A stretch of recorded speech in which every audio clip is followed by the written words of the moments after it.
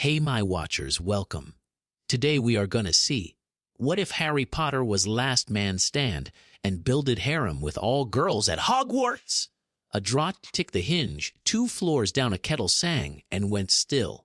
Then the quiet showed its teeth, torn pinholes along the edge. Harry walked the 2nd floor corridor with his wand down and his eyes up. Cold came up through the stone. A torch spat once and went back to a steady flame. He waited. Nothing else moved. Frayed scarf hanging from the chair back, he tried to listen past the quiet. No boys arguing in the portraits. No old male headmasters clearing their throats. Even the suits of armor had gone still, visors shut as if sleeping.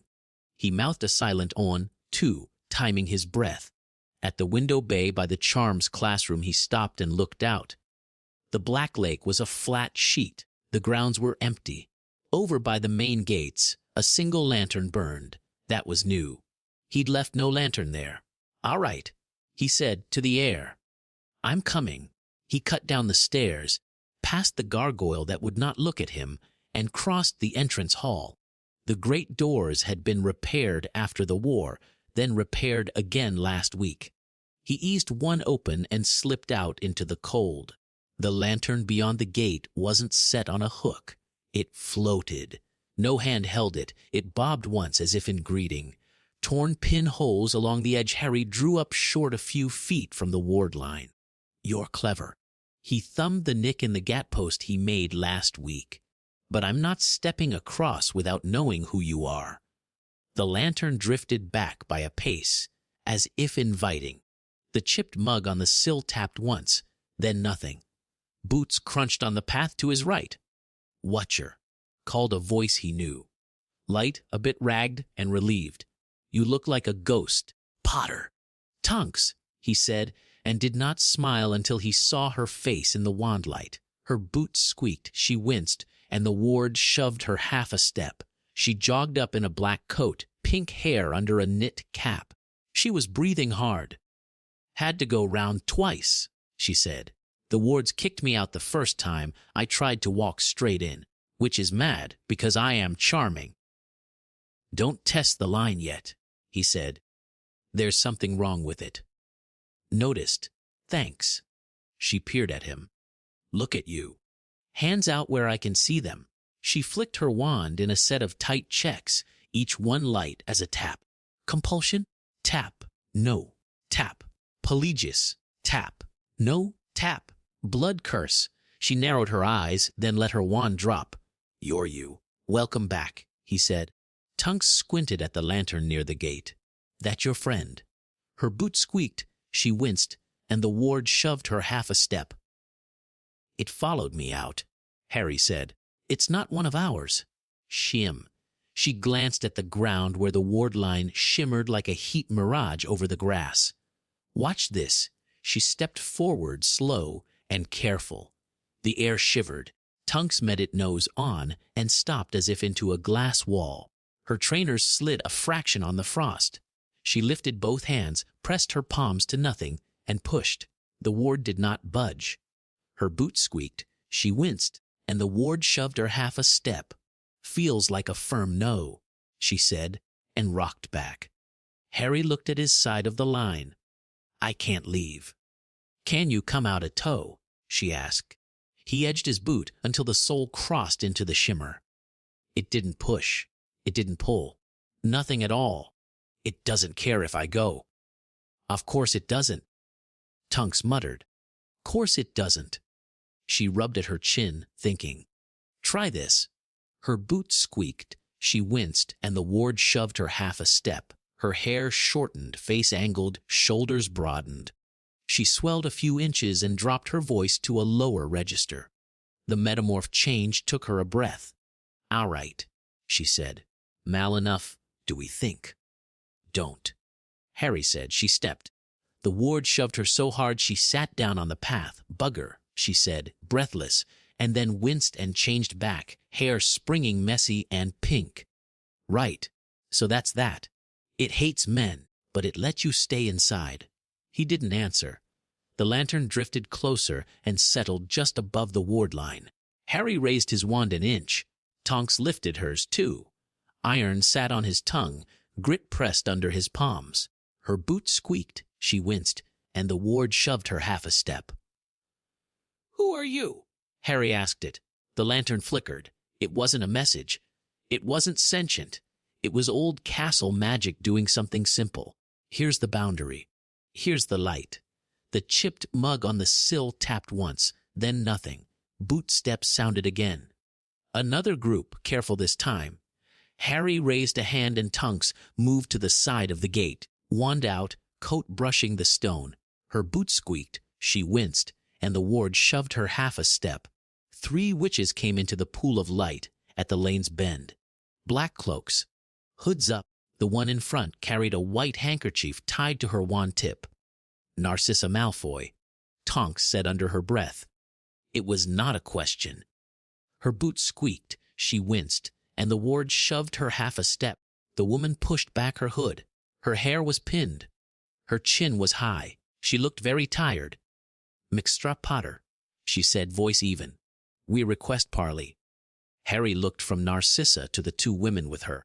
One was young, late teens, perhaps half hidden behind the other, who looked about 30 and watchful. Slytherin green scarf clothes wrapped. "You'll hold here," Harry said, and kept his wand down but ready. "I'll step forward. Hands where I can see them." Narcissa lifted both hands, bare and still.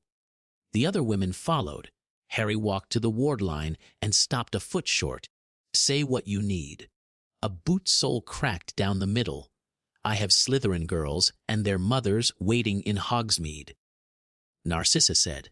"Some younger, some of age. They've had letters from the ministry. Temporary relocation, a custody, safety checks. We both know what those words can hide. We request safe passage and shelter under the castle's protection.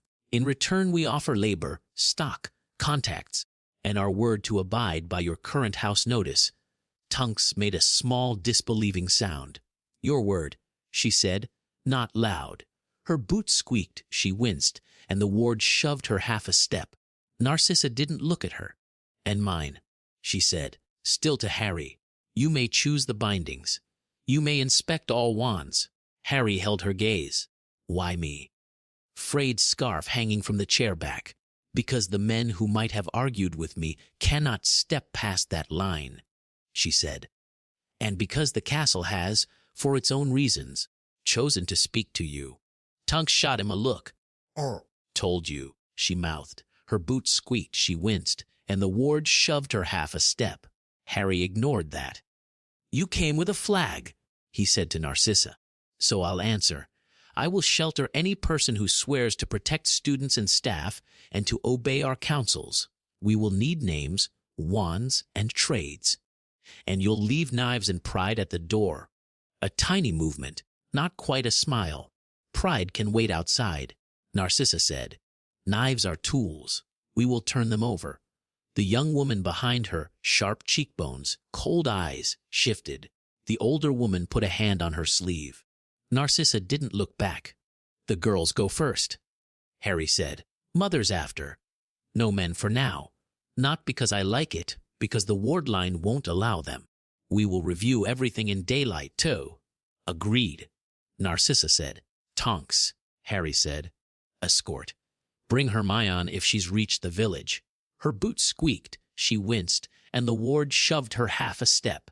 Her first draft missed a clause. Pansy circled later, annoyed, then grateful. Pansy titled it aloud like a headline and moved on. Ink-smudged notice. Tonks nodded. On it, she pointed a finger at Narcissa. No wand games, no clever little reach for a pocket. Her boot squeaked, she winced, and the ward shoved her half a step. A chipped mug handle set by the vote box. "Understood," Narcissa said. She lowered the handkerchief and tucked it away. They stood a moment, all 4 of them breathing steam into the cold. Somewhere behind, the lake creaked. "Mexter Potter," Narcissa said, "there is one more thing. Quickly. There are men in the lanes who will try your gates again before dawn. They are not ours." "How many?" "Enough to be a nuisance. Not enough to claim a win." Her eyes flicked to Tonks. They like to work with nets and smoke. Her boots squeaked, she winced, and the ward shoved her half a step. "Thank you," Harry said. Narcissa inclined her head once precise. She turned and walked back the way she'd come, her two shadows with her. Tonks watched until they vanished round the bend, then let her breath out. Her boots squeaked, she winced, and the ward shoved her half a step. "I don't know whether to hex her or thank her," she said. "Do both after breakfast," Harry said. "Go fetch Hermione. I'll hold here." Her first draft missed a clause Pansy circled later, annoyed then grateful. Pansy titled it aloud like a headline and moved on. Right. Tonks set off at a jog. Her pink hair vanished into the dark. Her boots squeaked, she winced, and the ward shoved her half a step. Harry turned to the lantern at the ward line. "Stay," he said. He didn't know why he said it. It bobbed once as if it understood and held its place. A draught ticked the hinge. Somewhere below, a kettle sang and went still. He moved to the low wall near the gate and sat. He stretched his legs until his knees stopped aching. It had been a long week. He closed his eyes for a count of 5 and opened them again. Frayed scarf hanging from the chair back. 10 minutes later he heard the first trial. Footfalls, too many, spread in a crescent. Whispered counting. A scrape of metal on stone. He tucked his wand in tight to his body, rose, and stepped back into the shadow of the gatepost. A rope net rolled out of the dark and sailed for the open space where he had been. It hit the ward line and sparked like fat in a pan. The ropes smoked, then burned to ash. Brilliant. A male voice muttered beyond the line. "Very clever, Wilkes." "Shut up." Another hissed. They split to try both sides at once. Harry let them. He aimed for the sound with no flourish. Stupefy. One fell. Another ducked and sent a pale hex back that hit the post above Harry's head and exploded into grit. He kept moving, low and small, and clipped a third with a silent stunner that knocked the man over his own boots. 2 down, Harry said quietly, for himself. Keep it dull. A fourth tried to disapparate and failed with a noise like a slammed door. The ward line did not let anyone pop in or out within 20 yards of the gate. He felt the kick of it under his feet. To his left, a whip of smoke curled under the gate. He swiped it aside with a gust and barred the smoke back under the iron with a wall. They were trying to blind the entry and rush when it cleared. Old trick. He waited for the feet behind the smoke and counted 3 without seeing faces. Then he drove his shield flat and low, not to block but to push. 3 men slid on frost and timber as the shield threw them back into their own smoke. Someone swore. Someone else coughed. A wand clattered on stone. Expelliarmus. The wand leapt to his hand. He pocketed it, then flicked it behind him, useless beyond the line. Torn pinholes along the edge, a woman's shout cut across the mess. Drop it. Tonks, sharp, from the bend. A second later, don't move, sweetheart. I've got a very bad temper tonight. Her boots squeaked. She winced, and the ward shoved her half a step. Harry grinned despite himself and lifted his head over the gate. Tonks had 3 on their knees, Hermione at her shoulder with a list in one hand and a quill in the other. Her boots squeaked, she winced, and the ward shoved her half a step. Her first draft missed a clause Pansy circled later, annoyed, then grateful. Pansy titled it aloud like a headline and moved on. "You're writing now?" Harry called.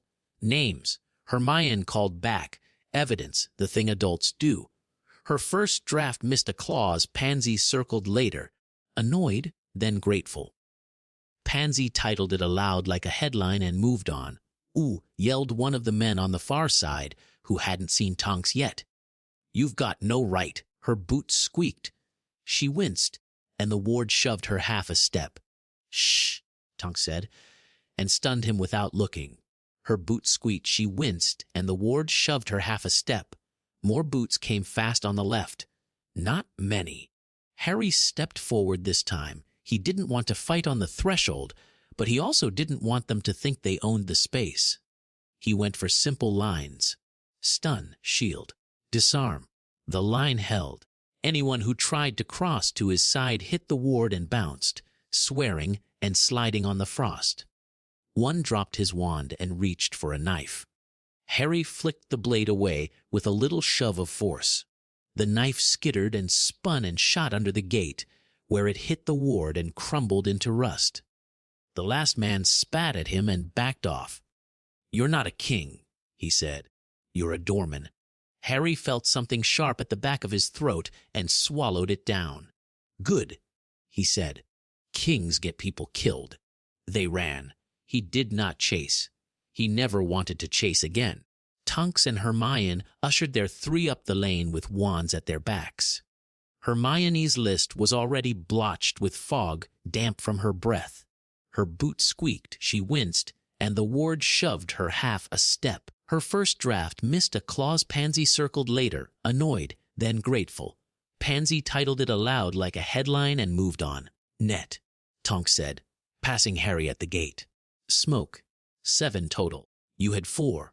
Her boot squeaked, she winced, and the ward shoved her half a step. A chipped mug handle set by the vote box. 4, Harry said. 2 crawled away. No injuries this side. "Shame," Tonks said, not meaning it. Her boot squeaked, she winced, and the ward shoved her half a step. Hermione raised her eyes from the list. Narcissa came. Her first draft missed a clause. Pansy circled later, annoyed, then grateful. Pansy titled it aloud like a headline and moved on.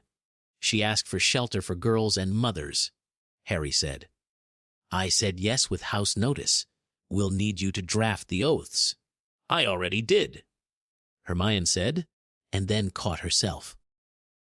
"Sorry, not like that. I've been thinking. It's good. We'll discuss. We'll let them change anything that feels wrong, and we'll publish it all on the board in the hall." Her first draft missed a clause. Pansy circled later, annoyed, then grateful. Pansy titled it aloud like a headline and moved on. "Fine by me," Harry said. Tonks pointed at the lantern at the line. "What's that?" Her boot squeaked. She winced, and the ward shoved her half a step. "Guide light," Harry said. "I think the castle put it there." "Of course it did," Tonks said. "It's very helpful like that." Her boot squeaked, she winced, and the ward shoved her half a step. Hermione tucked the list into her coat. "You look dead on your feet," she said to Harry. "Go inside for half an hour. We've got the gate." Her first draft missed a clause. Pansy circled later, annoyed, then grateful. Pansy titled it aloud like a headline and moved on. He shook his head. "I'll stay until they arrive. I don't want a scene at the threshold without me." "All right," she said. She didn't argue. "I'll send a message to McGonagall. She's in the village." Harry blinked. "She couldn't come through. She's choosing to wait with the kids," Hermione said. "Said if the line throws someone back, it should throw her, not a student." Her first draft missed a clause. Pansy circled later, annoyed, then grateful. Pansy titled it aloud like a headline and moved on. "Right?" Harry said. He could see the old professor sitting on a crate, braced, judging the night with those eyes. They settled into a rhythm. Tonks took the left watch. Hermione took the right. Harry paced the open ground in front of the gate and checked the hinges with his hand, as if that could tell him what the magic meant. Her boot squeaked. She winced, and the ward shoved her half a step. Her first draft missed a clause. Pansy circled later, annoyed, then grateful. Pansy titled it aloud like a headline and moved on. A boot sole cracked down the middle. People began to come. They came in 2s and 3s and stood at the edge of the ward line and looked small in the lantern light. Some clutched bags. One had a cage with a sleeping toad. A mother held a sleepy toddler, and the child's hair kept drifting color with her mood. A girl in Slytherin green kept her head up and her chin set while her hands shook. Iron sat on his tongue, grit pressed under his palms. A draught ticked the hinge. Somewhere below, a kettle sang and went still. Frayed scarf hanging from the chair back. "Names," Hermione said gently to each. She wrote each one and asked, "Any injuries?" any medication, any debts. She had little boxes, food, bedding, warm clothes, private talk later. Her first draft missed a clause. Pansy circled later, annoyed, then grateful. Pansy titled it aloud like a headline and moved on. Tunks checked wands. She asked nothing she didn't have to. She made jokes at a low volume that made more than one girl straighten a bit and breathe. "We're not nicking your wand," she said to one wary teenager. "We're just making sure it's yours." Her boots squeaked, she winced, and the ward shoved her half a step. Ink smudged. Notice Narcissa returned on foot with the second lot and did not try to cross the line. She looked at Harry for permission. He nodded once. She lifted her chin in answer, but kept quiet and out of the way while Hermione worked. Her first draft missed a clause. Pansy circled later, annoyed, then grateful. Pansy titled it aloud like a headline and moved on. Ink smudged. Notice a fifth group came with a different shape. 3 witches in cloaks with hoods up, walking in lockstep, too smooth. Tonks saw it first. Her boots squeaked. She winced, and the ward shoved her half a step. "Stop there," she said. They lowered their hoods at the same time. The one on the right smiled with too many teeth. The one in the middle blinked too slowly. The one on the left never blinked at all. "Stunners," Tonks said, and the 3 of them cast as one, clean and quick. The middle one caught it and went down like a sack. The right hand one dodged and grinned wider and spat a thread of black light that hit Tonks's conjured wall and broke into sparks. The left one didn't blink because it wasn't a face. It was a mask stretched over a hollow. Her boot squeaked, she winced, and the ward shoved her half a step. Harry stepped between them and the gate, set his feet, and held the space small. "Back away," he said. The grinning one raised her hands. "We only wanted a word." "Get it somewhere else," Tonks said. Her boot squeaked, she winced, and the ward shoved her half a step. They held that way for a slow moment. Then the 2 on their feet took hold of the fallen one by cloak and dragged her away into the dark. Frayed scarf hanging from the chair back. "Score 1 to us," Tonks said, breathing hard. "Hate those masks." Her boot squeaked, she winced, and the ward shoved her half a step. A chipped mug handle set by the vote box. Hermione crouched by the fallen one's cloak edge where it had dragged. "They burnt something into the stone when they came," she said. "Look." Her first draft missed a clause. Pansy circled later, annoyed, then grateful. Pansy titled it aloud like a headline and moved on.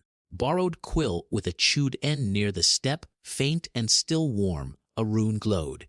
It wasn't one Harry knew. It was a circle crossed by a simple line and 2 dots. It felt the way old warning letters felt. It felt like someone tapping on a window. "Don't touch it," he said. "I wasn't going to," Hermione said. "I'm not Ron." Her first draft missed a clause. Pansy circled later, annoyed, then grateful. Pansy titled it aloud like a headline and moved on. "Hey," Tonks said. "Be nice." Her boot squeaked, she winced, and the ward shoved her half a step. A chipped mug handle set by the vote box. Harry held his wand over the mark without touching it.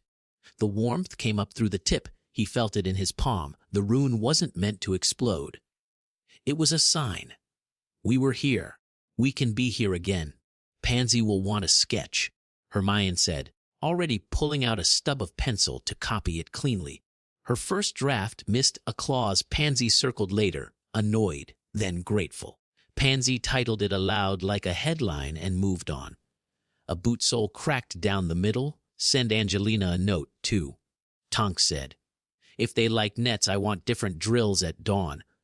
Her boot squeaked, she winced, and the ward shoved her half a step.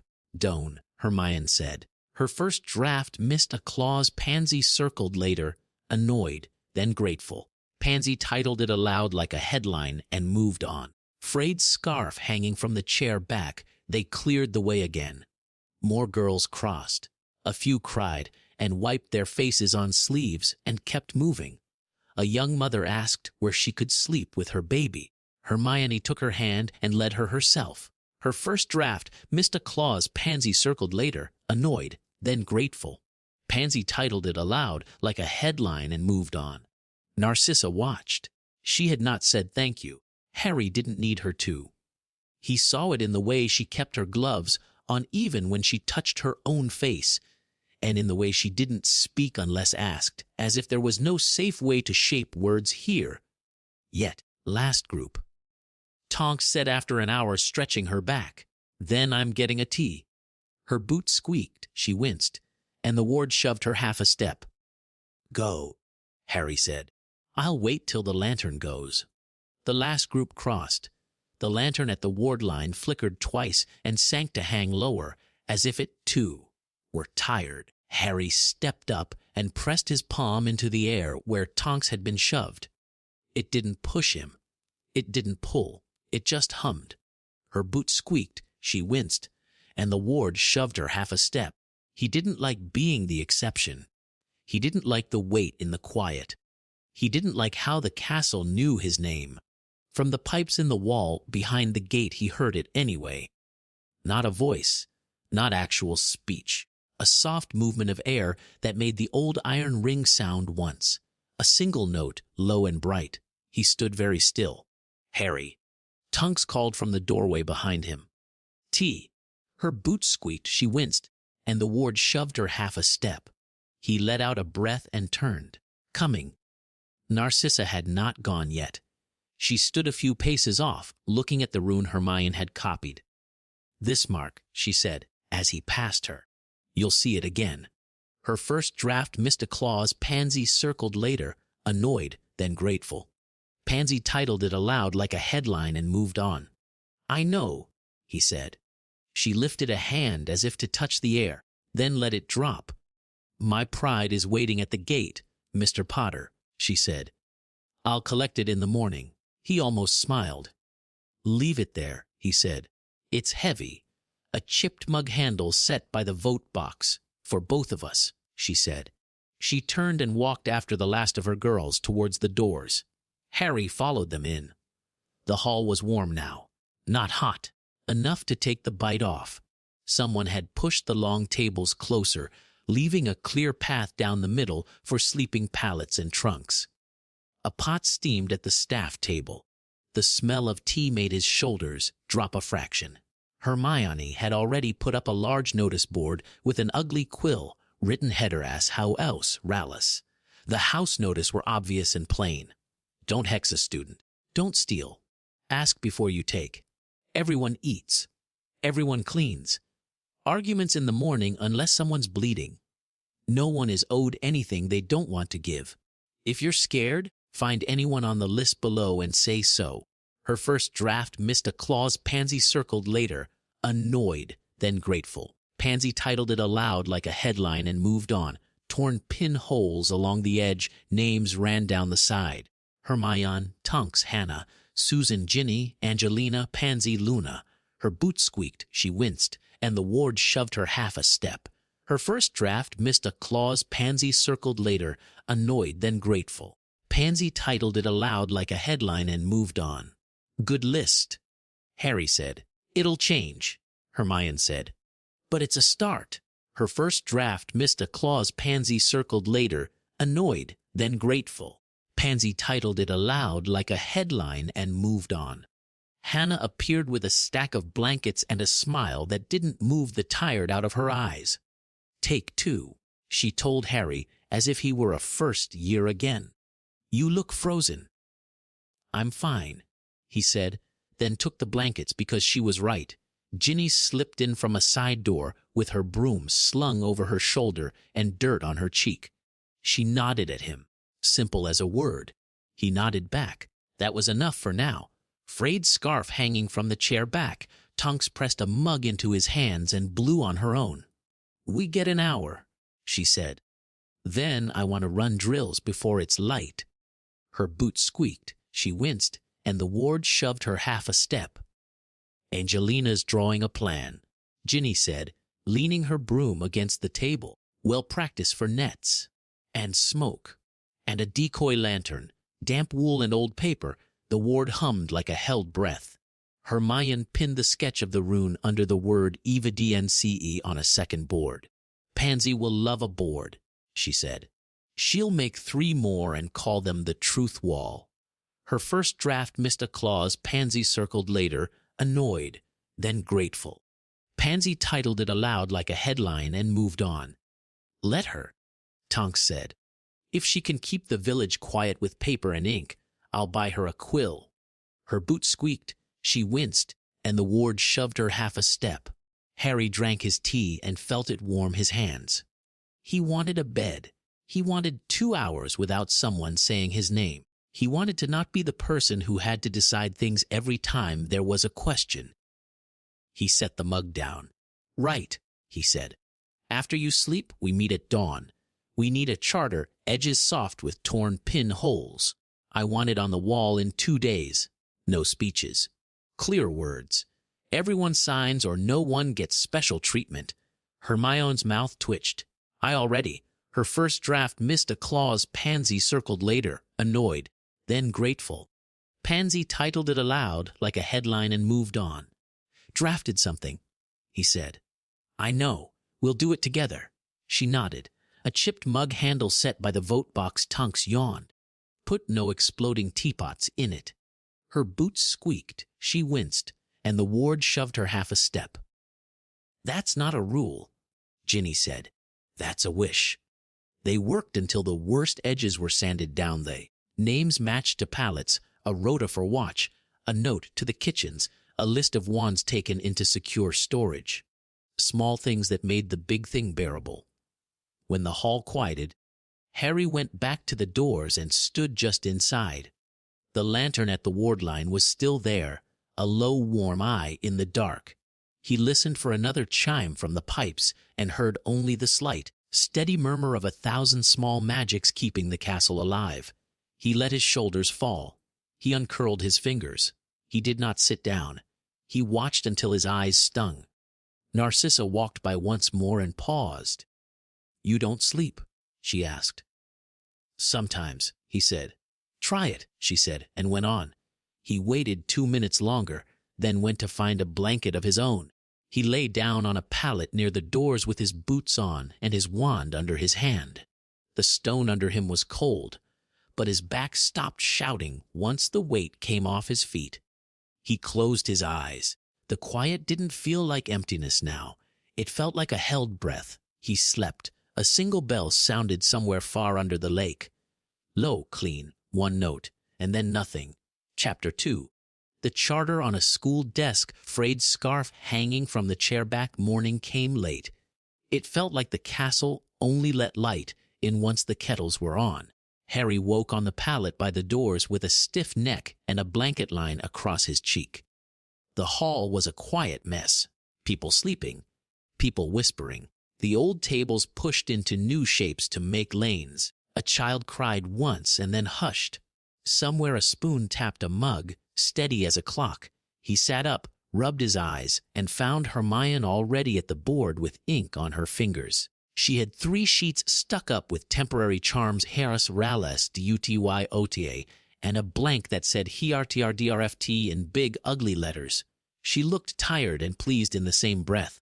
Her first draft missed a clause Pansy circled later, annoyed, then grateful. Pansy titled it aloud like a headline and moved on. Tea, Tonks said, dropping a mug into his hands without looking away from the doors. Pink hair tucked under a beanie now, boots already on. Her boot squeaked.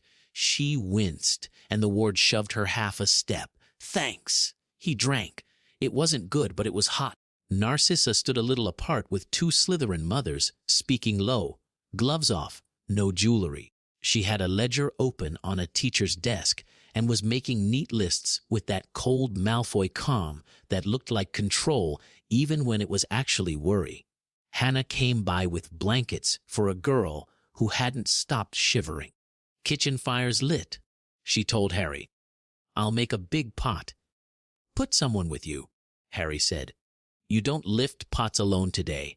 Hannah nodded. Luna's fetching jars. Of course she is, he said, and tried to smile. Ginny came in from the side corridor with damp hair, broom tucked under one arm and a slice of bread in her mouth. She chewed, swallowed, and nodded at him like they'd been talking already. "Angelina's back from the pitch," she said. "She's got a drill in mind. Nets and smoke first. A chipped mug handle set by the vote box. Show me after breakfast," he said. Pansy Parkinson turned up as if she'd been there all along, which she hadn't. Dark coat, pen behind her ear like a quill didn't deserve her hair. "You've made a wall," she said, squinting at Hermione's boards. People like walls. They stop the shouting from getting everywhere. Her first draft missed a clause Pansy circled later, annoyed, then grateful.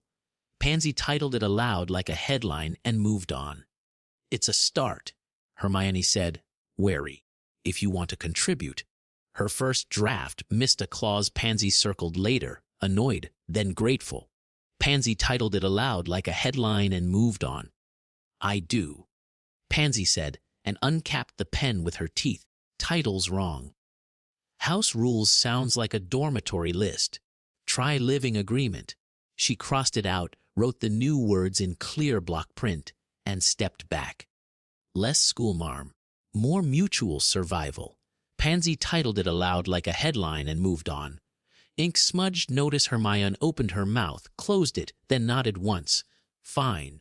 Her first draft missed a clause Pansy circled later, annoyed, then grateful. Pansy titled it aloud like a headline and moved on. Harry watched them both and took another drink. He had the sense of standing on a plank over water. It didn't sway if he didn't look down. "Right," he said, and put the mug aside. "We need the charter, edges soft with torn pinholes." Hermione ripped the charm off the blank page and slammed it onto the nearest desk like it was a case file. "Good," she said. "We'll draft where people can hear us. No side rooms, no secrets."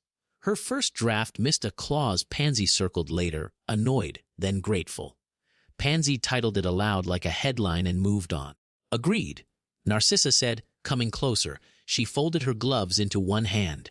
"Open law makes better enemies and better friends." Tonks snorted. "Put that on a tea towel." Her boots squeaked. She winced, and the ward shoved her half a step.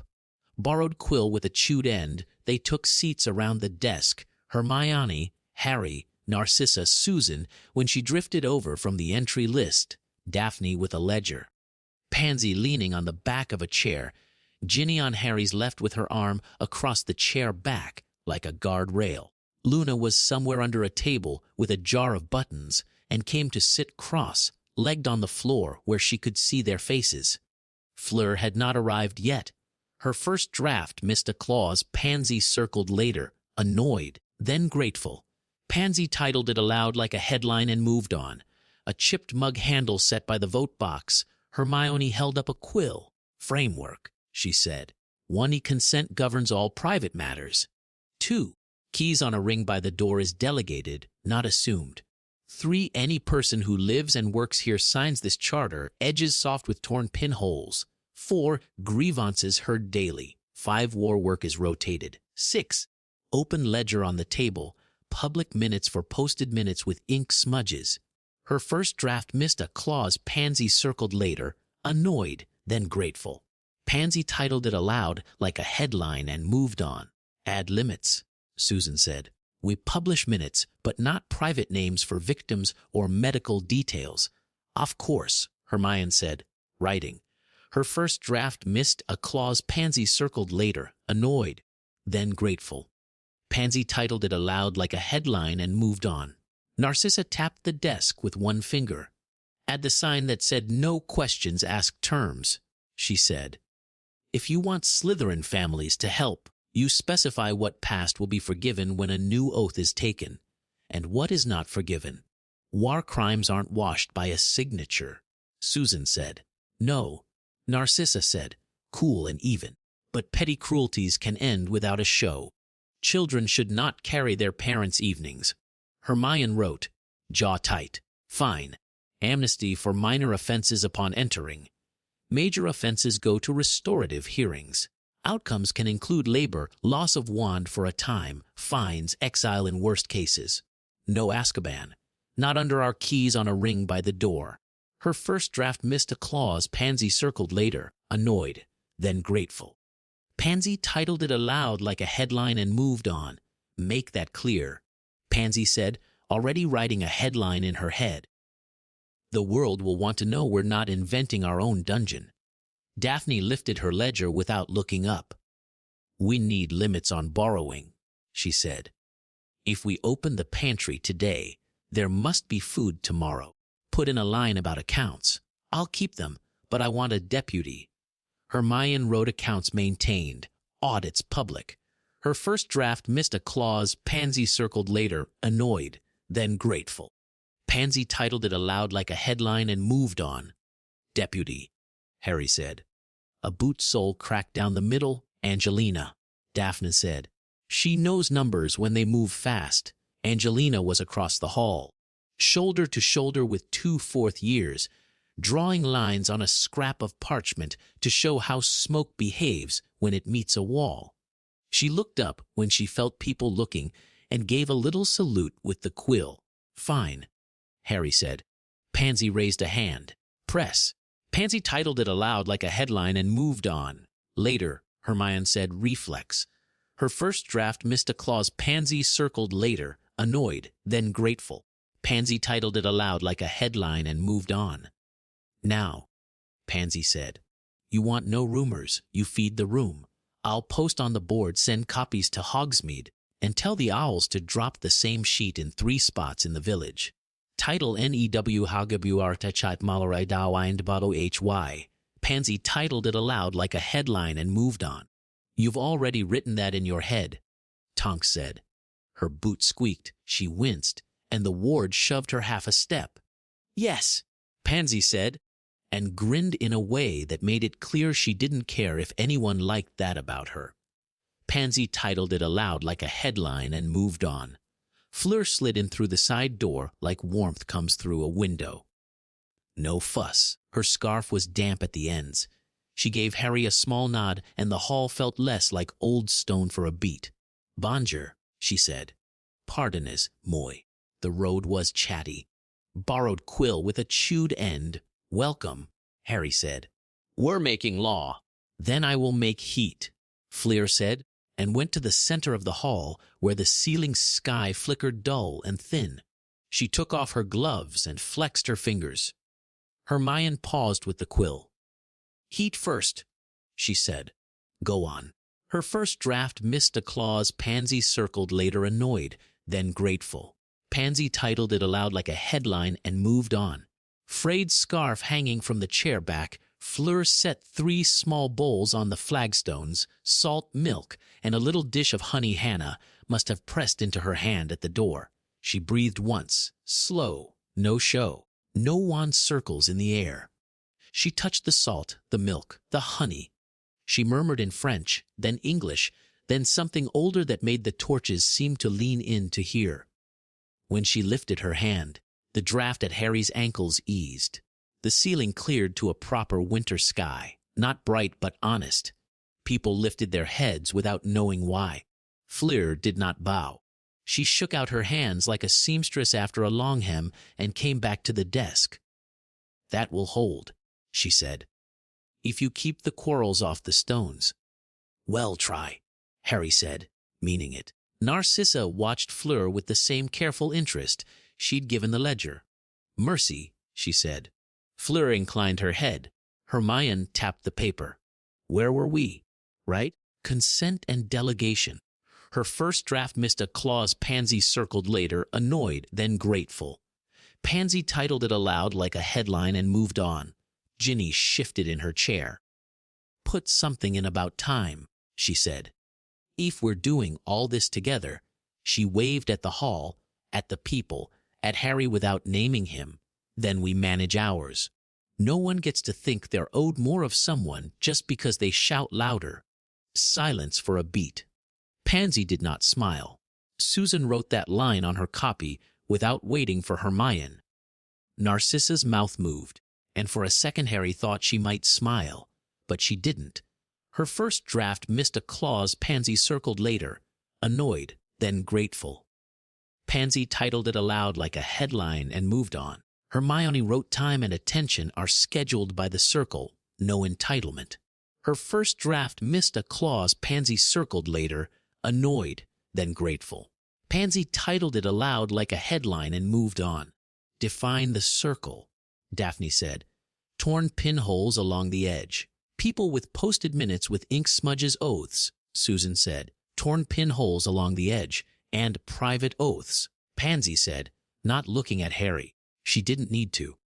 Pansy titled it aloud like a headline and moved on. We'll define it later, Hermione said, tone level. Today we choose laws everyone lives under. Her first draft missed a clause Pansy circled later, annoyed, then grateful. Pansy titled it aloud like a headline and moved on. Vows later, Luna said from the floor, as if replying to someone no one else could hear. The castle is waiting for 7. It will listen for the shape first. No one argued with that. A rattle rose at the doors. 2 Hufflepuff lads carried in a crate between them with a third behind balancing a basket of carrots. Angelina intercepted them, checked the list Hermione had posted, and sent them towards the kitchens. Work went on around the desk like water round a rock. It was good. It made the talking feel less like talking and more like part of the thing. Her first draft missed a clause Pansy circled later, annoyed, then grateful. Pansy titled it aloud like a headline and moved on. Add a line on students' voices, Harry said. Weekly open forum. They ask questions. We answer. Hermione wrote Student Forum Weekly. No speeches, just answers. Her first draft missed a clause Pansy circled later, annoyed, then grateful. Pansy titled it aloud like a headline and moved on. Add me a line, Pansy said. Communications office. I'll draft notices. People can bring messages they want out. I'll decide what won't get them killed. Pansy titled it aloud like a headline and moved on. Hermione hesitated. Harry didn't. Don't, he said. But publish your reasons when you cut something. Her first draft missed a clause Pansy circled later, annoyed, then grateful. Pansy titled it aloud like a headline and moved on. Pansy met his eyes. Fine. Pansy titled it aloud like a headline and moved on. Ink smudged notice Hannah called from the door to the kitchens. Foot in 10, she said. Make room.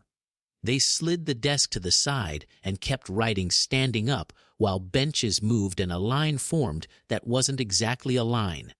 The smell of proper broth made the hall feel like it had a center again. Fleur touched Harry's sleeve. You look like you haven't slept in 3 weeks, she said, soft enough that it wasn't a public thing. I haven't, he said. Sleep when the soup is gone, she said. There is no prize for being awake to count spoons. A boot sole cracked down the middle. He huffed a laugh and nodded. Thanks for the heat, Deepening, she said. I will check the north wing after we eat. It whistles when the wind comes from the lake. We should pack the windows with paper till we can mend the frames. Take 2 from the rota, he said. Don't climb alone. She looked like she might argue, then pressed her lips together and nodded. Traz bein'. The broth ran out before the bread did. People ate with their coats on, hoods down, elbows tucked in so they didn't bump strangers. Susan took bowls from those who were done and sent them to a washing line the Ravenclaws had set up with charmed brushes. No shouting, not much anyway. Halfway through the second pot of tea, Angelina banged a spoon on a mug.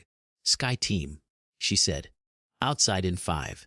Nets and smoke and decoy lantern. We run it till your arms hate me. Ginny stood, touched Harry's shoulder, and went. Tonks followed, rolling her neck like she was about to walk into a bar fight and wanted to be polite about it. Her boots squeaked. She winced, and the ward shoved her half a step. Pansy, Hermione said, tapping the page. Come write the public version of all this. Her first draft missed a clause Pansy circled later, annoyed, then grateful. Pansy titled it aloud like a headline and moved on. Pansy slid into the chair and took the quill. Plain English, she said. No Latin, no 1,000-year histories. People want to know if their kid will eat and if someone will hex them for looking at the wrong crest.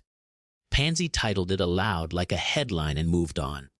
Close your eyes and you could be me. Susan said, dry. I wouldn't survive as you. Pansy said, not unkind.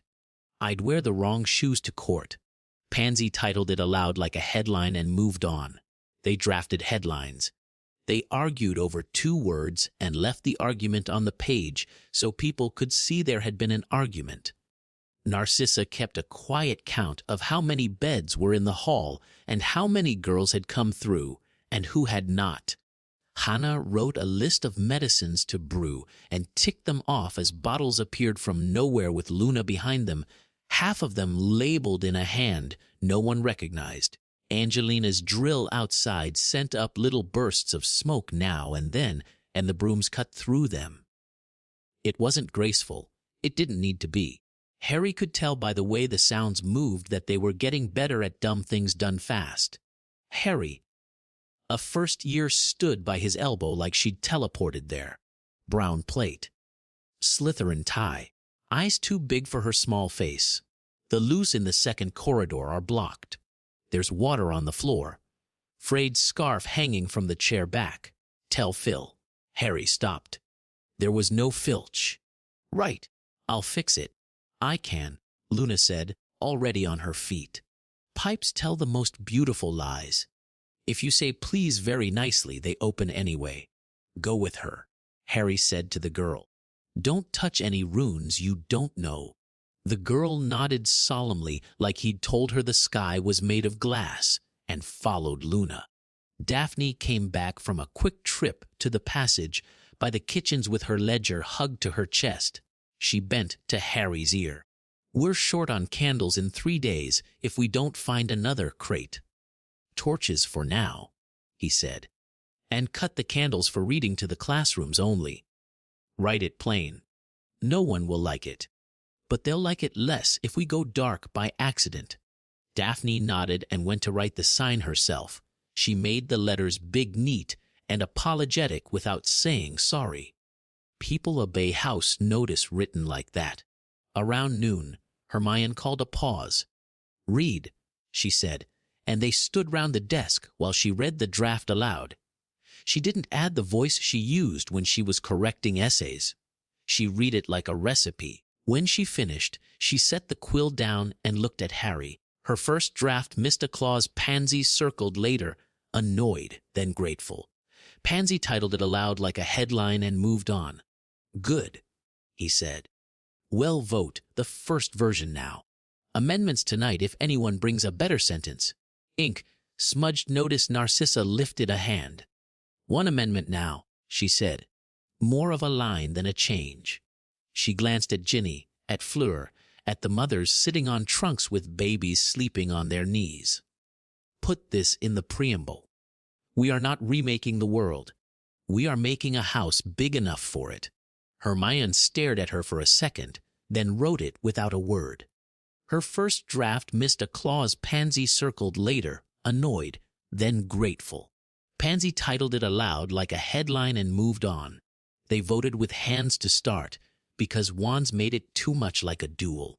It passed with only 2 objections, both for the same small sentence that everyone agreed could be reworked before night. People clapped once, not for show, just because their hands needed to do something that wasn't holding on to worry. Post it, Pansy said, and I'll take the public version to the board. Pansy titled it aloud like a headline and moved on. They pinned the charter. Edges soft with torn pinholes to the wall with 4 little silver pins that Fleur produced from nowhere. The paper lay flat. The letters looked steady. Harry felt something in his chest settle like a tray put back on its shelf. All right, he said. Back to work. Angelina waved from the door. Potter, she called. 2 minutes. Decoy lanterns nasty. The chipped mug on the sill tapped once, then nothing. Borrowed quill with a chewed end, he went outside into a thin sun. The air bit the inside of his nose. On the steps, Angelina had set a simple charm that made a glow like the ward line lantern. Looks right, she said. Smells wrong. Damp wool and old paper, the ward hummed like a held breath. Harry bent close and sniffed. He wouldn't have noticed if she hadn't told him. How wrong? Wrong enough that we can teach it, she said. Nets fall towards the real light, not this one. The smoke curls differently. It's stupid, but stupid saves ankles. Run it till no one has to think, he said. We are, She said. Ginny's got the sky. I've got the ground. Tunks has the side doors. Will be annoying by tea. Her boots squeaked. She winced, and the ward shoved her half a step. Good, he said, and meant it. By mid-afternoon, the hall looked less like a crisis and more like a school building itself.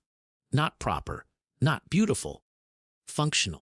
The first year came back from the loos with wet cuffs and a proud face. We said please, she told him. And the pipes were very kind. Cheers, Harry said, and didn't laugh because she meant it. Susan set up a small table by the doors with a neat sign QESTINSCHU OMPAIN Tester IDS. 3 people came, one to ask if he could teach little kids sums, one to ask if we could read names of the dead at night, one to say she'd seen a woman pass a note to a stranger at the soup line. Susan listened to all 3 like they weighed the same. She wrote their names. She told the third one to bring the note if she saw another. She told the first one he could teach sums after he slept. Near dusk, a woman in a plain cloak tried to walk straight past the table and into the great hall without meeting anyone's eyes. Her shoes were the wrong kind for the cold. Her face stayed down too long.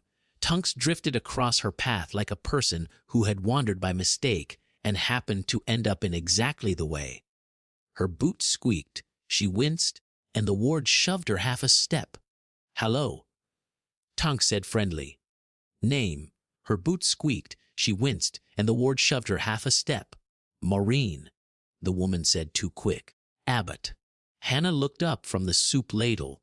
No, it isn't, she said, surprised at her own mouth. The woman ran. Torn pinholes along the edge. Tunks didn't sprint. She tilted her head, flicked her wand, and the cloak hem stuck to the floor. The woman pitched forward and caught herself with both hands. There was no shout, no panic. People moved out of the way like they'd been told how. Her boots squeaked, she winced, and the ward shoved her half a step. Susan was there in 3 steps. No wands, she said, and the woman's hand came up empty like she had been thinking of reaching. I just want food, the woman said. Then you can have food, Susan said, still calm. After we check your name and your bag, then we'll talk. The bag held a second cloak, a pair of men's gloves, and a blank piece of ministry stationery with the seal cut off. Take her down to the table, Harry said. Give her soup and a seat, and ask questions with a pencil, not a shout. The woman started to cry when she saw the soup. Real tears, but Harry had seen real tears do bad work before, so he watched her face while Susan asked 3 simple things. Who sent you? Where were you supposed to go if you got inside? What would you get if you made it? The woman told the truth, or a version of it. Money, a place to sleep, a name she didn't recognize. She was desperate, and so was the man who had given her the cloak. He'd said there would be work keeping lists and sweeping if she got through. He'd also said she should leave the gate and the inner doors open if someone asked nicely. Thank you, Susan said. Eat, then you can help sweep with us. We'll keep the paper. If anyone bothers you later, point at my name on the board. The woman nodded, eyes on the bowl. Pansy watched from the wall like she was learning a new language. You'll be eaten alive, she said to Susan, quiet enough not to be cruel. You keep believing people. Pansy titled it aloud like a headline and moved on. Some of them, Susan said. Enough of them. And if I'm wrong, the rest of you catch my mistakes. That's why we do this together. Pansy didn't answer. Her mouth twitched. She turned to Harry. Clock tower miscounted the hours again, she said. 4 strikes at 3.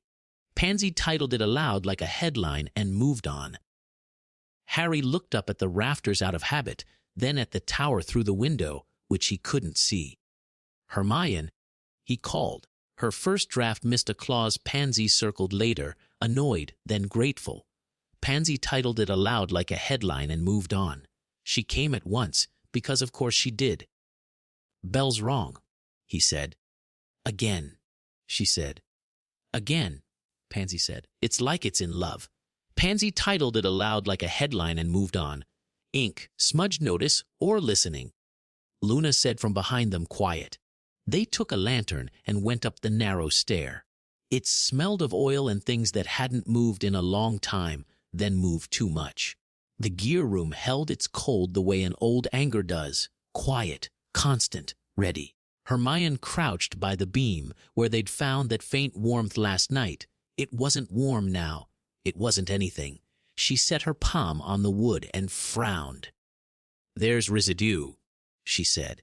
"Someone keyed a thing here to a thing out there."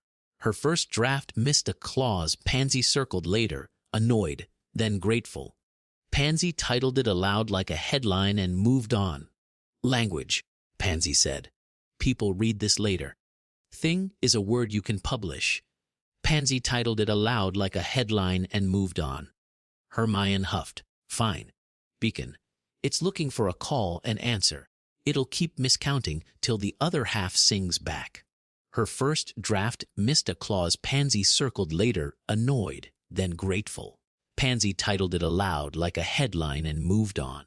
"Where's the other half?" Harry asked. "Near the gates," Hermione said. "Or near the lake. Or both. The sound carries under the stones."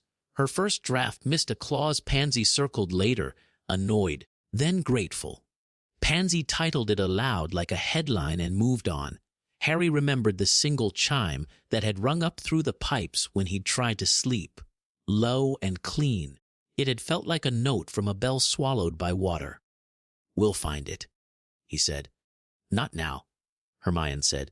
"People need bread and beds." Her first draft missed a clause Pansy circled later, annoyed, then grateful. Pansy titled it aloud like a headline and moved on. "After last watch," he said. Hermione nodded. "I'll write a small note on the board about the bell. If it miscounts, no one needs to panic." Her first draft missed a clause Pansy circled later, annoyed, then grateful. Pansy titled it aloud like a headline and moved on. "Make it funny," Pansy said. "They'll remember if they smile at it." Pansy titled it aloud like a headline and moved on. "Fine," Hermione said, and almost smiled herself. Her first draft missed a clause Pansy circled later, annoyed, then grateful. Pansy titled it aloud like a headline and moved on. They came down from the tower, and the hall felt warmer than it had when they went up. Someone had found a basket of apples. Someone else had started a game with 5 coins and a fast patter that made the little kids sit on their hands so they wouldn't grab at the shine. Narcissa approached with a folded paper. "Numbers," she said, and handed it to Harry. "Beds, mouths, hands who can sew, hands who can mend boots, hands who can brew. I undercounted sewing. People always forget mending is half of survival." "You're right," Harry said. "Thank you." She looked at his face as if reassessing something. "You are very bad at taking a compliment," she said. "I'm out of practice," he said. "Practice," she repeated, amused. "With an S." "Well done." She was teasing him. He felt it like a draft and didn't hate it. Torn pinholes along the edge, Hermione pinned the charter, edges soft with torn pinholes, lower down the board where shorter eyes could read it. She put the living agreement next to it with a line at the bottom where people could press a thumb and leave a mark. A queue formed all on its own. Her first draft missed a clause Pansy circled later, annoyed, then grateful. Pansy titled it aloud like a headline and moved on. Hannah put a small lantern on the table near the door and set a little bowl under it with 3 buttons. "If you're scared," she said to a passing girl with a cracked lip, "take a button to hold. Give it back when you've stopped shaking." Iron sat on his tongue, grit pressed under his palms. The girl took 2. Hannah didn't say anything about it. Borrowed quill with a chewed end near evening, Fleur came back from the north wing with paper on her hands and a smear of old paint on her cheek. Windows are quieter, she said, but there's a whistle through the middle stair. We'll pack it tomorrow. Eat, Harry said, then sleep. She nodded, tired and obedient in a way that made him feel both odd and grateful. Head Warden, Pansy said, testing the title like a sweet. Do you want the notice to say Head Warden or Harry? Pansy titled it aloud like a headline and moved on.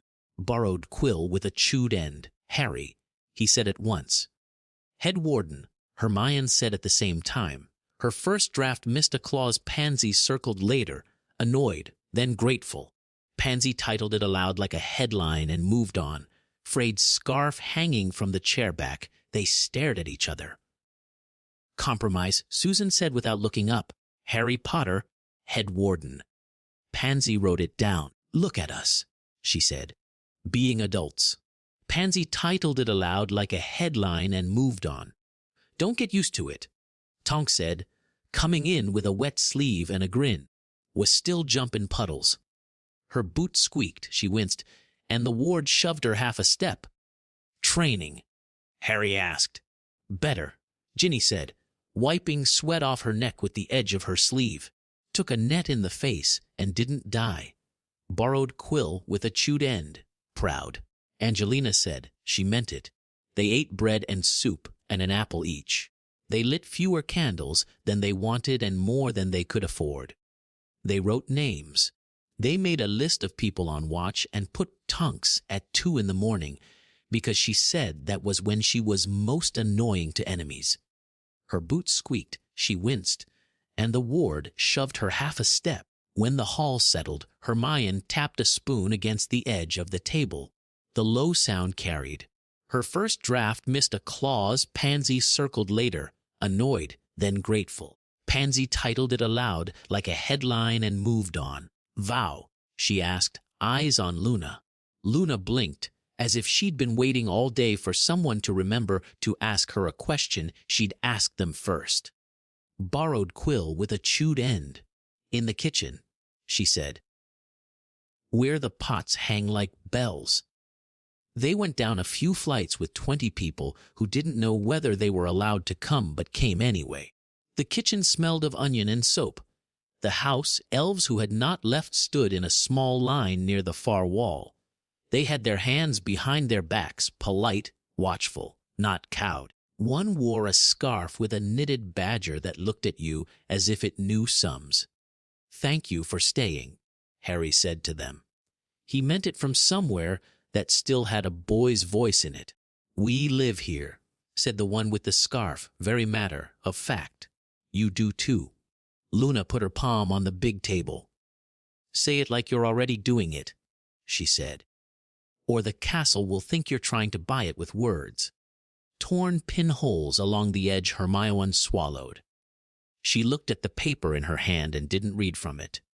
Shelter before pride, she said. Clear.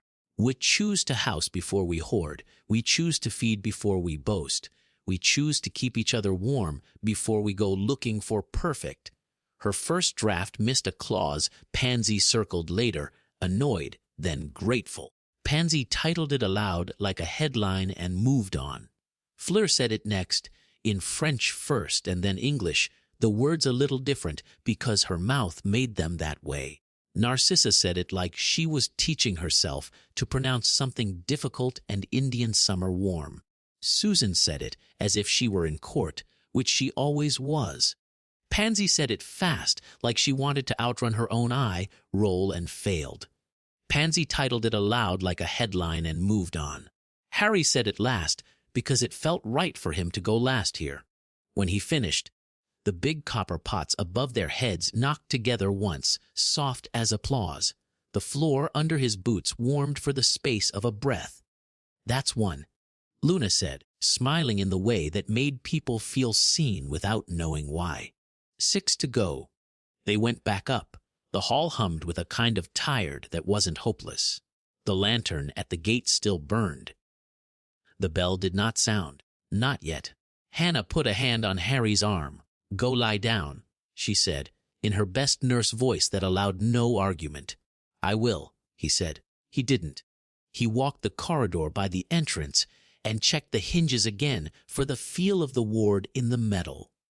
He stood by the gate and watched the lantern for a while, like he could keep it from going out by looking at it. Narcissa came to stand a pace away, hands in her sleeves. "We will need cloth by Friday," she said, "to make proper curtains, and heavier socks. Daphne will find us a bolt of wool if anyone will." Harry said, "Torn pinholes along the edge." "She will," Narcissa said, "and she will get very cross if you don't let her write down whose feet get the first pairs." "That seems fair," he said. Narcissa did not look at him. The sign that said, "No questions asked" line was good, she said. "It will save us trouble we don't need." "It was your line," he said. "A chipped mug handle set by the vote box." "It was our law," she said. Then, almost as an afterthought, "My pride is still at the gate." "Leave it there one more night," he said. "Collect it in the morning. If it still fits." She made a quiet sound that might have been a laugh and might have been nothing. "Good night, Mr. Potter." "Night," he said. He lay down on the pallet again when the hall had gone to murmurs. He put his wand close to his hand. He kept his boots on. He closed his eyes. The stone felt like stone, which was another kind of mercy. He let himself drop. He dreamed of a bell heard through water. When he woke, he wasn't sure if he dreamed it or if the tower had miscounted again. He didn't go up to check. Morning would come, and they would move chairs again, and the paper on the wall would still say what it said, and the kitchen would be warm because they'd said it had to be. That would be enough for tonight. Chapter 3.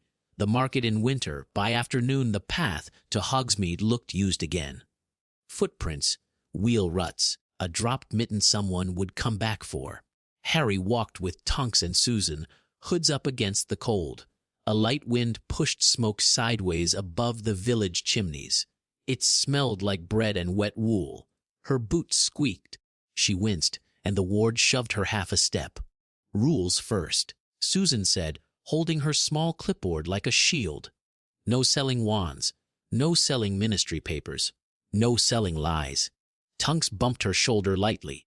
"You'll need more boxes on that form." Her boots squeaked. She winced, and the ward shoved her half a step. "I'll draw them," Susan said, not joking. Torn pinholes along the edge. Pansy had gone ahead to pin notices. NEWGBRSTMECHATBOREDUIDANDUHY. The letters were big enough for the old men by the pub door to read without leaning. Someone had already written a rude word in the corner. Someone else had crossed out the rude word and drawn a flower. That told Harry about the mood better than any speech. Pansy titled it aloud like a headline and moved on. Angelina was on a corner with 2 Gryffindors and a Ravenclaw, marking lines on the ground with chalk. "Smoke curls here," she said. "If you see it curl the wrong way, you shout and move. You do not try to be a hero with a broom and a scarf." Ginny stood 3 steps back, hands in her pockets, watching the roofs. "2 lookouts on the inn," she said. "3rd above the sweet shop. If nets come down, we cut before we catch. We're not buying anything heavy." Harry told the small knot of villagers who'd been waiting. "Food, cloth, candles, tools if you've got them. We won't take your last loaf. That'll be new," a woman said dryly. She had a basket of carrots and a scar that looked old. "You paying coin or favors?" "Coin if we can. Labor if you'll have it.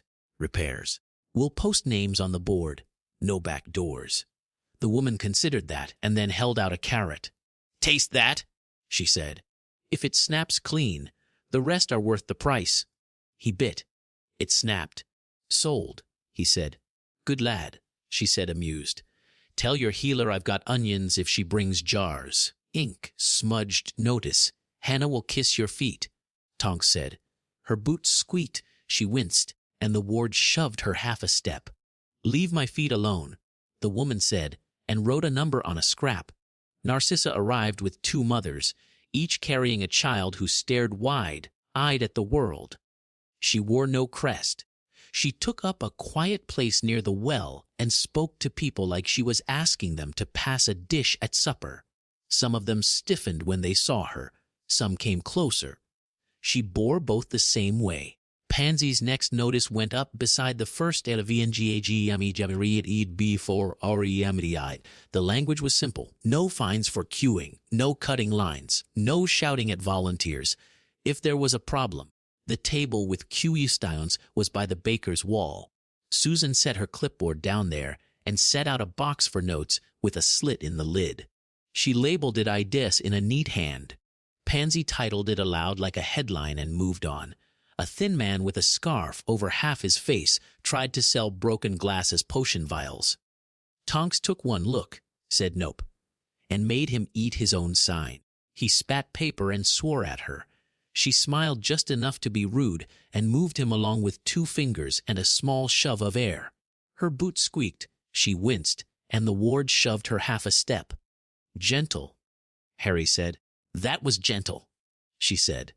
They made 3 quick buys, flour, salt, tallow, then slowed up.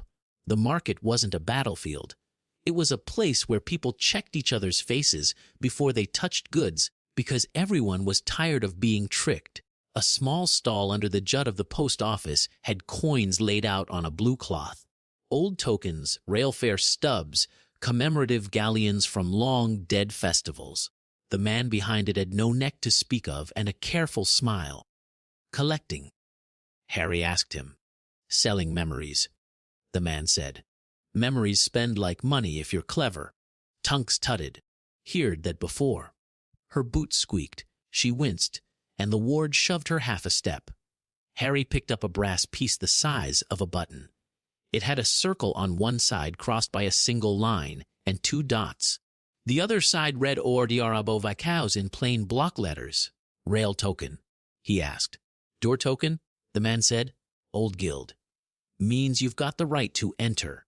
Proof you belong. Which door? Tonks said. Light. Her boot squeaked. She winced, and the ward shoved her half a step. Depends who's asking, the man said. Lighter. Harry put the token down and lifted another. This one had nothing but the circle and line. No words at all. Price? Harry asked. Borrowed quill with a chewed end. For you. The man's careful smile widened. Free with the right handshake. Harry waited. The man lifted 2 fingers and scratched his palm as if it itched. A nothing gesture. A little wrong. It made the hair on Harry's neck go up. No thanks, Harry said. How much in coin? For the pair? A galleon? 2, dear, Harry said.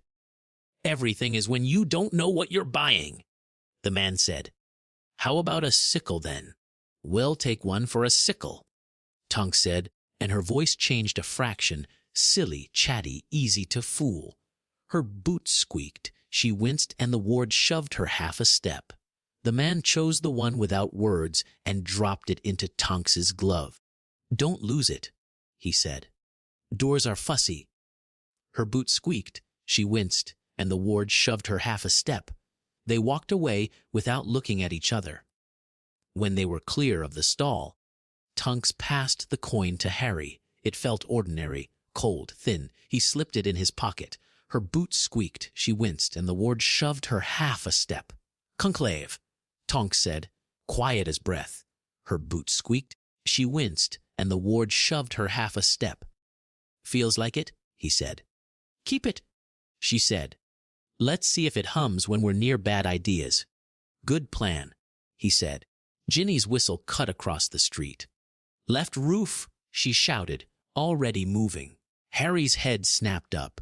2 silhouettes on the bakery roof pulled a rolled net between them and heaved. The net slid like a fishing throw toward a crowd. Brooms, Angelina said, and 3 shot up from the alley like they'd been coiled there.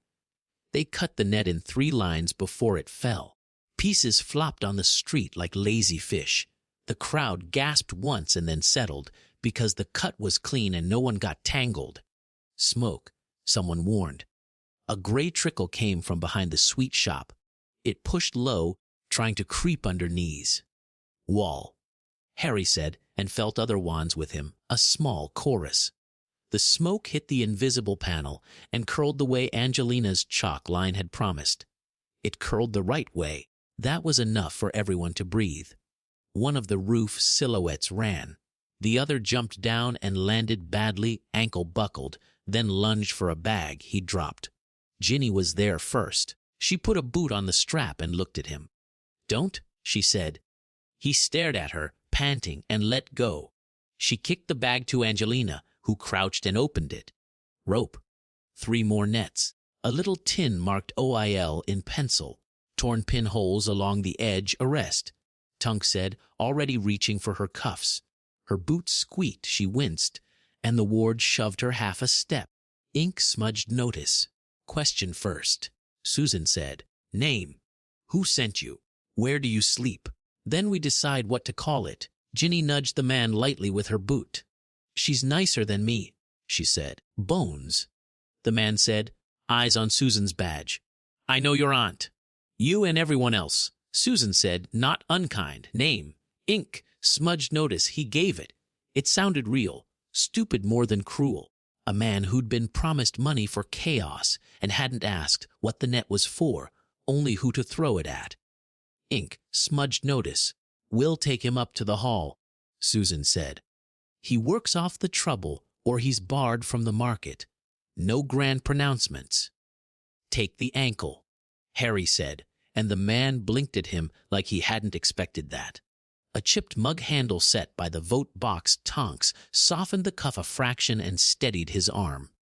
You are a nuisance, she told him, but also human. Walk.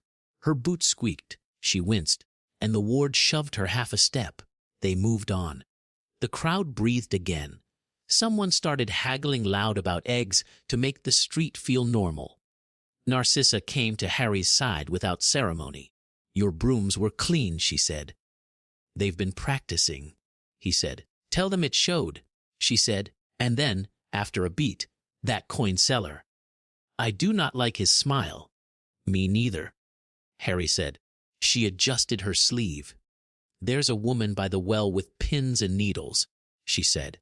Actual pins and needles, not a figure of speech. Buy them. We will need them before night. Go on, he said. You're better at that than me. She raised an eyebrow. Permission. Partnership, he said. She inclined her head once and went to the well. They finished early because the light went wrong. The sun was still there, but the air felt like someone had taken the workday by the shoulders and said, Enough. They took their lists and their small wins and the one man in cuffs and went back up the path to the castle. 3 drills tonight, Angelina said as they walked. Cutting nets, smoke walls, decoy lantern recognition, damp wool and old paper. The ward hummed like a held breath. Don't overdo it, Harry said. If they overdo it, they sleep, Angelina said. If they don't, they get stupid. I pick sleep. Fair, he said. The hall had the low sound of a full house again. Hannah's pot had been refilled twice. The new notice, CRTR Pessid, had a row of thumbs under it, smudged but proud. Daphne's candle sign got a few groans, which meant people had read it. Set him there, Susan said, pointing to a chair at the edge. She wrote the man's name on her list, and then put his name on the whiteboard under Moark with a question mark after it. After you eat, you sweep, she told him. Then we talk. He nodded without meeting anyone's eyes. A boot sole cracked down the middle. Harry put the brass coin on the desk and called Hermione over. Look, he said. Her first draft missed a clause. Pansy circled later, annoyed, then grateful.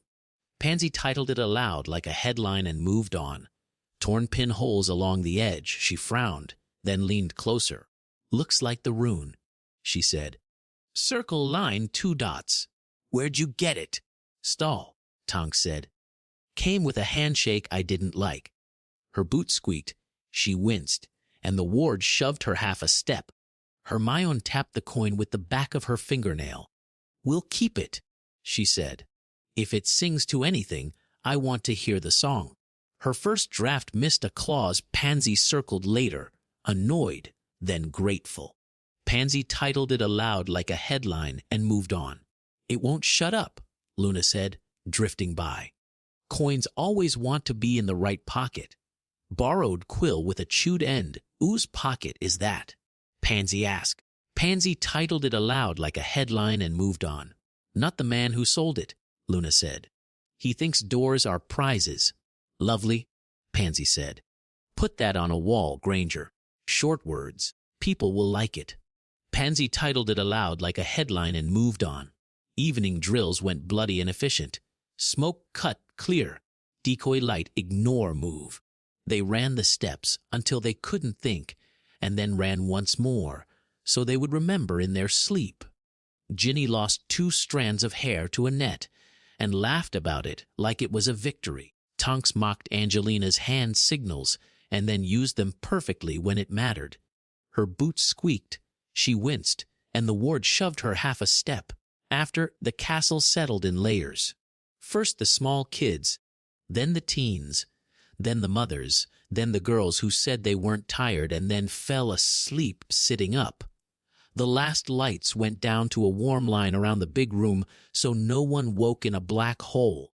Frayed scarf hanging from the chair back, Harry walked the perimeter once and didn't find anything that wanted to fight.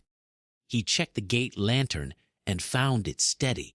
He stood with his hand near the ward line and felt nothing push him. He felt tired down to the bones of his fingers. Frayed scarf hanging from the chair back, Tonks found him there. Her boots squeaked, she winced, and the ward shoved her half a step. Hey, she said. Hey, he said. She didn't joke first. That was new. She put her shoulder against the stone and looked at his profile. You're holding the whole door again, she said. Not a complaint. I know. You don't have to, she said. We built the rota. We can stand here and listen to nothing just as well as you. He nodded. I know. They were quiet a minute. The cold crept under his coat and then stopped trying. Tonks's breath made white shapes in the light from the lantern. Her boots squeaked. She winced, and the ward shoved her half a step. I'm on last watch, she said. After that I sleep. After that I don't want to sleep alone. He looked at her. She looked back, still honest. No tilt of chin to make a joke of it. You sure? He asked. Yes, she said. Not because you're Harry Potter. Because you're you. Because I know your bad habits and you know mine, and we make each other less stupid. He let out a breath he hadn't known he was holding. The charter, edges soft with torn pinholes, he said. Time. Fairness. No one gets to think. Frayed scarf hanging from the chair back. I know, she said. We tell them. We keep it clean. No secrets. No promises we can't keep. If it hurts anyone, we stop. Okay, he said. She bumped his arm with her shoulder. You always ask. That matters. Someone should have asked you more, he said, and the look she gave him said he was right and shouldn't make a thing of it. After last watch, she said. After last watch, he said. She pushed off the stone and glanced at the lantern. If that goes out, wake me, she said. The chipped mug on the sill tapped once, then nothing. It won't, he said. Borrowed quill with a chewed end. It might, she said. Stupid things do happen. She went. He stayed a little longer. He didn't think about what would happen if the ward started hating him as much as it hated other men. He didn't think about how he would explain any of this to anyone who thought leadership meant not needing anything. He thought about a warm room and a door that closed with a quiet latch. At 2 in the morning the hall was a big breath. Tonks came back from the last walk of the inner corridors with cold ears and a grin. All yours, she said to the next pair on rota. If you see any ghosts, tell them to get a hobby. Her boots squeaked. She winced, and the ward shoved her half a step. They went to a small room off the charms corridor because it had a bolt that worked and a blanket someone had thought to fold. The window was papered against the wind. The floor had a scuff where a desk had been moved 100 times before them. Tonks shut the door and leaned against it for a second like she'd outrun a thought. He crossed to her and put his hand against the door frame near her head without touching her. She lifted her chin a fraction. "Hi," she said. "Quiet." Her boot squeaked. She winced, and the ward shoved her half a step. "Hi," he said. They didn't rush. He took her hands and warmed them in his. She laughed into his shoulder when he told her his fingers were colder than hers. She took his glasses off and set them very carefully on the sill. He kissed the line at her hairline where a hat had flattened it, and she shivered because it was simple. "Tell me if anything is wrong," he said. "I will," she said. "You too." They kissed like people who had been brave all day and wanted to be kind now. No show, no performances. Just mouths and breath and the small sound at the back of Tonks's throat when she relaxed and let herself lean. Her boot squeaked, she winced, and the ward shoved her half a step. He laughed once because her hair changed color under his hands without her meaning to, pink to a warm gold, then back when she noticed and made a face at herself. "It does that," she said. A chipped mug handle set by the vote box. "I like it," he said.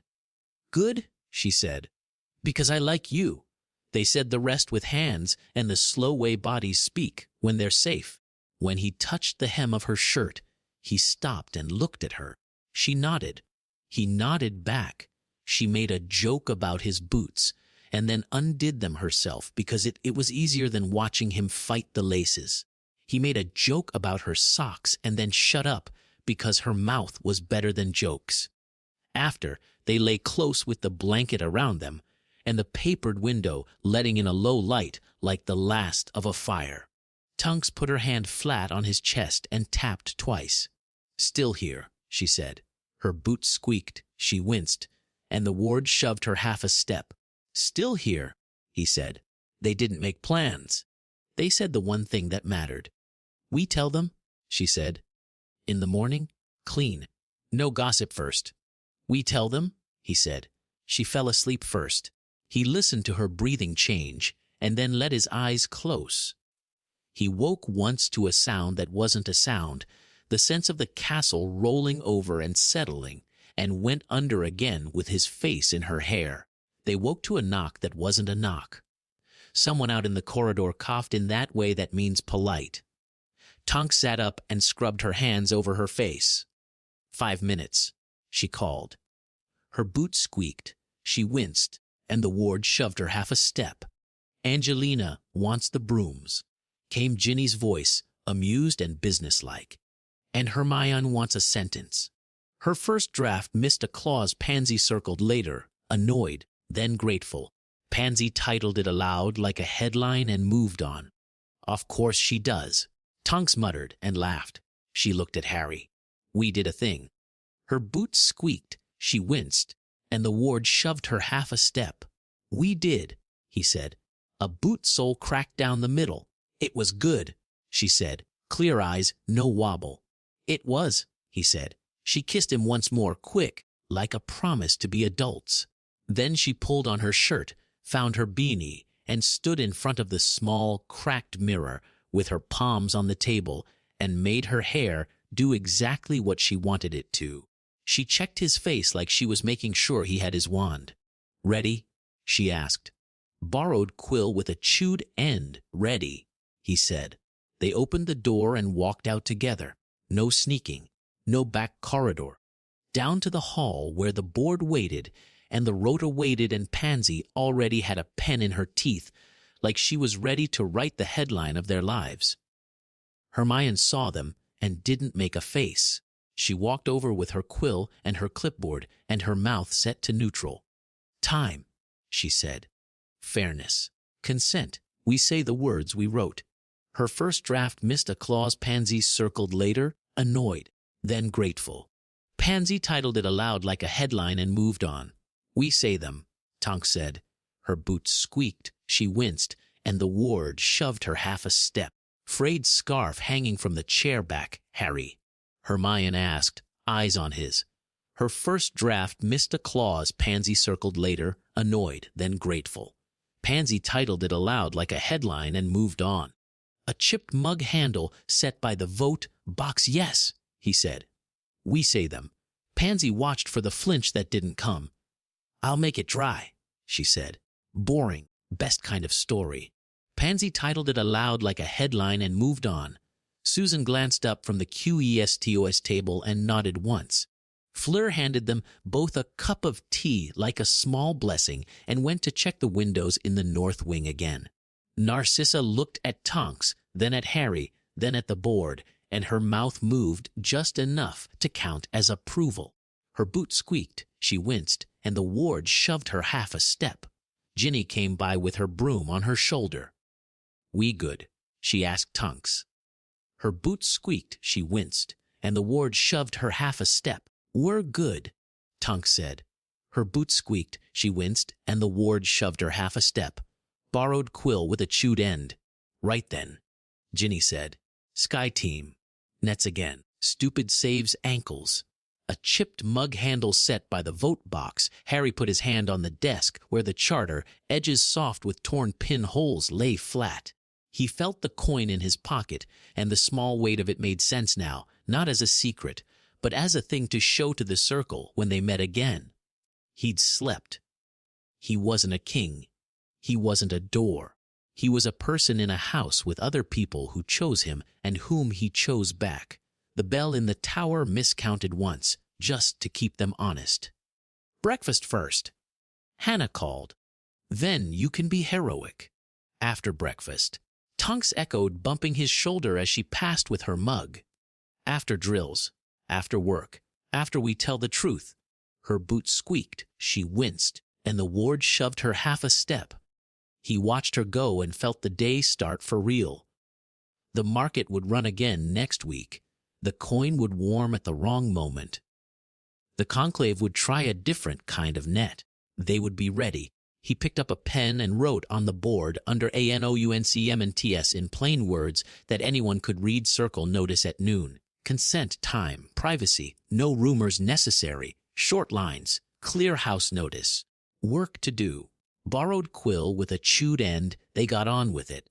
Chapter 4, the debt room. The room smelled of dust and iron. Shelves ran from floor to ceiling, full of ledgers bound in cracked leather. A single window let in a thin slice of winter light. Daphne stood at the long table with her sleeves rolled and a pencil behind her ear, neat as a ledger line. She didn't look up when Harry came in. Morning, she said. Eyes on the page. Don't touch anything without asking. Some of these books bite.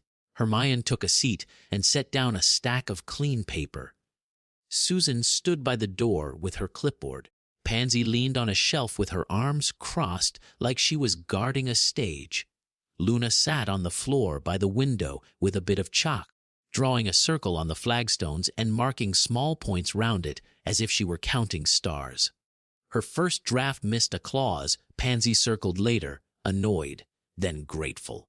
Pansy titled it aloud like a headline and moved on. Narcissa came in last, quiet, gloves in one hand. She chose a place at the table where she could see the door and the books at once. Daphne turned a page with her fingernail. Right. Hogwarts has money. Or had. Enough to run a school if the world were simple. It is not. How bad? Harry asked. Bad in the way that creeps, she said. Not a hole you fall into. A slope. Fees owed to old families for defense in bad years. Pledges to guilds you've never met. And this. She tapped a line that looked like any other until you saw the little flourish beside it. A binding clause signed a century ago.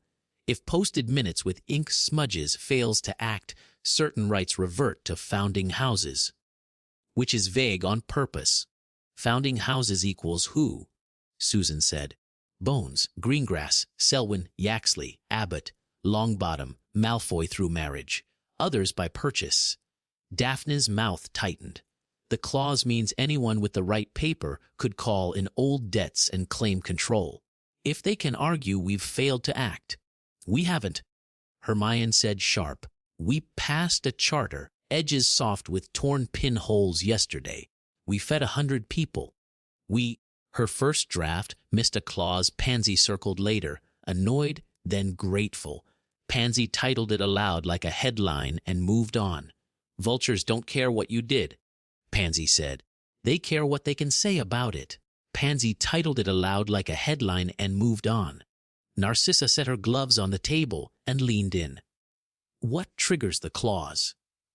A test case, Daphne said. One family makes a demand. We say no. They take it to a goblin bench or a ministry desk. If the decision lands wrong, others pile in. Who would move first? Harry said. Selwyn. Pansy and Narcissa said together. Pansy titled it aloud like a headline and moved on. Good to see we agree on something, Pansy said. Pansy titled it aloud like a headline and moved on. Torn pinholes along the edge. Narcissa didn't look at her. She was watching Daphne. Proof.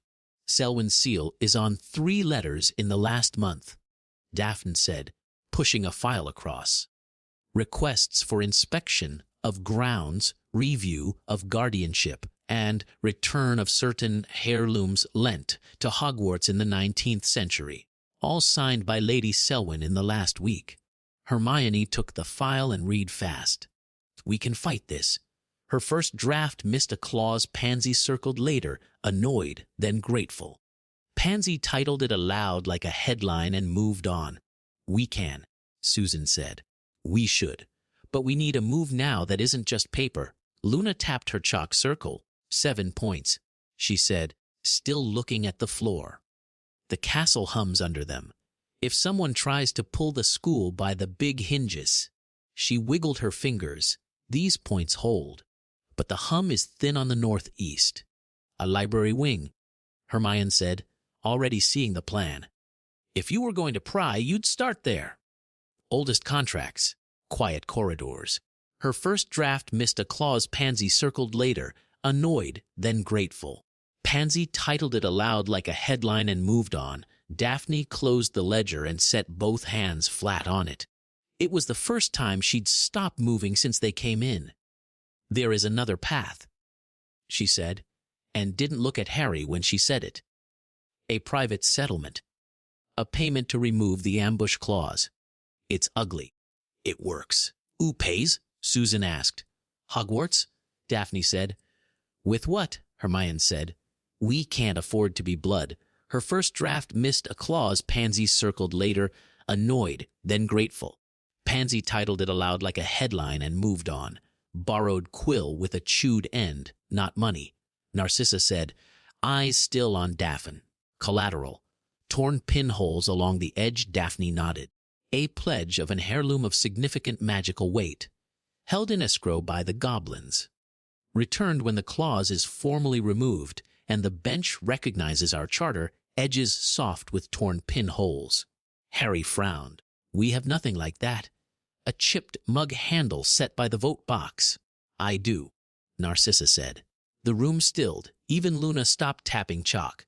Pansy straightened off the shelf. You'd trust a goblin bench with a Malfoy heirloom. Pansy titled it aloud like a headline and moved on. A chipped mug handle set by the vote box. I would choose the bench, Narcissa said. Over the ministry. Yes. She turned to Harry. There is a signet from my mother's line. Old magic, not dark. It binds. If the goblins hold it against the claws goes slack. Long enough to do this properly. Hermione hesitated. It ties you. Her first draft missed a clause Pansy circled later, annoyed, then grateful. Pansy titled it aloud like a headline and moved on. It frees you, Narcissa said, and frees my house from being only what its enemies say. Daphne glanced at Harry, then away. There's a risk. If the bench finds we failed to act, they keep the ring. Then we don't fail, Narcissa said. Harry looked at her hands. They were steady. He thought of the girls who had crossed the ward line under her eye. He thought of Pride waiting at the gate. What do you need? He asked. An escort to Gringotts, Narcissa said. My vault is sealed in my name. I will sign a limited pledge. Susan will write it. Hermione will witness. Daphne will set the accounts, so the pledge hits the right line and no other. We will ask for a hearing on Tuesday. Her first draft missed a clause Pansy circled later, annoyed, then grateful. Pansy titled it aloud like a headline and moved on. Angelina and Ginny, Harry said. Sky and ground, Tonks on the door, no detours. We go and come back fast. Her boots squeaked, she winced, and the ward shoved her half a step. Susan nodded, already writing the pledge terms, dry and exact. Hermione tapped her quill against her knee, thinking in 3 directions at once. Daphne was doing maths without paper in her head. Pansy watched Narcissa like a cat watches a string that might be a snake. Her first draft missed a clause Pansy circled later, annoyed, then grateful. Pansy titled it aloud like a headline and moved on. Luna drew another small point on her circle. If you make a promise there, she said, pointing somewhere only she could see, make another one here. The castle likes pairs. We'll make one, Harry said. Here. Good, Luna said and smiled. Tonks knocked and came in without waiting. Goblin appointment in an hour, she said. They sent a runner to say the corridors are clear, which means the corridors are not clear. Her boot squeaked, she winced, and the ward shoved her half a step. Thank you, Harry said. Tell Angelina. Already did, Tonks said. She clocked the ring talk without comment. She looked at Narcissa once, short and straight, and inclined her head. Respect, not warmth. Ready when you are, she said. Her boot squeaked, she winced, and the ward shoved her half a step. Narcissa put her gloves back on. Her face did not change.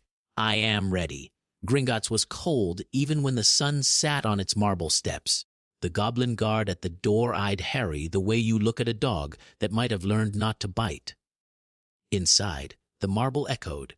Tonks set the pace and Ginny kept the rear. Goblins watched from desks like kings on small, sharp thrones. A clerk led them to a side room that felt like a bank and a court and a cave. Her boot squeaked, she winced, and the ward shoved her half a step. The goblin at the table did not waste time. Name the pledge, he said, dipping a pen. The black signet, Narcissa said. Maternal line. Torn pinholes along the edge. Condition. Release of 1876 founding clause, line 3, paragraph 2.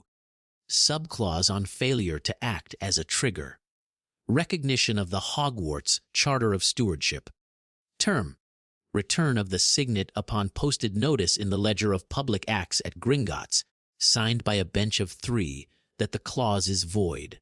The goblin wrote without looking up. Penalty upon failure. My signet remains until balance is made good.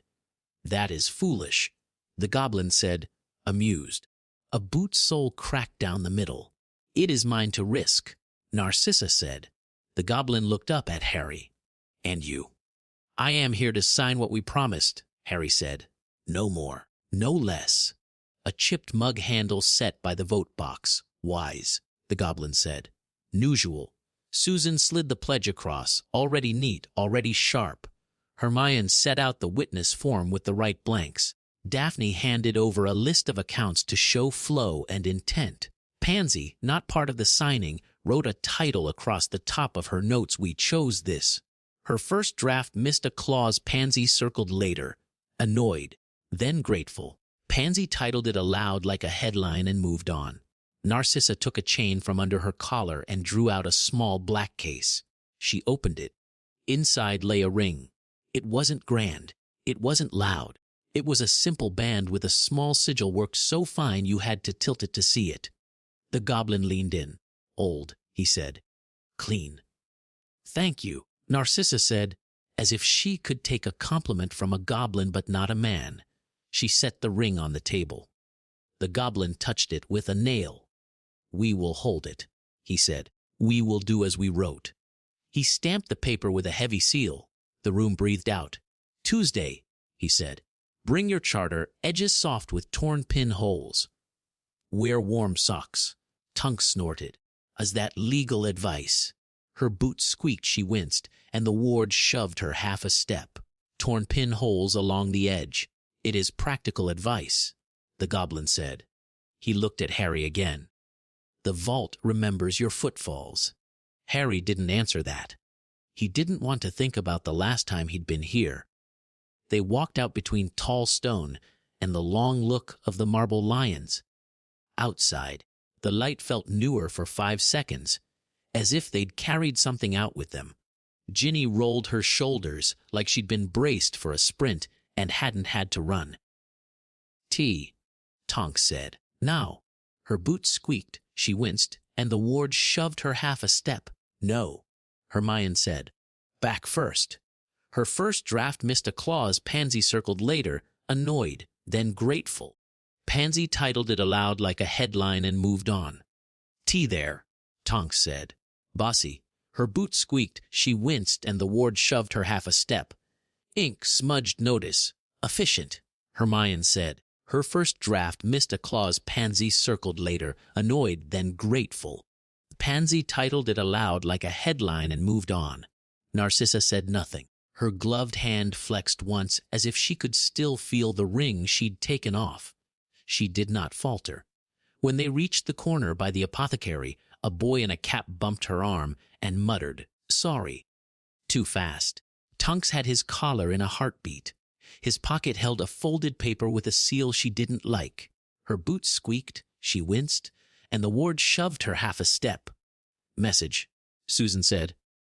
"Practice," Tonks said, and let him go with a warning to stay away from cloaks he couldn't afford to patch. Her boots squeaked, she winced, and the ward shoved her half a step. Torn pinholes along the edge back at the castle. The hall felt warmer than the bank's marble ever could. Hannah had made stew, and someone had found a spice that made it smell like hope. The board had 3 new notes candles, stay classroom, only, sky drill at 4, restorative hearing at 6. Done. Pansy asked, hanging up her cloak. Pansy titled it aloud like a headline and moved on. "Don't," Narcissa said. "We'll know Tuesday." Pansy raised an eyebrow. "You look fine for a woman who just gave away the thing that says she's her mother's daughter." Pansy titled it aloud like a headline and moved on. Narcissa's mouth moved a fraction. "I remain my mother's daughter," she said. "A ring is not a person." Pansy inclined her head. It counted as respect. Pansy titled it aloud like a headline and moved on. Torn pinholes along the edge. Angelina waved from the door. "Brooms," she said to Ginny. "Bring the new kid with the fast hands." Ginny went. Tonks leaned her hip against the table and started telling Hannah about goblin manners. Hermione took a copy of the pledge to pin under EVD-NCE. Susan wrote a little explainer about what they'd done in words a tired person could read. Her boots squeaked, she winced, and the ward shoved her half a step. Her first draft missed a clause Pansy circled later, annoyed, then grateful. Pansy titled it aloud like a headline and moved on. Harry stood a second with his hands useless and then made them useful moving chairs. When the chairs were right, he took the brass coin from his pocket and held it in his palm. Nothing, no hum, just metal. Luna slid up next to him without a sound. "It hums near the lake," she said, as if he'd asked. "We'll go tonight," he said. "We will," she said. "But not alone." "Not alone," he agreed. He caught Narcissa's eye across the room. She nodded towards the corridor that led to the old study rooms. Not a secret, not a performance, a request. Torn pinholes along the edge he went. The study room had a long table and a window that let in pale afternoon like watered milk. A chess set sat half, played on the sill. The air smelled of old paper and soap. Narcissa closed the door and set her back to it for a second. "I am not in the habit of doing brave things in public," she said. Today was too. Frayed scarf hanging from the chair back. "You did them," he said. "Don't flatter me," she said, but her voice had less iron in it than usual. "If I am to live here, I will not be only what my house was." "You aren't," he said. "Not yet," she said. "But there are steps." She crossed to the table and rested her hands on the edge. "I do not often ask for comfort. I am asking now." "Okay," he said. This is not about debt, she said, or about what anyone else thinks they are owed. It is about choosing where I stand. I would like to stand near you. He stood near her. The space between them went small. Tell me if this is wrong, she said, and lifted a hand as if to touch his face and stopped halfway. It isn't, he said, and moved that last inch so her fingers rested against his cheek. She watched his mouth like she was teaching herself a new language. He put his hand over hers so she knew she could take it back at any moment. She didn't. Frayed scarf hanging from the chair back, he kissed her as if doors stayed open by will, plain careful. Close, no show. Her sigh felt like something old letting go of its own throat. If we do this, she said, forehead to his voice low, we do it clean. Your time is not a prize. We tell them. We keep the house notice we wrote. We keep them, he said. Good, she said, and kissed him again. Frayed scarf hanging from the chair back, they were not young. That helped. It meant they took laces slow and laughed when a button went the wrong way. It meant when he asked, here, she said, no. The blanket is on the chair, and neither of them blushed. It meant when he asked, now, she said, yes. And when he asked, are you sure? She said, I am. He touched the inside of her wrist like a promise. She touched the back of his neck like an answer. They found a pace that belonged to people who had spent too many nights listening for footsteps and not enough listening for breath. He learned the patience in her spine. She learned the way his shoulders loosened when he was safe. He had his eyes open when she asked him to. She said his name like she was telling it to herself. When they were done with the part that needed hands, they stayed close for the part that needed quiet. She lay on her side and looked at his face like she was reading a list she'd been afraid to start. He brushed a strand of hair back from her forehead and didn't make a joke to fill the space. Thank you, she said. For what? For asking. For not assuming. For learning the way I am without trying to fix it. He swallowed. Thank you, he said back. For choosing for today. For the ring. It is only a ring, she said again, softer. But I think my mother would not hate me for the way I used it. A chipped mug handle set by the vote box. He didn't say anything foolish like she'd be proud. He said, we did a good thing. We did, she said. They dressed without hurry. She pulled on her gloves and then took them off again and put them in her pocket. He straightened the chessboard on the sill because crooked things annoyed him when he was tired. Before they opened the door, she touched his sleeve. Would tell them now, she said. Now, he said. They walked into the hall together. No sneaking. No side door. Tonks saw them first and didn't look away. She was stirring a pot with a wooden spoon and tapping out a little rhythm on the rim. She arched an eyebrow that said, are we adults? And Harry nodded once. Her boots squeaked. She winced, and the ward shoved her half a step. Hermione came up with her quill like a magistrate of feelings. Time, she said. Her first draft missed a clause Pansy circled later, annoyed, then grateful. Pansy titled it aloud like a headline and moved on. Honesty. Narcissa said, frayed scarf hanging from the chair back. We're together, Harry said, plain. We'll keep the rota and the house notice. No one's time is owed. We'll write it on the board so no one can make it into a rumor. Tonks blew him a kiss with 2 fingers. Good, she said, very Tonks. I like proper notices. Saves me smirking at the wrong people. Her boots squeaked, she winced, and the ward shoved her half a step. Frayed scarf hanging from the chair, back, Pansy rolled the pen between her fingers, thinking headline. Boring, she said at last. I'll make it boring. Thank you, Narcissa said, sincere. Ginny came in with wind in her hair and nodded like she was marking a line on a map. Fleur looked at Narcissa as if checking for a tremor and finding none, smiled small and bright. Susan wrote 2 sentences under Ana Owen C. Mendes that made it all look simple. Hannah put 2 bowls by the edge of the table without comment, food first. Daphne watched from the doorway of the det room.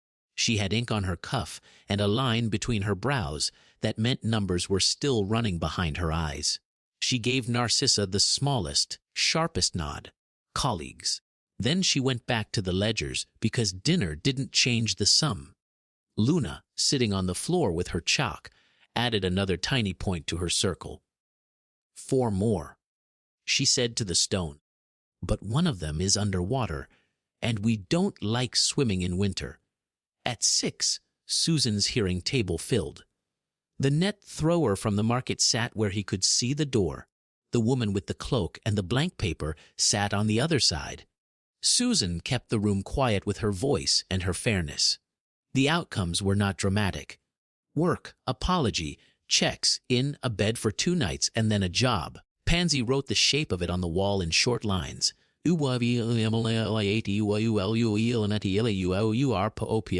Pansy titled it aloud like a headline and moved on. After, they ate stew with the taste of that spice Hannah had found.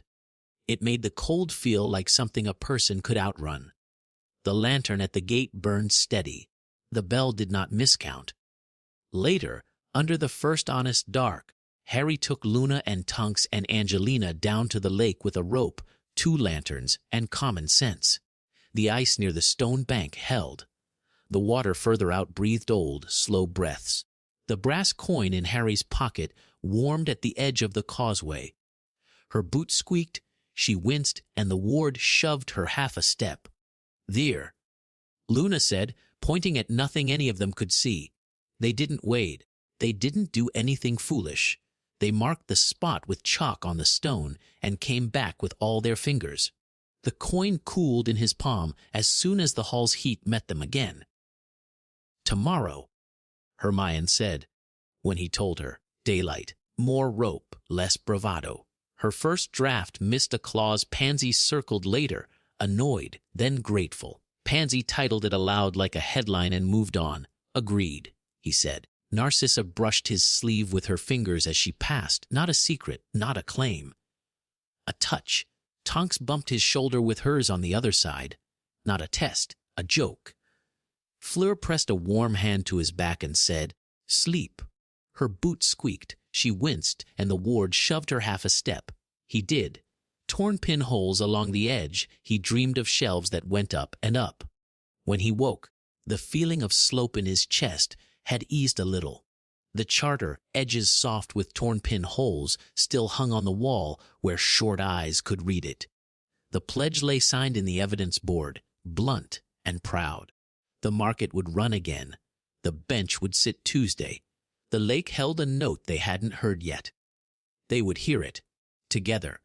Frayed scarf hanging from the chair back, Chapter 5.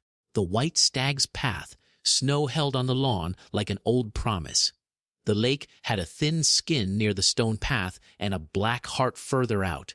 Harry stood with a coil of rope over his shoulder and the brass coin in his pocket. It felt colder than the morning. Luna arrived with a small satchel and a hat with ear flaps that made her look like a serious child and a very calm adult at the same time. She touched the rope with one finger as if saying hello to it. "Daylight," she said. "Good. The water lies less when it can see itself." Hermione came down the steps with a list and a line in her voice that meant safety. "Rope teams," she said. "No lone heroes. If the ice looks clever, you walk away from it." Tonks ground. Angelina eyes. Ginny sky. Her boot squeaked, she winced, and the ward shoved her half a step. Her first draft missed a clause Pansy circled later, annoyed, then grateful. Pansy titled it aloud like a headline and moved on. "Understood," Tonks said, already scanning the reed beds. Her boots squeaked, she winced, and the ward shoved her half a step. "Quiet work." Angelina told the 2 Gryffindors she'd pulled in. "You see a shadow you don't like, you tell me. Don't try and impress anyone." Torn pinholes along the edge, Ginny looked at the tree line and rubbed her knuckles once. "No nets," she said to the air. "No one's fishing here today." Narcissa didn't join the party. She had a ledger and a line of girls to measure for socks. She lifted her head as Harry went by and gave him one of those small nods that had weight. Fleur pressed a warm cloth bundle into Luna's hands. "For fingers," she said. "Don't stay when they stop talking to you." "We won't," Luna said. They went down the causeway. The brass coin warmed near the second stone post. Harry put his palm on the spot and felt it hum in that small nothing way it had at the tower. Luna took the coin, held it between thumb and forefinger, and tilted it like a person checking an egg. "It points," she said. "We're borrowed quill with a chewed end down," she said, and smiled. Tonks tested the ice at the edge with a hook pole. It held, then complained, then gave a warning click. "No walking," she said. "We'll go round." Her boots squeaked, she winced, and the ward shoved her half a step. Luna led them left to a low lip of rock with frost on it, where the causeway stones met the shore. "Here," she said. "The old stairs. There was nothing to see until you knelt. A lip, a darkness." The first step was 6 inches down, covered in weed and ice and a dusting of silt-like flour. Angelina lay flat and reached with the hook, chipping gently. A square showed. Another. A third. "Good eye," she said to Luna. "They're shy," Luna said, "but they like visitors who take their shoes off." Harry tied the rope around a pillar and took the first few steps with a lantern held low. The air had that wet winter smell of stone and old water.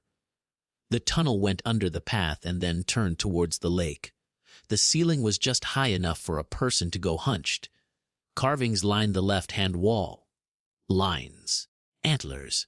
A little mark like a circle crossed by a stroke with 2 dots. The chipped mug on the sill tapped once, then nothing. Torn pinholes along the edge. Same. Tonks murmured behind him, seeing the mark. Her boots squeaked. She winced, and the ward shoved her half a step. "Same," he said. They came to a door where it should have been a wall. The wood was old, not rotten. There was no handle, only a bar of metal set across the face. In its middle, the circle and line again. Luna put the coin flat to the bar. It stuck, as if the coin had always wanted to be there. The bar warmed under Harry's palm. He felt the give of it. He eased it up and sideways, and the door sighed like a cupboard that hadn't been opened since someone's grandmother made soup. The chamber beyond wasn't grand. It was a round room with a low domed roof and a seam round the base where water must come in and go out when the lake rose and fell. On the far side a shallow niche held a carving of a stag's head. Not a Patronus. Not light. Stone. The antlers reached clean lines into the curve of the dome. The eyes had simple chips for pupils. Honest work. Angelina whistled under her breath. "Nice," she said, and then, more softly, "Old?" Frayed scarf hanging from the chair back. Luna set the lantern on the ground. The light made the carved antlers look like they moved, and they didn't, and that was fine. Borrowed quill with a chewed end. "This isn't a shrine," Hermione said, reading the work. "It's a lock." Her first draft missed a clause Pansy circled later, annoyed, then grateful. Pansy titled it aloud like a headline and moved on. "Case like this," Luna said, and raised both hands, empty. Words without ownership. Promises that can't be cashed in for power. Tonks rubbed her arms. "Hate locks that want poetry," she said. Her boots squeaked, she winced, and the ward shoved her half a step. "No poetry," Luna said. "Just truth."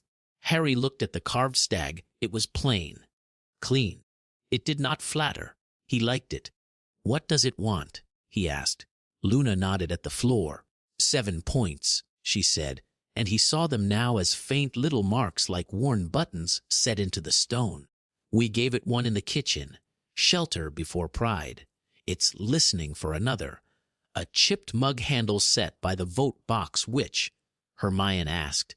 Her first draft missed a clause Pansy circled later, annoyed, then grateful.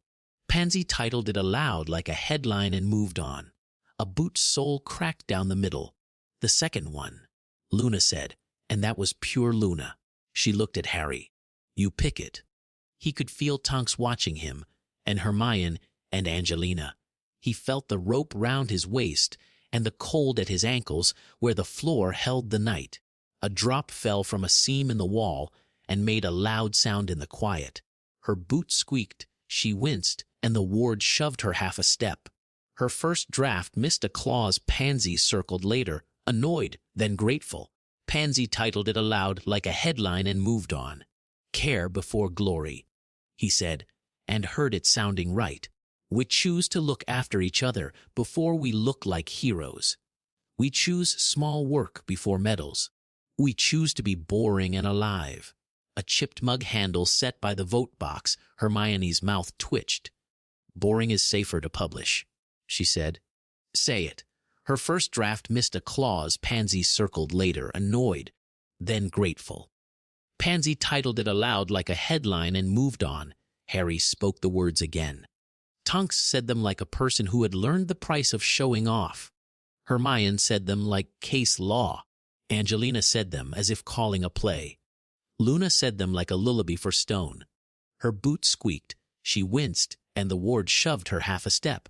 Her first draft missed a clause Pansy circled later, annoyed, then grateful. Pansy titled it aloud like a headline and moved on. The floor warmed under his boots for one breath. A light line ran along the base of the stag's stone like a set of eyes opening for the first time in years.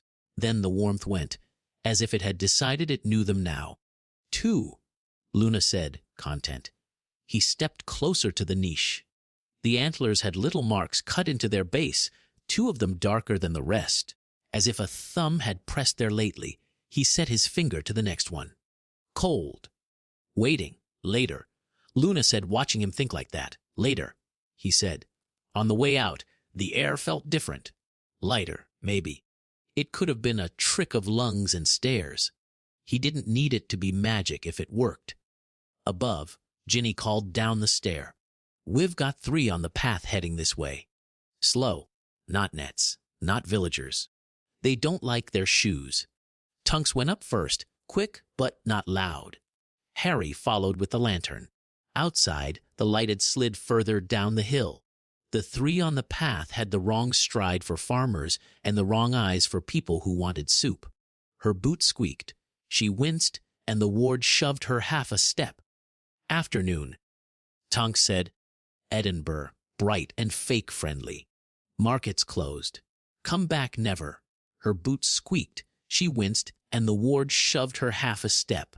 The first man took off his hat as if this were going to be a polite thing. He had a ministry face without the badge. His left glove was split at the thumb. Cheap. He smiled like he needed to show someone he had all his teeth. "We're here on a review," he said. "Papers to see. Doors to check. You know how it is." Susan came down the path with her clipboard like a sword. "Wonderful," she said. "I love reviews. Show me your signed keys on a ring by the door. Not your auntie's cousin's letter. Actual keys on a ring by the door. Frayed scarf hanging from the chair back." The man held up a blank with half a seal. "Interim powers," he said. "No," Susan said, and didn't raise her voice. "You don't get to invent your own stamp because your boss is late to breakfast. Try again." He tried again. He got smaller with every no. The one on his left, bored or angry, flicked his wand and sent a little belt of binding towards Tonks's boots like a tripping hazard. Her boots squeaked, she winced, and the ward shoved her half a step. A boot sole cracked down the middle. Angelina cut it like she was slicing rope in a gale. Ginny didn't smile. Hermione made a little noise with her throat that meant she was done being polite. Her first draft missed a clause Pansy circled later, annoyed, then grateful. Pansy titled it aloud like a headline and moved on. "Frayed scarf hanging from the chair back, last chance," Susan said to the man with the bad glove. "Leave, or sit on the path and answer questions you won't enjoy before I let you go back to whomever taught you to sign half a seal." He looked at the lake, then at the rope, then at the lantern in Harry's hand, then at the faces. He didn't have a plan for numbers like this. He didn't have a plan for women who didn't care about his tone. He nodded and left. His friends left with him. They didn't hurry, because men like that don't know how. Damp wool and old paper. The ward hummed like a held breath. Good table later, Pansy said, appearing at Susan's elbow as if she'd been hiding in a pocket. I've got a headline. 3 men with bad paper leave without soup. Ink smudged notice. Don't make me funny, Susan said, which made Pansy grin. Pansy titled it aloud like a headline and moved on. They went back up to the hall. Hannah set mugs out. The heat from Fleur's morning work still held in the big room. The board had a fresh sheet where Susan had written in a clear hand, "If someone says they're from the ministry and they want your door open, get me. Don't give them tea unless they're polite." Daphne slid in from the side with an armful of folded cloth. "Found a bolt," she said. "Wool. Enough for 6 curtains and 8 pairs of socks if no one's feet are ridiculous." "Narcissa has measurements," Harry said. "Of course she does," Daphne said. "She also has opinions about seam allowances." "They're correct," Narcissa said, passing. "Don't cut until we pin, bossy." Daphne and Tunks said at the same time, then looked at each other and didn't quite smile. Her boot squeaked, she winced, and the ward shoved her half a step. The room settled into the first quiet part of the afternoon, the bit where work collects itself for the next round. Harry felt the coin in his pocket, warm then dull as the lake let them go for now. He put the coin on the evidence board next to the rune sketch. The circle and line made a neat pair. Pansy wrote under them LOCKKET. Pansy titled it aloud like a headline and moved on. "Why do you write like that?" Hermione asked, exasperated and fond. Her first draft missed a clause Pansy circled later, annoyed, then grateful. Pansy titled it aloud like a headline and moved on. "Frayed scarf hanging from the chair back, because people remember not to lick things when you tell them not to," Pansy said. Pansy titled it aloud like a headline and moved on. Harry found Luna at the edge of the hall near the door to the greenhouses. She was looking at a tray of seed like they were old friends. The skin across her knuckles was red from the cold. The ear flaps on her hat were down again. "You were right about the steps," he said. "They would have told anyone who asked nicely," she said. "Probably true," he said. She looked at him. "There's something you want to say," she said. "Say it to me first before you say it to the room. It'll sound less like a speech." He took a breath he didn't know he'd been saving. "I want a family," he said. "Not a legend, not a monument, not because of duty, because I want to bring people into a house that isn't cruel. I don't mean now. I don't mean because someone thinks I should. I mean later, when we're safe enough. When anyone who wants that with me wants it for themselves too. I've been trying not to think about it. I think I should think about it." "Good," she said, as if he'd put the kettle on. "You should." "I want children," he said, and the plainness of the word made his chest hurt and then feel better. "Not to make the papers happy, to make breakfast in the morning and tell them where the stairs are and why we say please to pipes. I want that. I will try for that. With people who want it, when it's right." "That's not a speech," she said. "That's a plan." "Is it mad?" he asked. "No," she said. "It's very ordinary. Ordinary is hard. We can do hard." He swallowed. "I wanted you to know. I do," she said. "I like that you told me." He looked at her hat, then at her hands, then at her mouth because she was looking at his. "Luna," he said. "I?" "Yes," she said, and then laughed at herself. "Sorry. Finish your sentence." "I'd like to be with you," he said. "Not because of the plan. Because I want you." "I want you," she said. She said it like she might have said the snow is cold. "Not as an idea. As you." She tilted her head. "We'll tell them. We'll keep the rota. No one owns anyone. If it hurts, we stop. If it helps, we go on. Yes, he said. The word was easy. Ink smudged notice. Not now, she said, very practical. I promised Neville I'd help with the herbs, and you promised Susan you'd sit the early hearing. But tonight, after lights, there's a small room by the old tapestry with the troll in a tutu. The latch still works. He blinked, then smiled. Of course you know that. I like latches, she said. They mean someone thought about sleep. Torn pinholes along the edge. He reached out and touched her wrist. She set her fingers over his. It wasn't dramatic. It went straight to steady. They went back to work.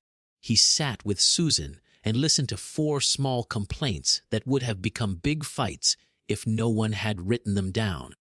A girl had taken someone's scarf. She gave it back when she stopped shaking, and no one made a scene of it. A boy wanted to teach sums. Susan told him yes tomorrow after his chores. A man had tried to skip the line for stew. He apologized and swept the floor for an hour. A mother had lost her pin box. Luna found it under a bench because of course she did. At dusk, Fleur lit the hall again with her quiet way. No ceremony, just warmth. Angelina ran one more drill with cut nets to get the fear out of people's hands. Ginny put her broom away and massaged her palm as if she'd been gripping too hard. Tonks leaned in a doorway and learned the names of 3 kids who had decided she was the kind of adult you could ask about mending sleeves. Her boots squeaked. She winced, and the ward shoved her half a step. Borrowed Quill, with a chewed-end Narcissa, brought the socks list. Daffin brought the cloth. They and Hannah and a Ravenclaw no one had noticed before spread out the fabric and started pinning. Little country sounds came out of their corner. Thread pulled with teeth. Pins clicked in a tin. Someone humming a tune no one was brave enough to name.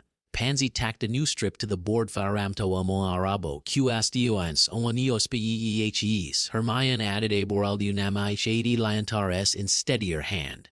The board looked like the inside of a mind that had decided to be kind on purpose. Her first draft missed a clause Pansy circled later, annoyed, then grateful. Pansy titled it aloud like a headline and moved on. After the last bowl was washed, after the small ones were down, after the first watch went out with scarves and quiet, Harry went to the corridor with the old tapestry. The troll in the tutu looked offended by age, as if time had been rude to it. The latch on the classroom door was clean and oiled.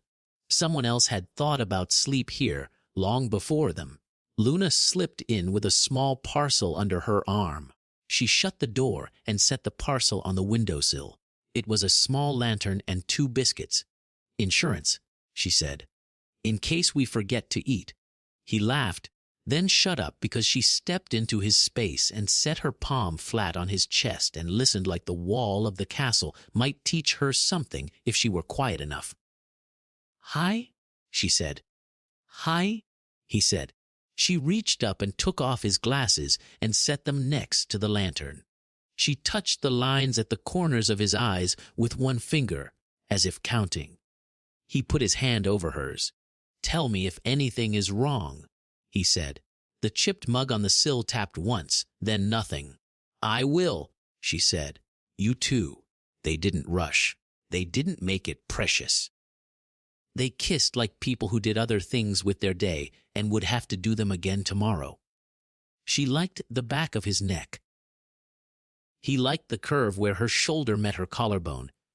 He asked before he moved his hand. She answered without being coy. He laughed once when her hair tickled his nose. She laughed at him for being ticklish and then kissed the place she'd tickled. Do you want the lantern? She asked when the room had that warm hush that meant yes had been said more than once.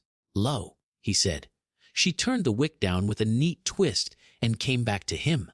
The rest was hands and breath and the comfort of a blanket that didn't slide off the sill because she'd thought to set a book on the corner.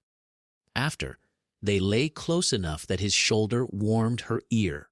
She put her fingers in his hair and made a little pleased sound that wasn't a purr because she wasn't a cat, and he wasn't a book, and none of this needed a metaphor. It was just good. I meant it, he said into her hair. About family. I know, she said. I want it to. Not today. Not because anyone writes it on a board. Later, when the house is ready. I would like to teach a little person to say please to pipes. He laughed in his chest. We'll make the house ready, he said. We'll be boring and alive. We'll choose care, not medals. We'll regrow what was cut. Grow, she said, and the correction was gentle. Not replace, not breed like a stable. We are not stock. We choose. Yes, he said, we choose. If you want that with me one day, I will be glad. I do, she said, simple as water. One day, a chipped mug handle set by the vote box. They ate the biscuits because she was right and they had forgotten. He drifted with his hand on her hip and woke to the soft chime of the tower doing its wrong count again. Luna opened one eye. It's listening, she said. Frayed scarf hanging from the chair back. I know, he said. They dressed without fuss. She put her hat on and then took it off and shook her hair out because it had been flattened in a way she didn't like. He put his glasses back on and the room became the room again. At the door she stopped him with 2 fingers. We tell them, she said. We tell them, he said. They walked out together. No sneaking, no drama. Down to the hall where Hannah was already making tea for the early watch and Pansy had fallen asleep in a chair with a pen still in her hand and a smear of ink on her lip. Pansy titled it aloud like a headline and moved on. Hermione looked up and didn't need to ask. She flipped her page in the big book and wrote one line without looking at either of them. Circle, notice, time, fairness, privacy. Susan glanced up, met Luna's eye, and smiled the kind of smile that gives away nothing to anyone who didn't already know. Her first draft missed a clause Pansy circled later, annoyed, then grateful. Pansy titled it aloud like a headline and moved on. Tunks appeared with 2 scarves. She tossed one to Luna and looped the other round Harry's neck with a flick. Don't get smug, she said, but her eyes were kind. Her boot squeaked. She winced, and the ward shoved her half a step. Narcissa caught Harry's sleeve as he passed and squeezed once, approval without spectacle. Fleur handed Luna a warm cup. 4 fingers, she said again. You will need them. Daphne pointed at the socks board with a pencil and said, If you 2 have ridiculous feet sizes, I'm going to cry. We don't, Luna said. We are very average. Thank God, Daphne said, and went back to her sums. Harry stood a moment by the door and looked at the board. The charter, edges soft with torn pinholes, sat steady. The living agreement sat under it. The evidence squares had the coin and the rune, and a little chalk rubbing of the antlers Luna had made before they left the chamber. Ink, smudged notice on the far left, in Fleur's tidy hand. Someone had written the vows they'd spoken so far as if pinning them to the wall helped the castle hear them shelter before pride. Care before glory. Underneath, in Pansy's block letters, Noala KKK Losi case, Pansy titled it aloud like a headline and moved on. He didn't correct it. He didn't need to. He picked up a piece of chalk and wrote a small line under the vows where short eyes could read it in the morning. We choose the future. No one owes it their body. Everyone owes it their kindness. Luna read it and nodded. Good sentence, she said. The stones like sentences that don't lie. The day would be busy. The bench would sit Tuesday. The bell would miscount one more time for luck. The lake would wait. The house would get warmer by inches. If a child ever laughed in this room, it would be because they had made room for that laugh, and not because anyone had demanded it. Harry felt the coin in his pocket, and it was just metal again. He liked that. He put it on the board for now, where it could do less harm and more good. Breakfast, Hannah called. They went to eat, and then to work, and then to whatever the next hour asked for, which was how you built a life. Chapter 6. Letters that don't arrive. A boot sole cracked down the middle. By 9 the rafters felt wrong. Not noisy. Tight. The owl perches were clean and empty.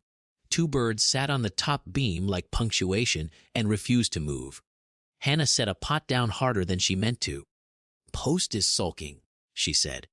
"It's not sulking," Luna said, looking up. "Something's catching the lines where words fly." "Interference," Hermione said from the board, pen in hand. "Could be conclave, could be ministry, could be both." Her first draft missed a clause. Pansy circled later, annoyed, then grateful. Pansy titled it aloud like a headline and moved on. Susan arrived with her small table and her box marked QERSHSKPL-AENTSKIDEAs.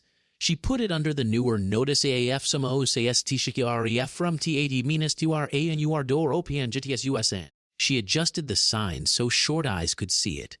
Then she looked up at the rafters, frowned once, and wrote 2 words on a scrap none-o-double-S. She pinned it where it would be read before someone waited half an hour with a letter and a hope. Harry stood by the doors and watched the morning sort itself. The hall had found its rhythm. Bowls, blankets, lists, people who'd slept enough to be decent to each other again. He wanted the same for the birds. He wanted the same for the whole bloody world. "Convoy at 10, Tonks said, spinning her cuff on a finger. "Viaduct and back. Jars, bandages, rope. We don't stop to gossip." Her boots squeaked. She winced, and the ward shoved her half a step. "Angelina's plan," Ginny said, already rolling her shoulder loose. 2 brooms high, 2 low. If nets, we cut. If smoke, we move." "Good," Harry said. "Don't be clever." "I'm never clever before lunch," Tonks said. Her boots squeaked. She winced, and the ward shoved her half a step. Daphne appeared with a thin ledger and a pinched mouth. "Candles still classroom. Only, we're down to ends and wishful thinking." "Write it plain," Harry said.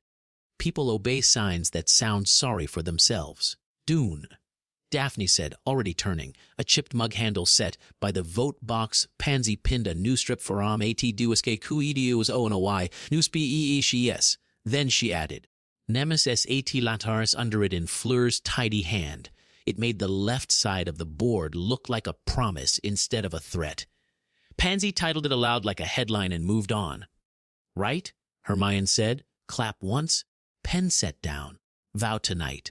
Her first draft missed a clause. Pansy circled later, annoyed, then grateful. Pansy titled it aloud like a headline and moved on. "Which?" Harry asked. "Truth before image," Luna said, not looking up from the jar of buttons she was counting. "The stones are bored with pretty." "Same," Pansy said. Pansy titled it aloud like a headline and moved on. Susan looked over. "We can do it after the forum," she said. "Say the thing and then live with it at once." Harry nodded. "We'll do it." He wanted coffee. He'd settle for tea. Hannah pressed a mug into his hands like she'd heard the thought. "Drink," she said. "Eat bread. Be human." He drank. He ate. It helped. By 10 the convoy was set. 2 handcarts. 1 large crate marked GLASS in Daphne's neat block print. 2 fourth years with gloves and a sense of responsibility. Angelina checked everyone's boots as if laces held more lives than wands. "Ready," Tonks said. Her boots squeaked. She winced, and the ward shoved her half a step. "Back in an hour," Harry said. "No detours." She saluted with 2 fingers. "Yes, sir. Head warden, sir." "Don't," he said, and she grinned and went anyway. Susan looked at the empty rafters again. "I'll go up to the Ollery after the hearing," she said. "Take 2. Look for wire, charms, wisps. Anything that hums when it shouldn't." "I'll come," Hermione said. Her first draft missed a clause. Pansy circled later, annoyed, then grateful. Pansy titled it aloud like a headline and moved on. "No," Susan said, steady. "You have forum prep. Send Luna. She hears the wrong notes." "I always do," Luna said, hopping off the bench. "After I finish counting these." She tipped the buttons back into the bowl. 37. The number of things we didn't plan for today. Only 37. Pansy said. "Lazy." Pansy titled it aloud like a headline and moved on. They worked. It was a work day.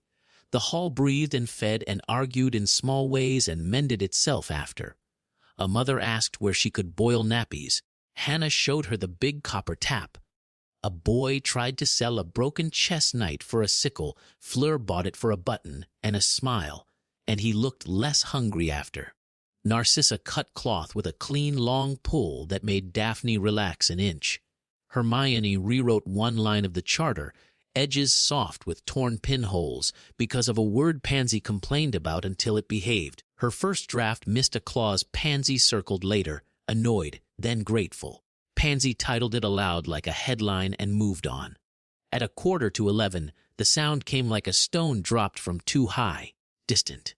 Flat, Tonks's whistle after it, 2 short blasts. Angelina's echo, 1 high. Then quiet, then boots. Her boots squeaked, she winced, and the ward shoved her half a step. Harry was moving before his cup hit the table. He and Ginny met the convoy at the viaduct's mouth. Smoke rolled off the water like a bad thought. Tonks had a hand over her arm, blood seeping through her sleeve like rust. One of the fourth years had a cut above his eyebrow and was trying not to show off about it.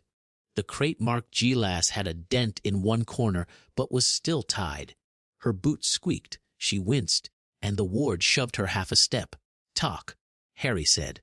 "Nets and wire," Angelina said, clipped. "Low to catch wheels, we cut." Then 3 from the trees on the bank, amateurs. One of them had good aim. Tonks held up her arm. "Scrape," she said. "Sting's not deep." Her boots squeaked, she winced, and the ward shoved her half a step. "Clinic," Harry said. "Finish the load," she said back, and then made a face because she knew he was right and hated it. Frayed scarf hanging from the chair back, Ginny took the front of the first cart with one of the fourth years. Harry took the back. They moved fast, no heroics. The smoke tried to follow. It failed because it was stupid and they had practiced. Back at the hall, Hannah already had a basin out. "Sit," she told Tonks. "Shirt off. No jokes." Her boots squeaked, she winced, and the ward shoved her half a step.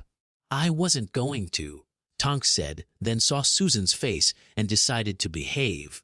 She winced when Hannah washed the scrape. "It's nothing," she said through her teeth. Her boots squeaked, she winced, and the ward shoved her half a step. "It's your arm," Hannah said, businesslike, "and I'd like you to keep it. Hold still." Susan stood at Tonks's good shoulder and watched Hannah's hands, not hovering, not fretting, just there. "Angelina says you cut the wire clean," she said. Her boots squeaked, she winced, and the ward shoved her half a step. It was in the way, Tonks said, jaw tight. And rude. Her boots squeaked, she winced, and the ward shoved her half a step. Frayed scarf hanging from the chair back. "Good," Susan said. "Next time, shout sooner." "Let me write while you cut." "I'll shout," Tonks said. Her boots squeaked, she winced, and the ward shoved her half a step. Harry turned to the boy with the cut eyebrow. "Name?" "Peter," he said, proud and trying not to be. "You did well," Harry said. "Sit. Hannah will look. Then you sweep for an hour, because that's how we say thank you." Peter grinned. "Yes, sir." "Don't call him that." Tonks muttered, then hissed when Hannah dabbed second time. Her boot squeaked, she winced, and the ward shoved her half a step. A boot sole cracked down the middle. Forum still at dusk. Hermione said, "No change." Her first draft missed a clause Pansy circled later, annoyed, then grateful. Pansy titled it aloud like a headline and moved on. "Vow after," Luna said. "The kitchen likes vows. The big room wants to hear them too. Do it in the hall," Fleer said. "People like standing in the middle of something that tells the truth." "Right," Harry said. "We'll do it in the hall." Short and plain. Susan finished counting Tonks's breaths. Satisfied they were even and unheroic. "I have hearings in 20, she said. 2 petty thefts and 1 door argument." Her boots squeaked, she winced, and the ward shoved her half a step. "You want me?" Harry asked. Ink smudged notice. "No," she said. And this was not cold. It was order. I don't need gravitas watching me ask a child why she took a scarf. He nodded. I'll be in the rafters then. Oles. After, she said, pointed. Eat first. A chipped mug handle set by the vote box he ate. The bread was hard. The soup good enough. He didn't taste it much. He watched faces. Life. The unremarkable things that meant they were still doing it. At the hearing table, Susan kept it clean. No shouting. No making small people into big villains. First case scarf taken because cold. Returned with apology. 2 hours of leaf, sweeping as an I won't do that again. Second case, an older girl had called a younger one a name that wasn't hers and meant something hard. Susan made her say it out loud, then told her why it wasn't a game. The older girl cried without wanting to. The younger one stood and didn't gloat. A letter to write together later. Words mattering. Third case, a door argument. A mother wanted a latch. A neighbor thought latches meant secrets. Susan wrote 2 lines on a card LATCHOR 120. EMRGNCAKATL she tario skort onenloing. She pinned it under Haus Naudis. Latches are for sleep, she said. Not for hiding. Now you both sweep so the floor stops hating your feet. Harry watched her work and felt that little settling he got when something true had been said in the right tone. He remembered the thing he'd told Luna last night.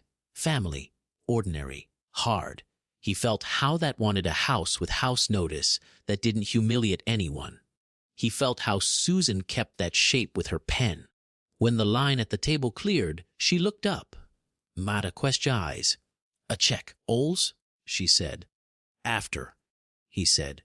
Walk. She glanced at the board, then at Hannah, then at Tonks, who was now playing cards with Peter with her bandaged arm and pretending to lose.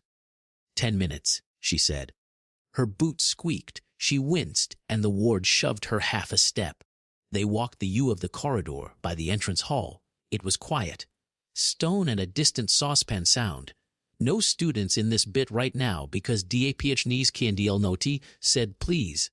I was 12 when my aunt died, Susan said without preface. People said her name like it was glass. I wanted to shout it until it was teeth. Harry didn't interrupt. I liked watching her work. Susan went on. She was strict, but not cruel. She wrote things down and made people keep their own words.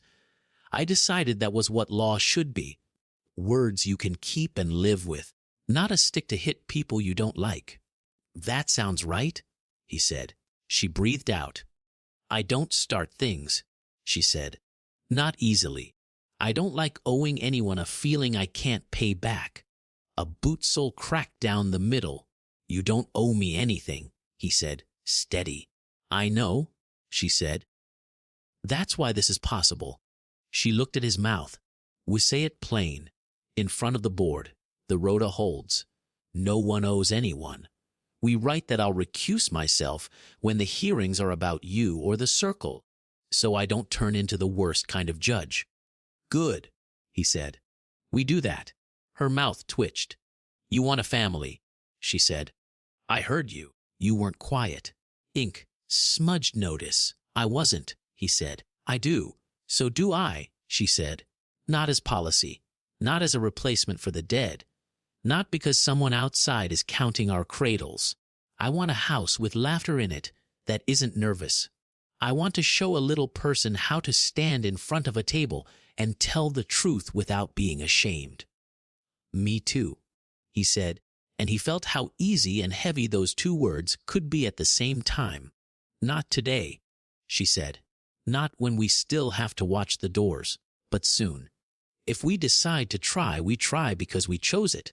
And if it happens, it happens. And if it doesn't, we'll still have done a good thing. He swallowed. Yes, I want you, she said. I want to be with you. Tonight. She didn't dress it up. She didn't lower her voice like someone might overhear the word and make it expensive.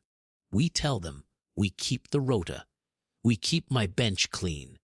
Borrowed quill with a chewed end. Tonight, he said. What tell them now? Now, she said. Torn pinholes along the edge, they went back in, as if they were coming in from the cold, which they were. Susan took the pen from Pansy's hand without asking and wrote 2 lines under ANOUNCMNTS in a neat, steady hand circle. Notice Harry and Susan. Consent time privacy per charter, edges soft with torn pinholes. Bench note. Susan recuses from any case that touches the circle. Pansy titled it aloud like a headline and moved on. Pansy read over her shoulder and made a small approving noise. Dry, she said. I like it dry. Pansy titled it aloud like a headline and moved on. Frayed scarf hanging from the chair back. Hermione added questions at forum. No grand speeches. Her first draft missed a clause. Pansy circled later. Annoyed, then grateful. Pansy titled it aloud like a headline and moved on. Tunks looked up from her cards, clocked the line, and tipped an invisible hat. Nice bench note, she said. Very grown up. Her boots squeaked, she winced, and the ward shoved her half a step. Trying, Susan said. Go on then, Tonks said. Be happy and boring. Her boots squeaked, she winced, and the ward shoved her half a step. They were. The day didn't stop for 2 lines on a board. The jar crate got unpacked. The sock seams got finished. Fleur made the north wing stop whistling for the first time since Christmas 2 years ago. The lanterns were trimmed. Names were written for later. The bell in the tower behaved, for once like it remembered what time was. A draught ticked the hinge. Somewhere below, a kettle sang and went still. Torn pinholes along the edge at dusk. They held the forum. Questions only. No speeches. A girl asked if the owls were angry. Hermione explained about lines and interference and what to do if you needed a message anyway. Find Susan, find Luna, write it on the board. Don't cry alone. A boy asked if the Christmas feast was still a thing. Fleur said yes, but the feast would be soup and bread and lanterns and names, and that was a feast if you did it right. A mother asked if latches were selfish. Susan pointed to her sign about LATCH how URS. The mother nodded, satisfied. Her first draft missed a clause. Pansy circled later, annoyed, then grateful. Pansy titled it aloud like a headline and moved on. Then Susan stood and looked at the ceiling because she didn't want the first words to hit anyone's face like a thrown thing. Vow, she said, truth before image. People stood because that had become the way this worked. Not in rows, not pretty together. Hermione didn't read, she said it. We choose truth before image, she said. We will not lie because the lie looks better. We will not dress up a bad thing with a ribbon and call it good.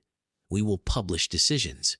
We will admit mistakes. We will be boring before we will be beautiful. Her first draft missed a clause. Pansy circled later, annoyed, then grateful. Pansy titled it aloud like a headline and moved on. Fleur said it in French and then English and then the older thing that never wanted to be pretty. Tonks said it with a laugh in the middle because her arm hurt and she didn't rate pretense. Ginny said it like a captain calling the time. Daphne said it like a sum that balances. Pansy said it like it cost her absolutely nothing, and you could quote her on it. Narcissa said it as if she were laying a piece of cut glass in a pattern. Luna said it like a bell that didn't need a tower. Her boots squeaked, she winced, and the ward shoved her half a step. Pansy titled it aloud like a headline and moved on. Harry listened, then said it last. The floor warmed one breath. The lanterns held steady. No thunder, no grand moment. Just a room that felt taller because the lies had somewhere else to go. After, they read names at the lanterns. Not long lists. A few. Enough to remind the room that grief wasn't a show. Hannah's voice was good for names.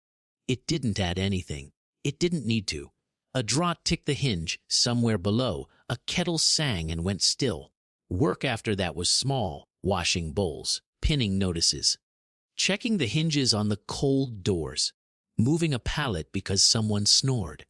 The kind of work that made all the words possible. Harry found Susan at her table, putting her pen away as if it were a wand that needed rest. She looked up. We still mean it? She asked because she was that kind of person. A chipped mug handle set by the vote box. We do, he said. Right, she said. They chose a room with a working latch and a rug that didn't slide under your feet. Not because it was romantic, because a warm floor makes a winter night tender. Susan shut the door and turned the latch. "Bench note," she said, and pointed at the bit of paper she'd stuck on the inside. "Susan Brist Recusdien Casis to Uhnthecle." She had written it for herself as much as for anyone else. "Good," he said. She didn't rush. She took his face in both hands and looked at him like she was checking a map she already knew by heart.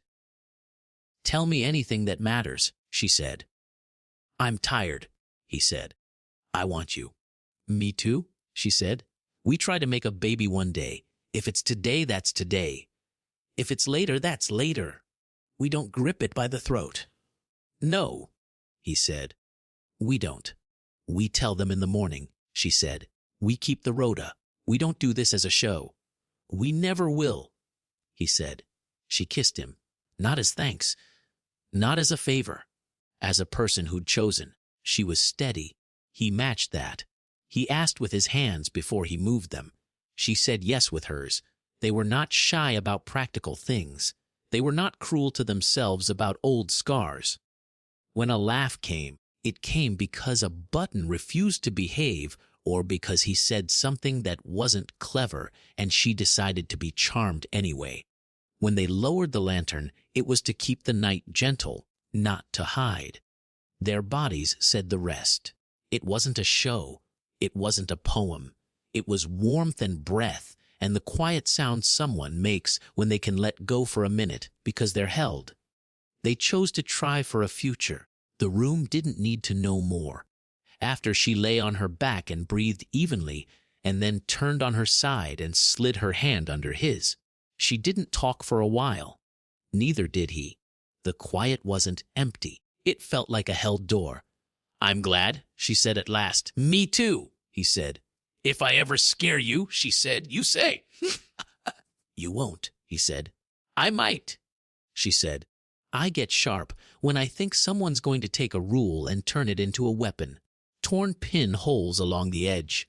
"I like sharp," he said. "You saved that boy today with a broom and a card." She snorted, pleased.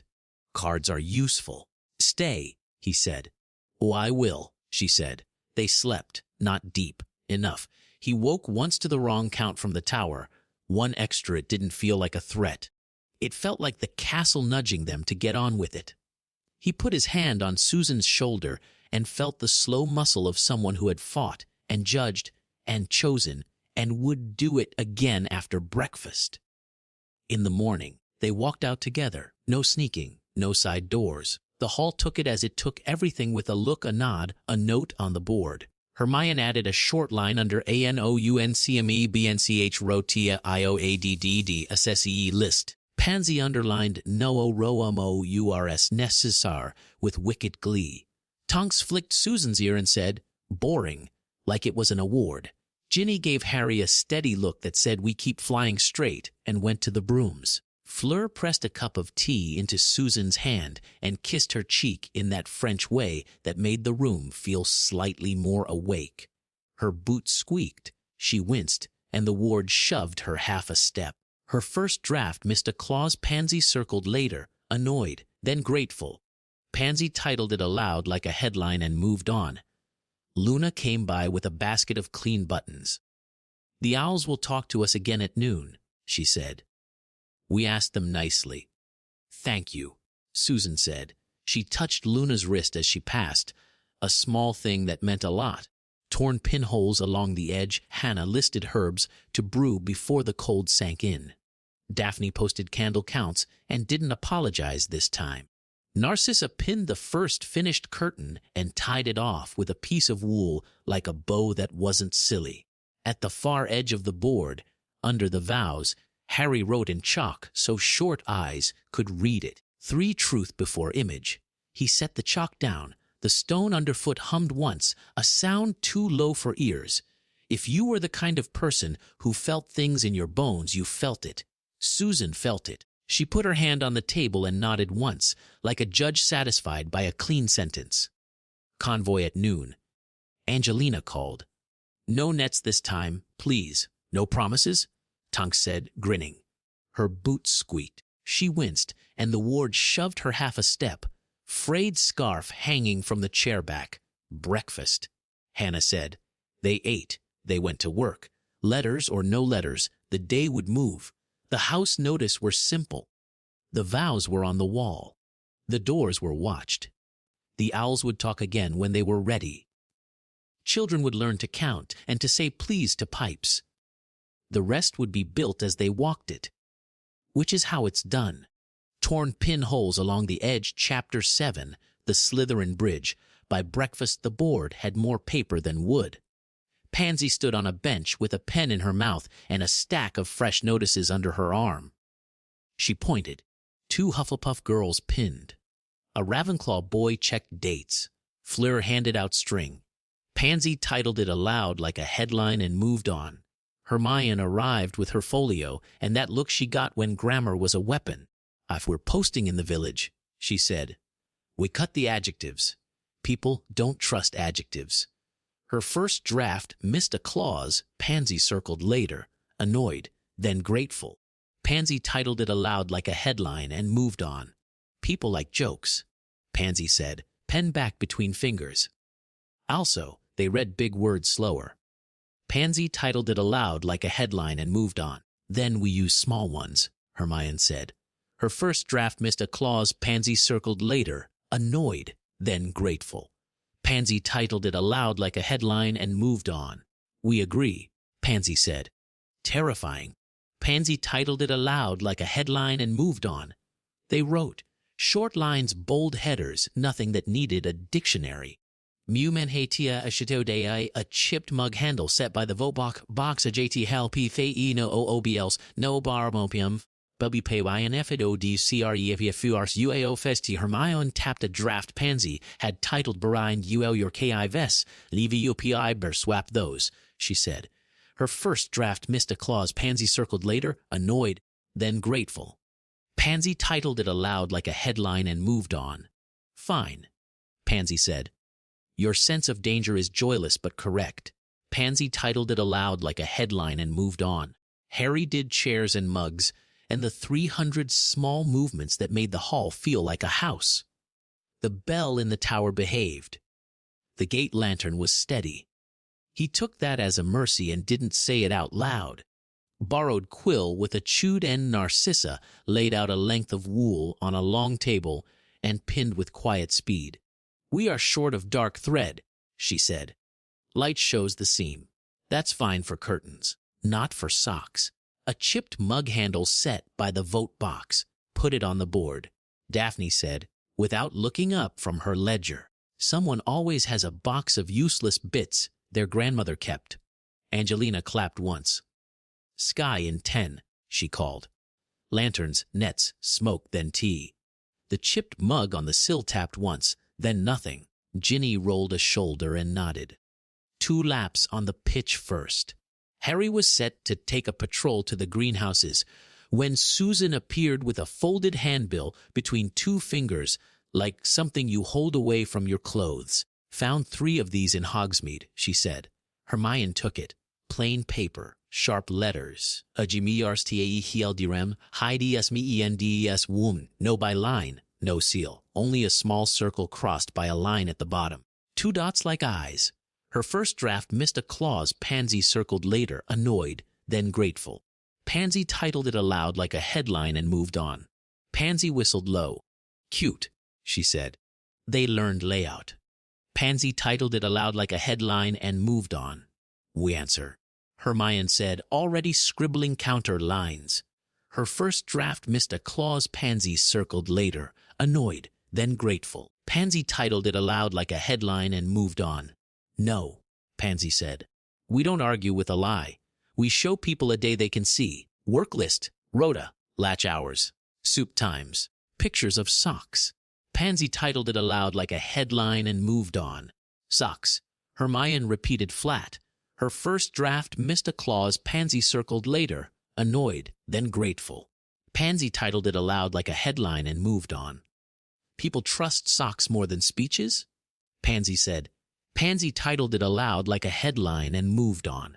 Unfortunately true, Susan said. Harry looked at the corner stamp, the little circle and line. Same mark, he said. Pansy clocked his face. Let me have that one, she said, and slid the handbill into her coat. I know a man who sells memories for money. He doesn't like being watched. I'll ask him who's paying for his ink. Pansy titled it aloud like a headline and moved on. Not alone, Hermione said. Her first draft missed a clause Pansy circled later, annoyed, then grateful. Pansy titled it aloud like a headline and moved on. Obviously, Pansy said. I'm bringing my terrifying grammar nanny. Pansy titled it aloud like a headline and moved on. I'm not. Hermione started, then huffed and grabbed her scarf. Fine. Her first draft missed a clause Pansy circled later, annoyed, then grateful. Pansy titled it aloud like a headline and moved on. Tonks tossed Pansy a hat as she passed. It's cold, she said, and you look better in green. Her boot squeaked. She winced, and the ward shoved her half a step. Pansy titled it aloud like a headline and moved on. Pansy sniffed at it, put it on, and pretended she hadn't. Pansy titled it aloud like a headline and moved on. The well in Hogsmeade steamed. Women talked there like a kettle that never quite boiled. Pansy put up a notice titled WSHWRDOEINGWHY and watched the faces change shape as people read. Hermione held a smaller sheet that explained Susan's hearing table and what restorative meant in 2 sentences a tired person could carry home. Her first draft missed a clause Pansy circled later, annoyed, then grateful. Pansy titled it aloud like a headline and moved on. A woman in Slytherin green stopped at the edge of the crowd. She didn't step in. She didn't leave. Mrs. Roll, Narcissa said, voice soft behind them. A chipped mug handle set by the vote box. The woman's mouth went hard. I don't speak to traitors. A boot sole cracked down the middle. You're speaking now, Narcissa said. Come to the school. There's soup. We don't take charity, Mrs. Roll said. We pay our own way. Fine, Narcissa said. Bring onions. Mrs. Roll blinked, met that calm head on, and then, not much, relaxed. We have onions, she said. A chipped mug handle set by the vote box. Bring jars, Hannah said, arriving with a basket on her arm. We swap. No one goes home empty. Pansy watched the edge of the crowd, where the man with the careful smile had set up his coins again. He saw her see him and didn't blink. She smiled back like a cat at a window. Pansy titled it aloud like a headline and moved on. Go on then, Hermione said dry. Ask your friend about his printing press. Her first draft missed a clause Pansy circled later, annoyed, then grateful. Pansy titled it aloud like a headline and moved on. He'll lie first, Pansy said. Pansy titled it aloud like a headline and moved on. Then he'll tell the truth by accident, Hermione said. People always do if you let them. Her first draft missed a clause Pansy circled later, annoyed, then grateful. Pansy titled it aloud like a headline and moved on. They walked over as 2/4 years pasted LATCHAURS beside the sweet shop door. Afternoon, Pansy said to the coin man. Pansy titled it aloud like a headline and moved on. He spread his hands. A joy. You're selling lies now, she said. Light. Ink, smudged notice, I sell paper, he said. What's printed on it is the buyer's business. Torn pinholes along the edge, Hermione offered him a half smile that wasn't kind. What you're selling is conspiracy to defame. Her first draft missed a clause Pansy circled later, annoyed, then grateful. Pansy titled it aloud like a headline and moved on. Big word, he said. Print it for me. Pansy leaned in. You're not funny, she said. Pansy titled it aloud like a headline and moved on. Sometimes I am, he said. Wants to know my client list? Your options are names now, Hermione said, or my friend Susan's table later. Her first draft missed a clause Pansy circled later, annoyed, then grateful. Pansy titled it aloud like a headline and moved on. He looked past them at the QESTOs sign by the baker's wall. He didn't like benches. He liked alleys.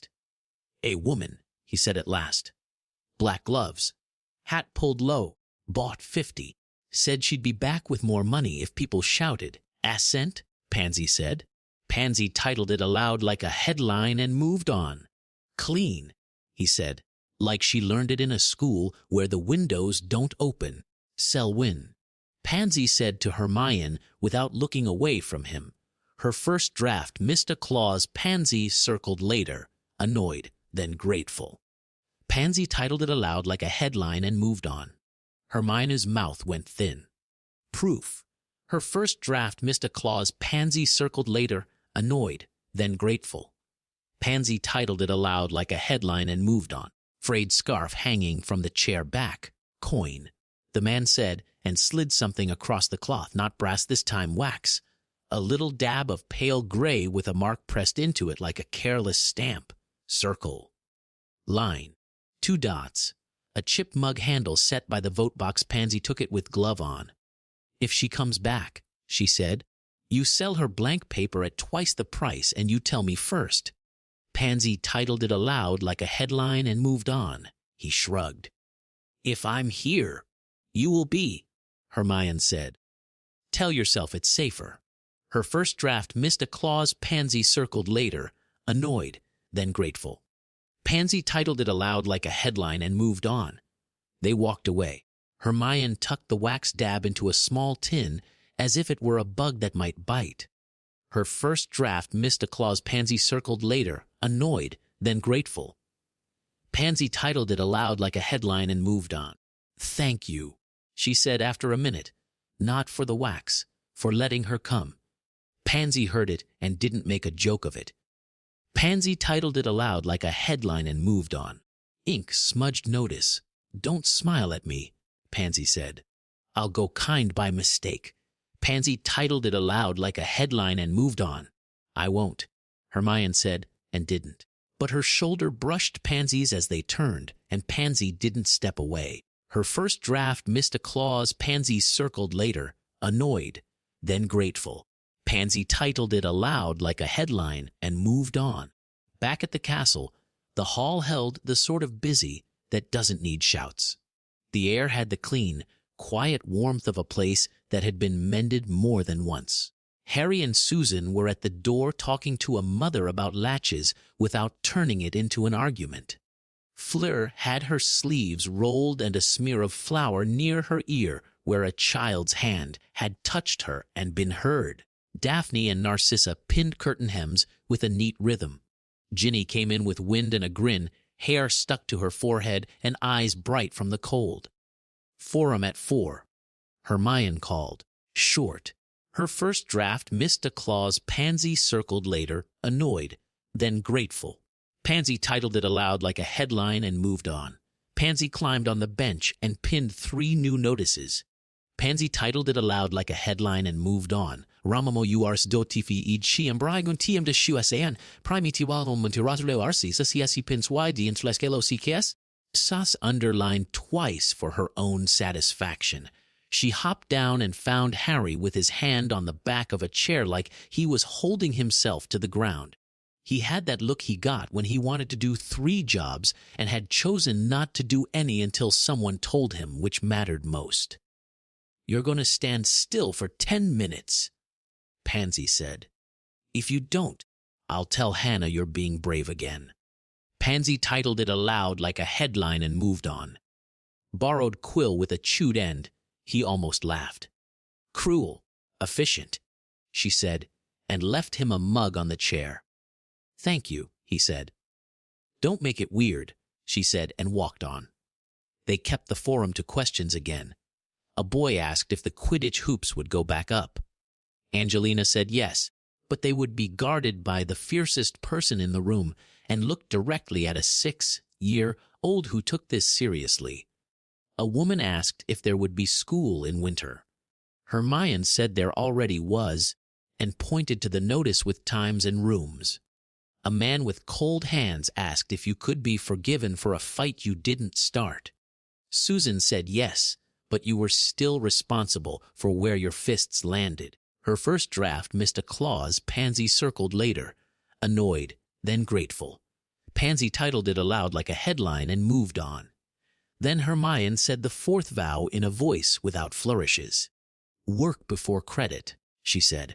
We do the job before we write our names on it. If we take praise that doesn't belong to us, we put it back. Her first draft missed a clause Pansy circled later, annoyed, then grateful. Pansy titled it aloud like a headline and moved on. People repeated it like a line from a recipe. The floor warmed one breath. The ceiling didn't fall in. Hannah smiled without showing her teeth. Right, Pansy said, when the room began to unclump. Runners with me.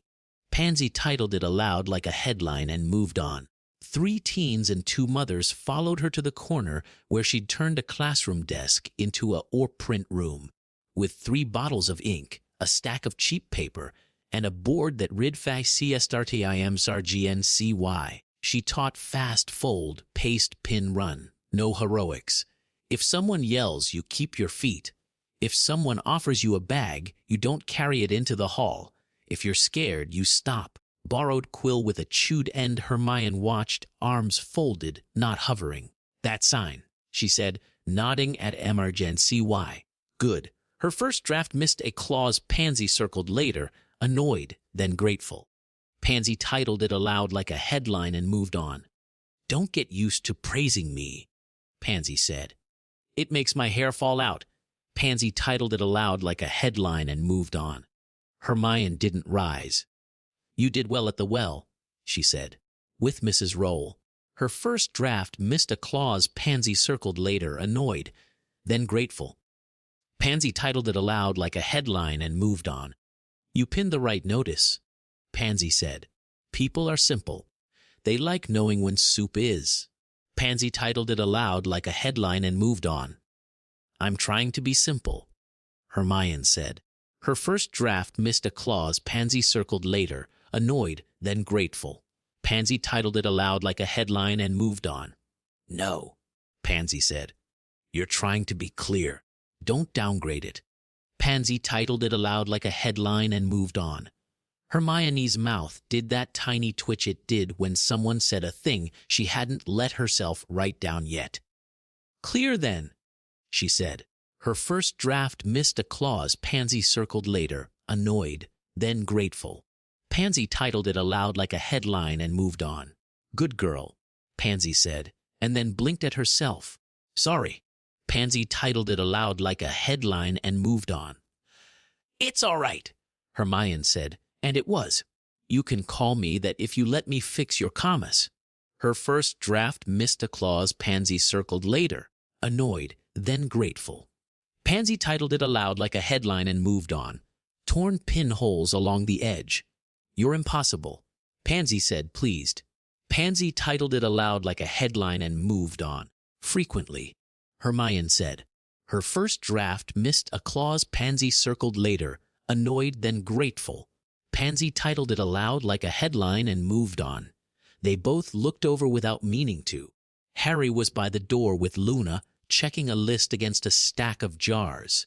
He said something that made Luna's eyes go bright in that still way she had when the world was clicking. He set the list down like it weighed less than it had when he picked it up. You're thinking a thought, Pansy said. Pansy titled it aloud like a headline and moved on.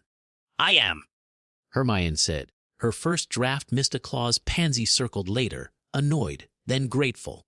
Pansy titled it aloud like a headline and moved on. Me too, Pansy said. Pansy titled it aloud like a headline and moved on. They didn't say it there. They had a day to finish. The attack came late and small. A man with prophet credentials that looked like they'd been printed on a blanket. He asked to see the men's wing and was surprised when 3 witches answered him and walked him back to the gate with a smile and a do come again never. He left a bag by accident that wasn't. Inside, more handbills and a note that read EQINOX in a hand that wanted you to know it had gone to school. Susan set the bag on her table, wrote, evidence, on a tag, and asked Fleur to bake something with too much spice. A chipped mug handle set by the vote box. Why spice? Pansy asked. Pansy titled it aloud like a headline and moved on. Because it makes people remember not to touch their eyes after. Fleur said. You're frightening. Pansy said. Pansy titled it aloud like a headline and moved on. I am useful, Fleur said. The evening pulled in. The lanterns were trimmed, names written in steady hands. The hall hummed with the small talk people do when they're tired and don't want to say I'm frightened out loud. Hermione found Harry in the library, where the heat never quite reached. He was adjusting a window wedge with his wand, face intent, sleeves pushed up. He didn't hear her until she touched the edge of the table. Her first draft missed a clause Pansy circled later, annoyed, then grateful. Pansy titled it aloud like a headline and moved on. Hi, he said. Hi, she said. You have ink on your cheek. He cleaned it with the back of his wrist and made it worse. She laughed and used her thumb. Hold still, she said. He did. She didn't pull her hand back when she was done. He covered it with his. A boot sole cracked down the middle. We're right house notice so we can live under them, she said. I like our house notice. Me too, he said. A chipped mug handle set by the vote box. I want you, she said, blunt and warm and scary, because she had decided to be honest without a speech. Not because you're a symbol. Because you make rooms kinder by just standing there. Because you ask before you grab. Because you're clever in the ways that keep people alive and stupid in the ways that make them like you. I want you, he said. Because you're careful with the truth, even when it makes you less popular. Because you don't like being wrong, but you admit when you are. Because you make me put things on the board when I want to put them in a corner. Would tell them, she said. Would tell them, he said. And we keep the rota, she said, and privacy, and time. Yes, he said. She stepped into him. Not dramatic. He set his palm at her hip. She kissed him like ink drying. No fuss. He kissed back like warm tea. She made a sound that wasn't a word and put her hand at the back of his neck like she was committing to being here, now with her mouth and her will. Room, he asked. Borrowed quill with a chewed end. Room, she said. They chose one with a latch and a rug and a chair that didn't creak. She shut the door and leaned back against it and exhaled like she'd put something heavy down. He touched her wrist. She pressed his knuckles to her cheek. Tell me if I'm rushing you, he said. You aren't, she said. But I'll tell you if you do. They kissed like people who had learned to put their egos down and pick up each other's time. He asked. She answered. He laughed once because she called him ridiculous when he tried to fold a blanket and failed. She laughed because he took it seriously and then stopped taking it seriously. Ink-smudged notice. Lantern, he asked. Low, she said.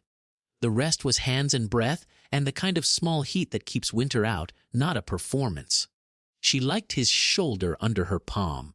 He liked the quiet noise she made when he slowed down instead of speeding up. They kept it human. They kept it theirs.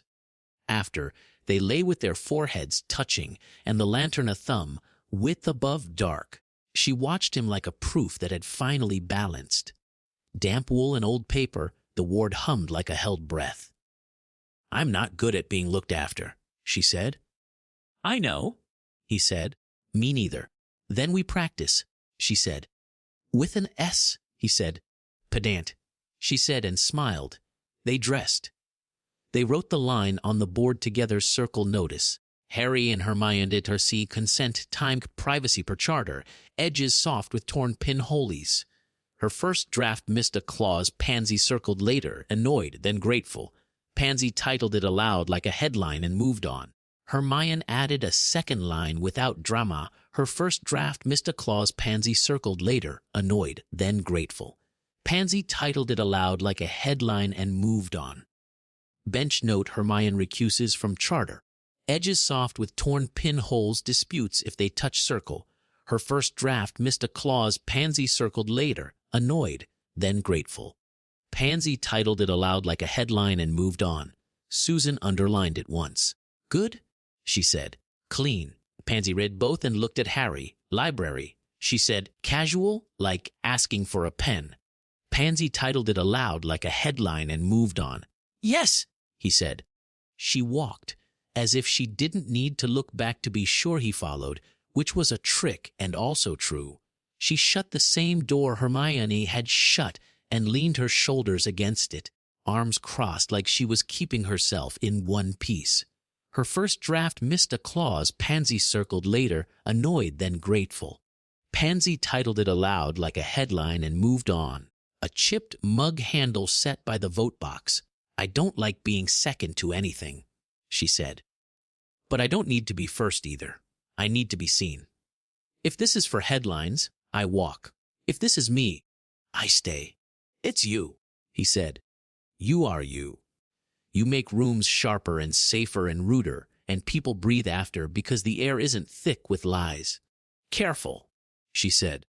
You nearly complimented me like a poem. No poems, he said. She stepped in and reached up and held his face like she was trying to decide whether his bones were the right shape for this. You ask, she said, even when you know the answer. I ask, he said. Do you want me? A chipped mug handle set by the vote box. Yes, she said. Say my name first. Pansy, he said. Pansy titled it aloud like a headline and moved on. Borrowed quill with a chewed end, she kissed him like the end of a long laugh. He kissed back like he'd been waiting to be told a secret, and it was this. She swore under her breath once when his hand found the right bit of her back, and he smiled against her mouth, and she bit his lower lip lightly to make a point, and then kissed him harder to take the point back. Lantern, he asked, because he had learned the shape of nights now. Half, she said. I like to see the stupid faces you make. He made one on purpose, and she snorted and pushed him, and he caught her wrist, and they settled. No show, no score, just warmth and the small unbuttoning of a person who has learned to be hard because it was the only safe thing and is choosing to be soft because now there is a door with a latch and someone on the other side who will keep it.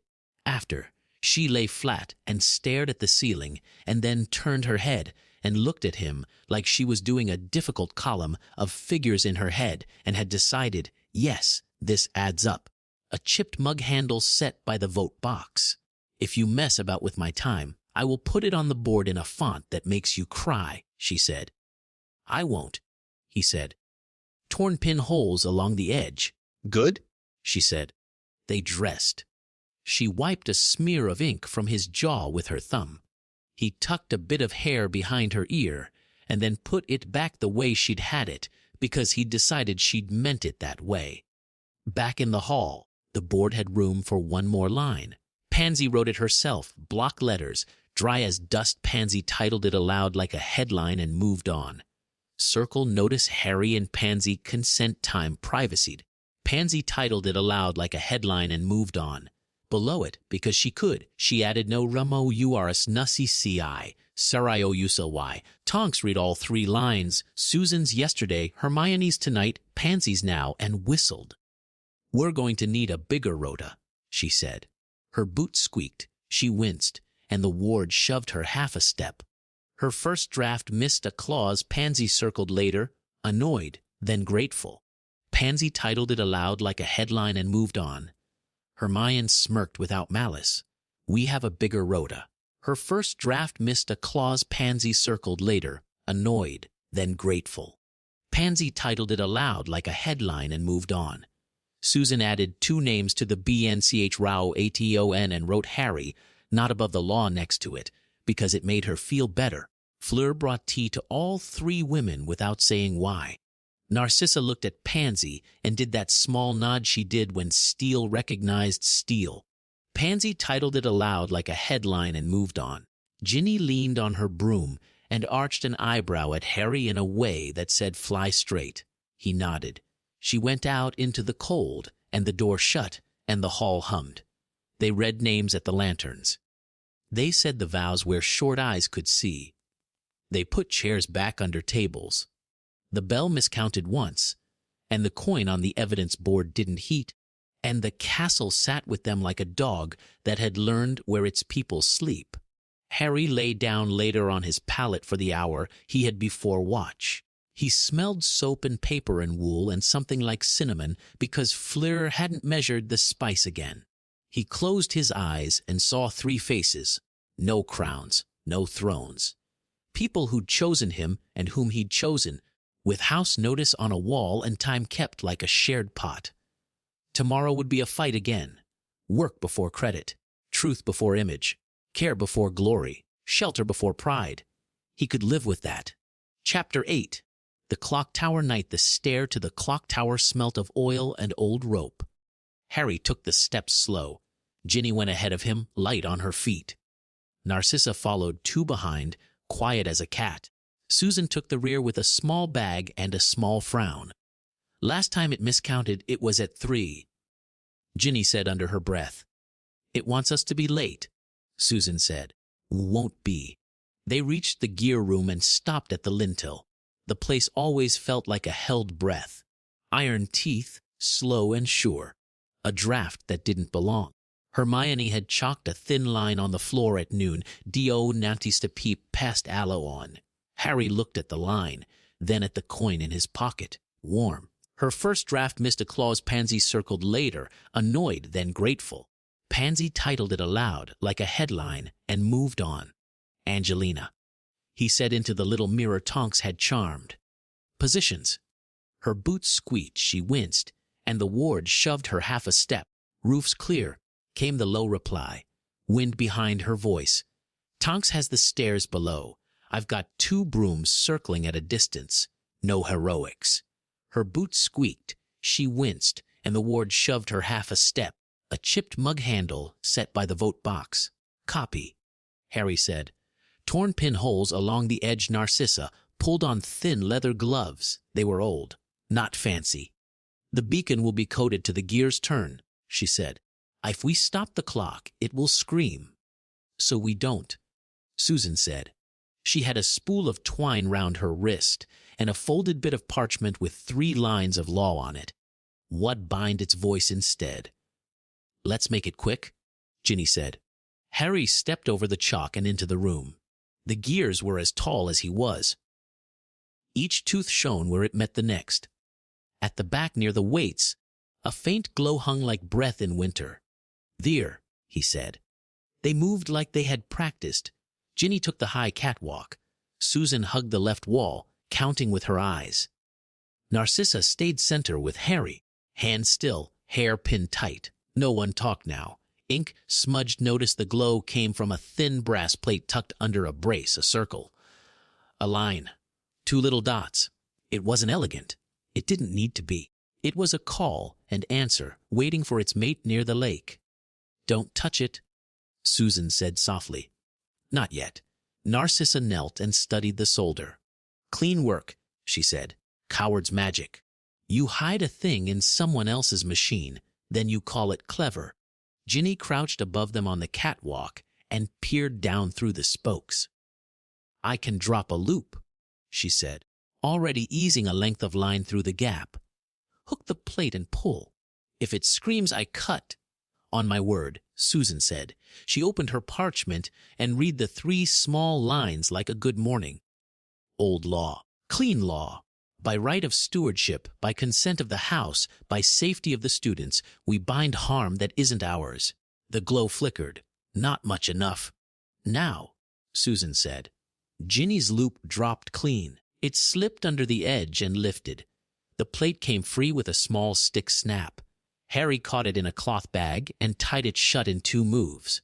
The gears never missed a beat. Go, Harry said. They went. No speeches. Down the stair. Past Tonks, who grinned like she could smell a win. Out into the cold. Her boots squeaked, she winced, and the ward shoved her half a step. On the tower walk, Angelina landed hard enough to make the tiles clink and looked at the bag. Pretty, she said. Ugly? Both, Harry said. Anyone see you? she asked Ginny. Two shadows on the north roof, Ginny said. They didn't like their footing. Good, Angelina said. Call your play next time. Tonks rotate the watch. We're not done being sensible. Her boot squeaked. She winced, and the ward shoved her half a step. They cut down the back stair to the great hall. The place was warm. The boards had been moved to the side for names at lanterns. Hannah had a pot going with spice fleur like to forget to measure. People looked up the way people do when they hear boots and see faces that aren't bleeding. Then they went back to bowls and blankets and low talk. Iron sat on his tongue, grit pressed under his palms. Pansy met them at the door and held out a clean tray. Evidence, she said. Pansy titled it aloud like a headline and moved on. Harry put the bag on it. Susan set her 3-line parchment beside it and wrote COCK2 war Bixum, ovid in block letters.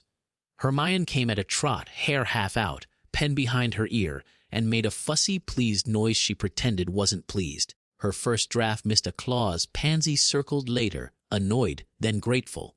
Pansy titled it aloud like a headline and moved on. Good, she said. Roof, 2 shadows, no nets, Ginny said. Workshop after tea, Hermione said. I want to show the older years how to spot the solder marks. Her first draft missed a clause. Pansy circled later, annoyed, then grateful. Pansy titled it aloud like a headline and moved on. Right, Harry said. Narcissa stepped back as if she were removing herself from the center on purpose. She peeled off her gloves and put them in her pocket. I'll tell the mothers the clock is true again, she said. They will sleep better. Do, Hermione said, grateful without ceremony. Her first draft missed a clause. Pansy circled later, annoyed, then grateful. Pansy titled it aloud like a headline and moved on. Harry felt the slowed thud in his chest that followed a risk done well. He set a hand on the table and let himself breathe. Ginny nudged his arm. Susan touched the back of his wrist, once in the way that meant I saw you. Narcissa's eyes found his for half a second and said well done without saying it. They broke to jobs. Angelina took the older years to the far corner with a coil of rope and a dish of solder and a talk about stupid things that save ankles. Pansy pinned a new notice over yesterday's lie, CLO CGHT. Sup atix. Laitch urs ramai nder. Hermione wrote Bieki oordis magic on the board and underlined cowardi with obvious spite. Fleur drifted a little heat to the doorway with a small set of old words and no show. Her first draft missed a clause. Pansy circled later, annoyed, then grateful. Pansy titled it aloud like a headline and moved on. Borrowed quill with a chewed end after names at lanterns. After Susan's short, clean talk about the morning's hearings. After Tonks had made 3 jokes and then let the room go quiet again, they found each other. Her boots squeaked, she winced, and the ward shoved her half a step. Ginny's wrist had a rub from the loop. Hannah saw it before Ginny said a word and made her sit. Don't be brave, Hannah said. It's dull. I'm never brave about wrists, Ginny said. I'm brave about daft things. Good, Hannah said, rapping with neat fingers. Be brave about cake next time.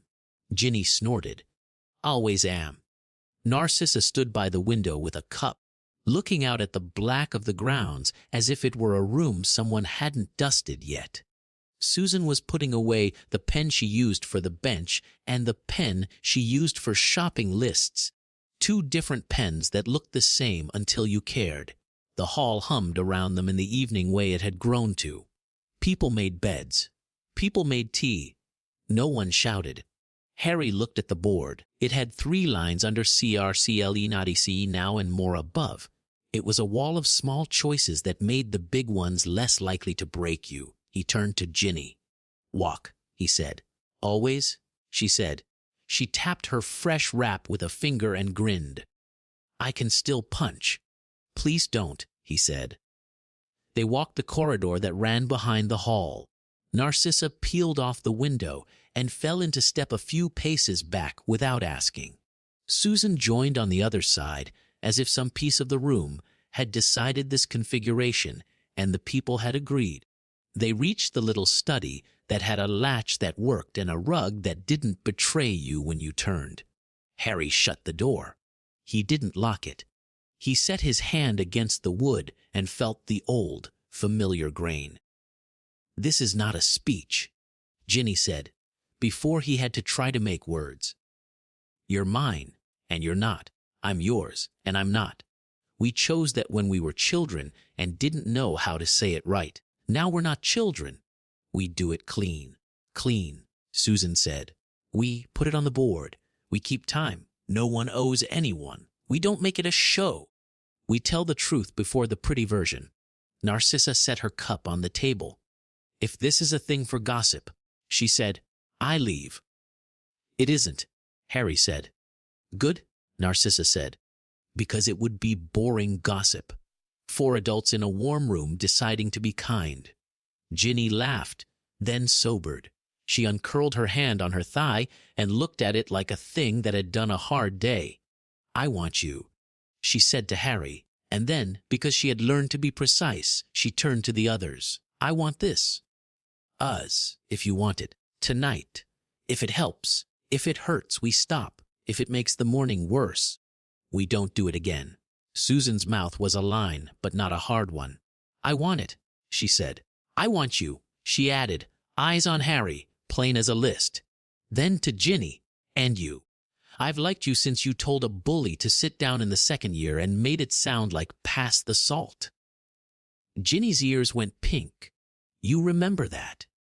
"I remember most useful sentences," Susan said. They looked at Narcissa.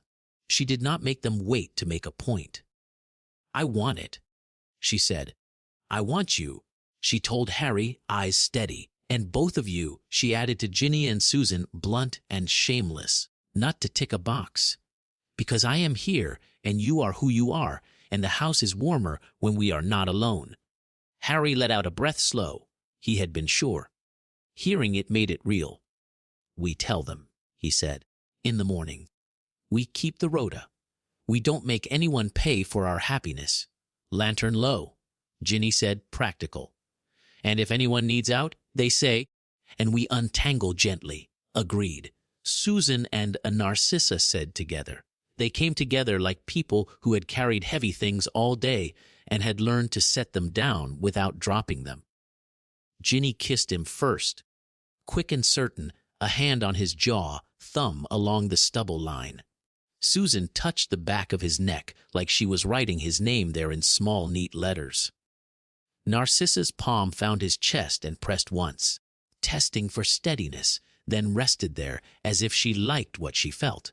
He asked with his eyes. They answered with theirs. He touched Ginny's wrapped wrist, and she nodded. He brushed a knuckle along Susan's cheekbone, and she leaned in. He put his hand over Narcissa's gloved fingers, and she turned her hand and took his. Frayed scarf hanging from the chair back, they kissed in turns, and then not in turns. No show, no performance. Ginny's mouth was warm and sure. Susan's kiss tasted of tea and iron. Narcissa kissed like a person who had learned how not to rush and never forgot the lesson. They laughed once when elbows knocked, and then stepped closer, and it got easier. Hands found places that meant comfort, not spectacle. Shoulders, backs, fingers laced like good rope. Lantern, Susan said, and Ginny lowered the wick with a twist. Iron sat on his tongue, grit pressed under his palms. They kept it human. Clothes were folded, not flung.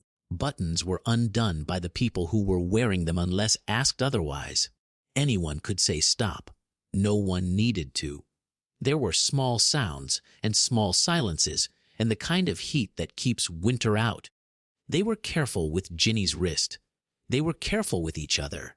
Harry didn't try to be a king. He didn't try to be a door. He was a man who asked and was answered, again and again, until the asking wasn't a question anymore. It was a rhythm. When they lay down, it wasn't a tangle so much as a braid.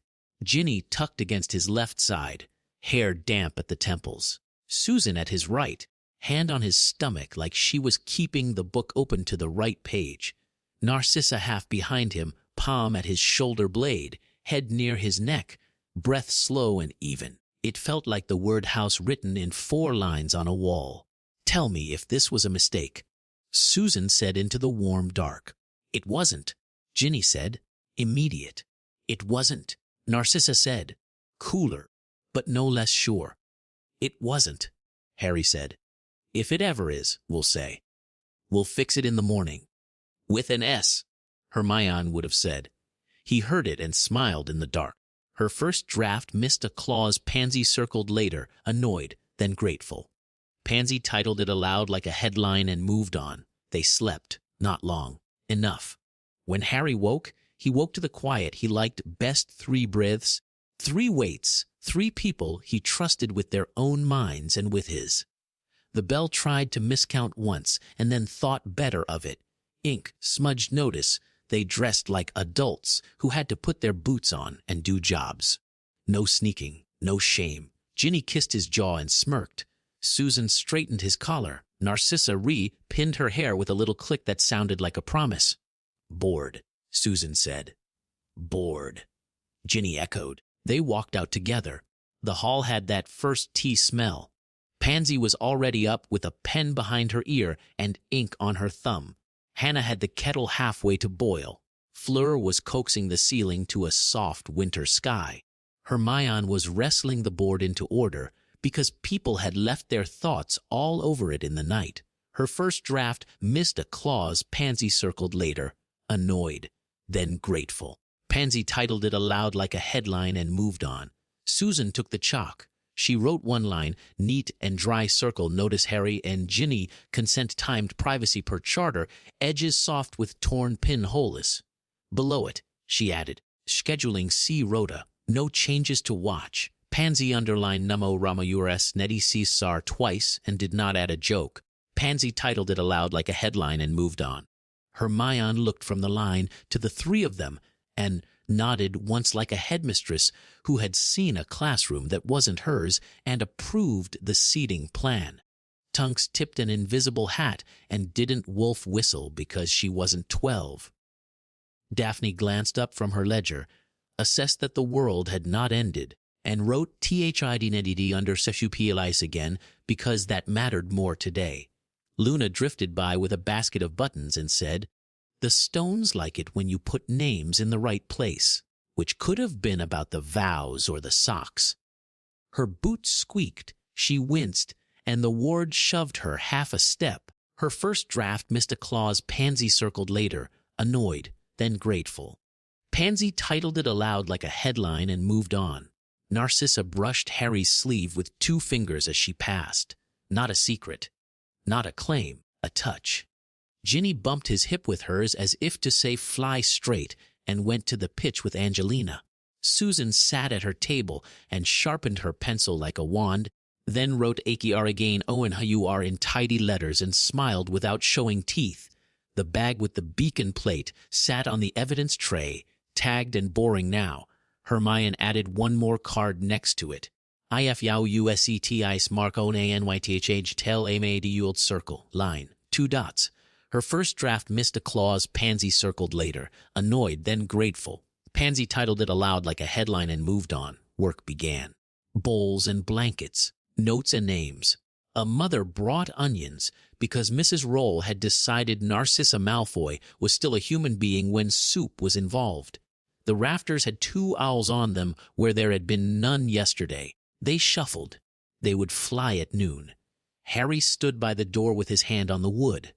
The house hummed the low hum of a place choosing itself every hour. He let the sound soak in. He was tired and not unhappy. Angelina's whistle cut the morning. "Ski," she yelled.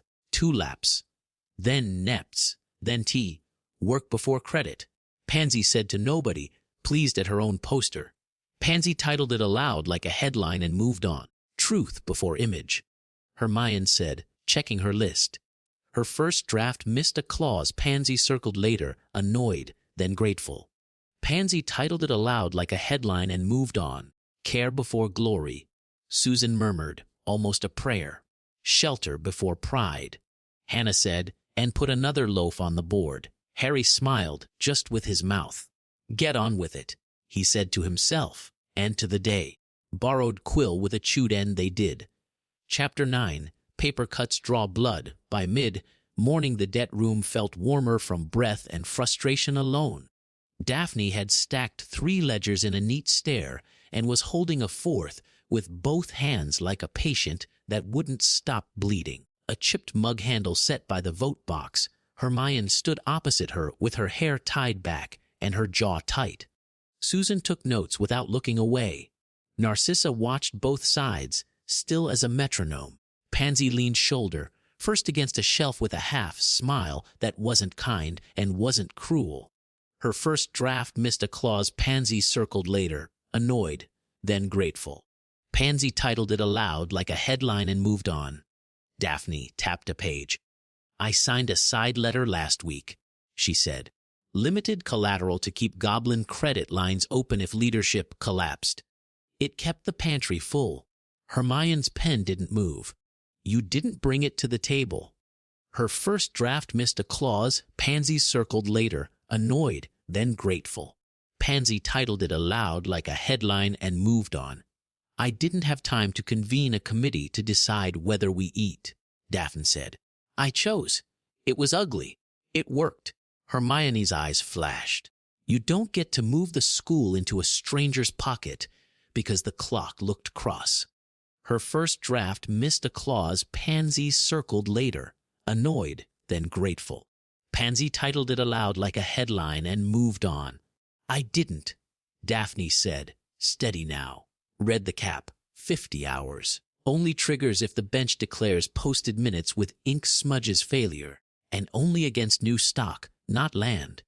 Still a foot in our door, Pansy said. Vultures love a good hinge. Pansy titled it aloud like a headline and moved on. Narcissa put a gloved finger on the margin. She's right about the cap, she said.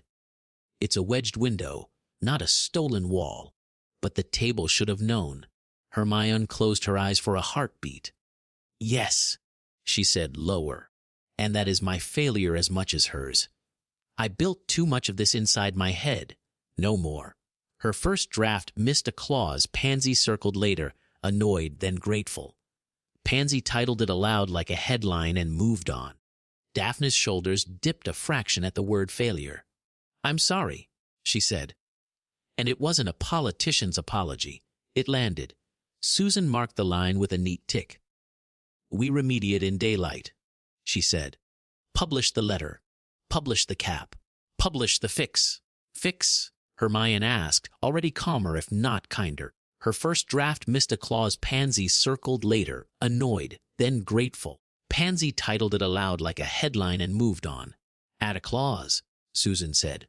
Any emergency paper expires in 36 hours unless ratified at forum.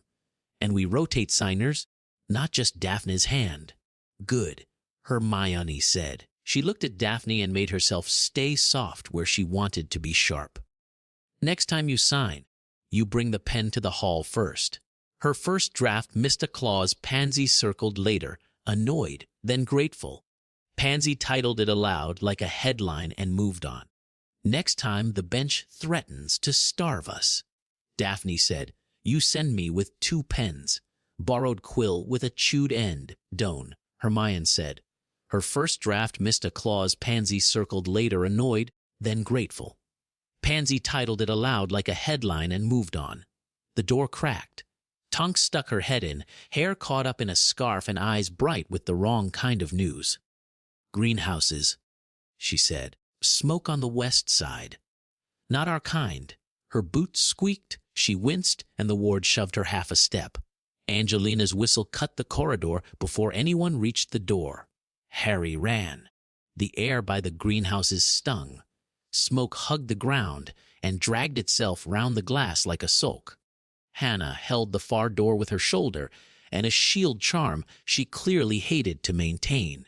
A scattering of first-years crouched behind a compost bin with their heads down, doing exactly as they'd been told. Good, right, Angelina said, taking the corner of the yard with her hand for a second like she could feel the wind turn. Smoke wall there. Ginny cut the roll. Tonks your left. Potter with me.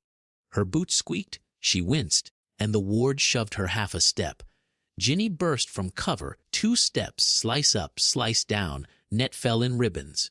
Tonks went low and mean, kicked a boot out from under a shadow, then hooked a wrist and took a wand like she was tidying a drawer.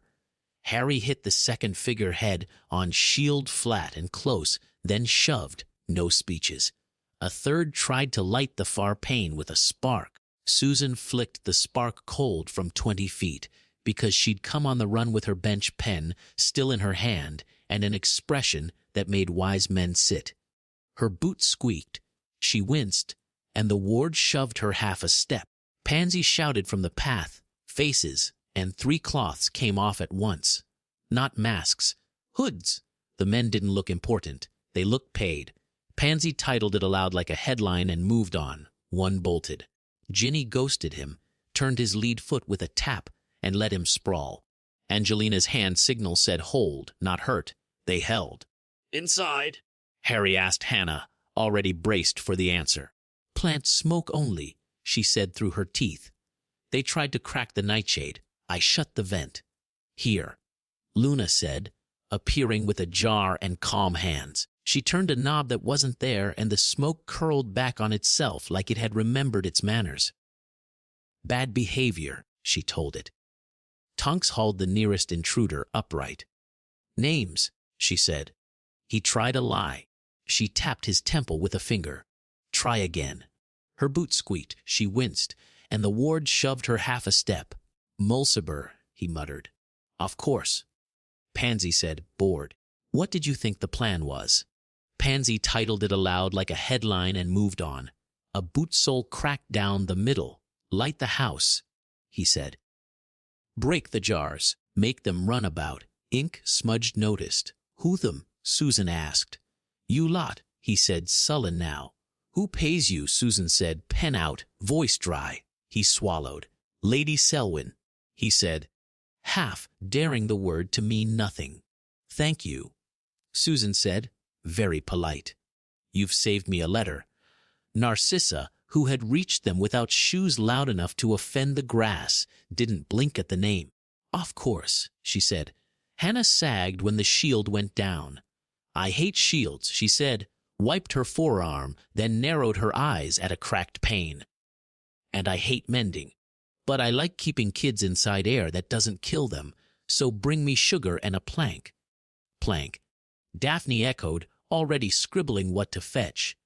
"And dark thread." Someone finally brought dark thread. "I did," Mrs. Roll said from the path, onions in her basket, as if nothing were wrong. "Because Narcissa Malfoy said soup does not ruin itself." "Welcome to the party," Pansy said. Pansy titled it aloud like a headline and moved on.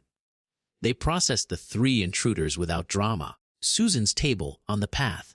Names, the simple story. Outcomes, work for damages, public apology, barred from greenhouses until Hannah said otherwise. No humiliation.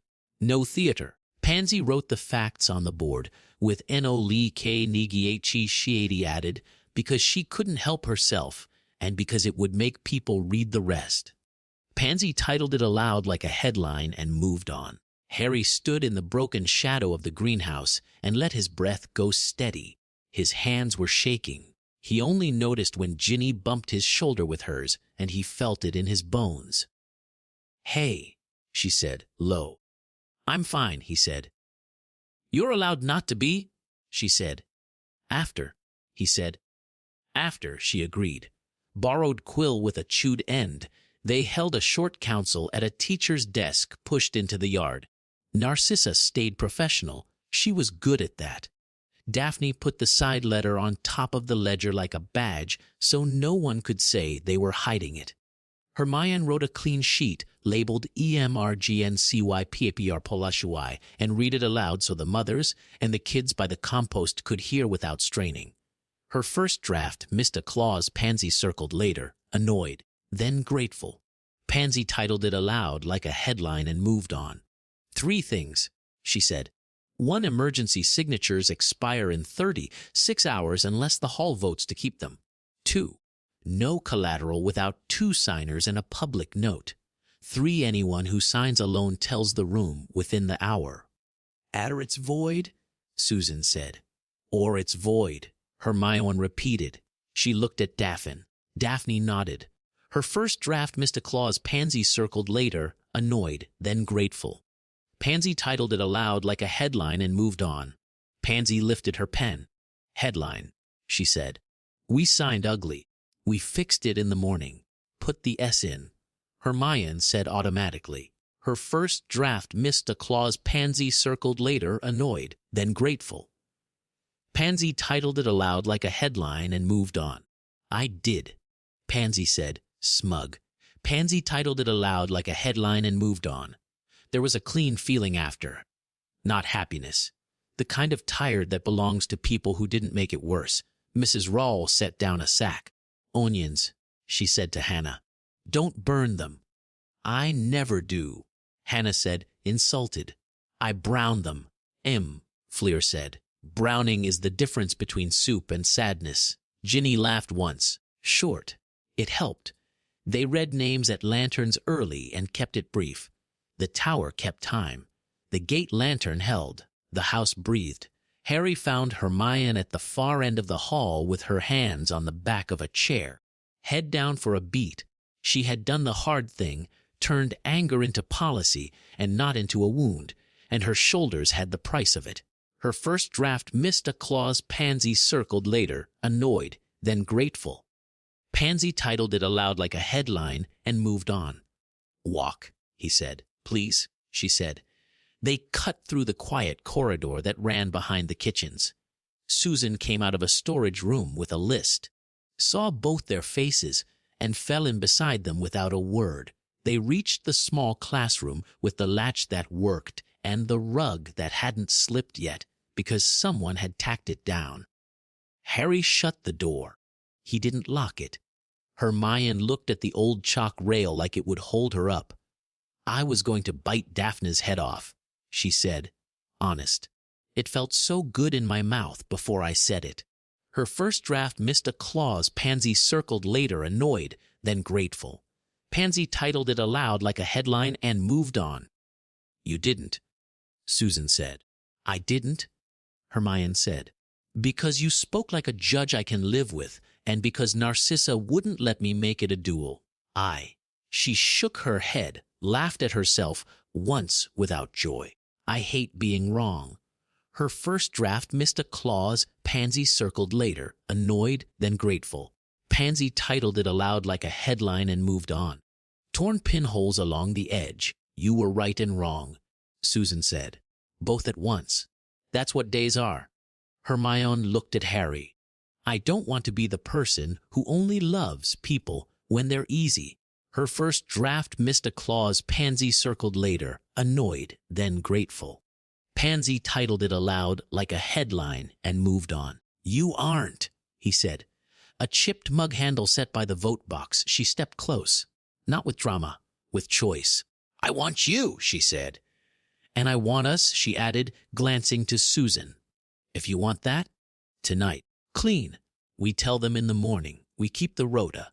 We keep the bench clean. Susan didn't blink. Yes, she said. I want you, she told Harry plain. And you, she told Hermione, not blushing, not performing. I should write a recusal that covers this properly so I don't turn a bed into a bench.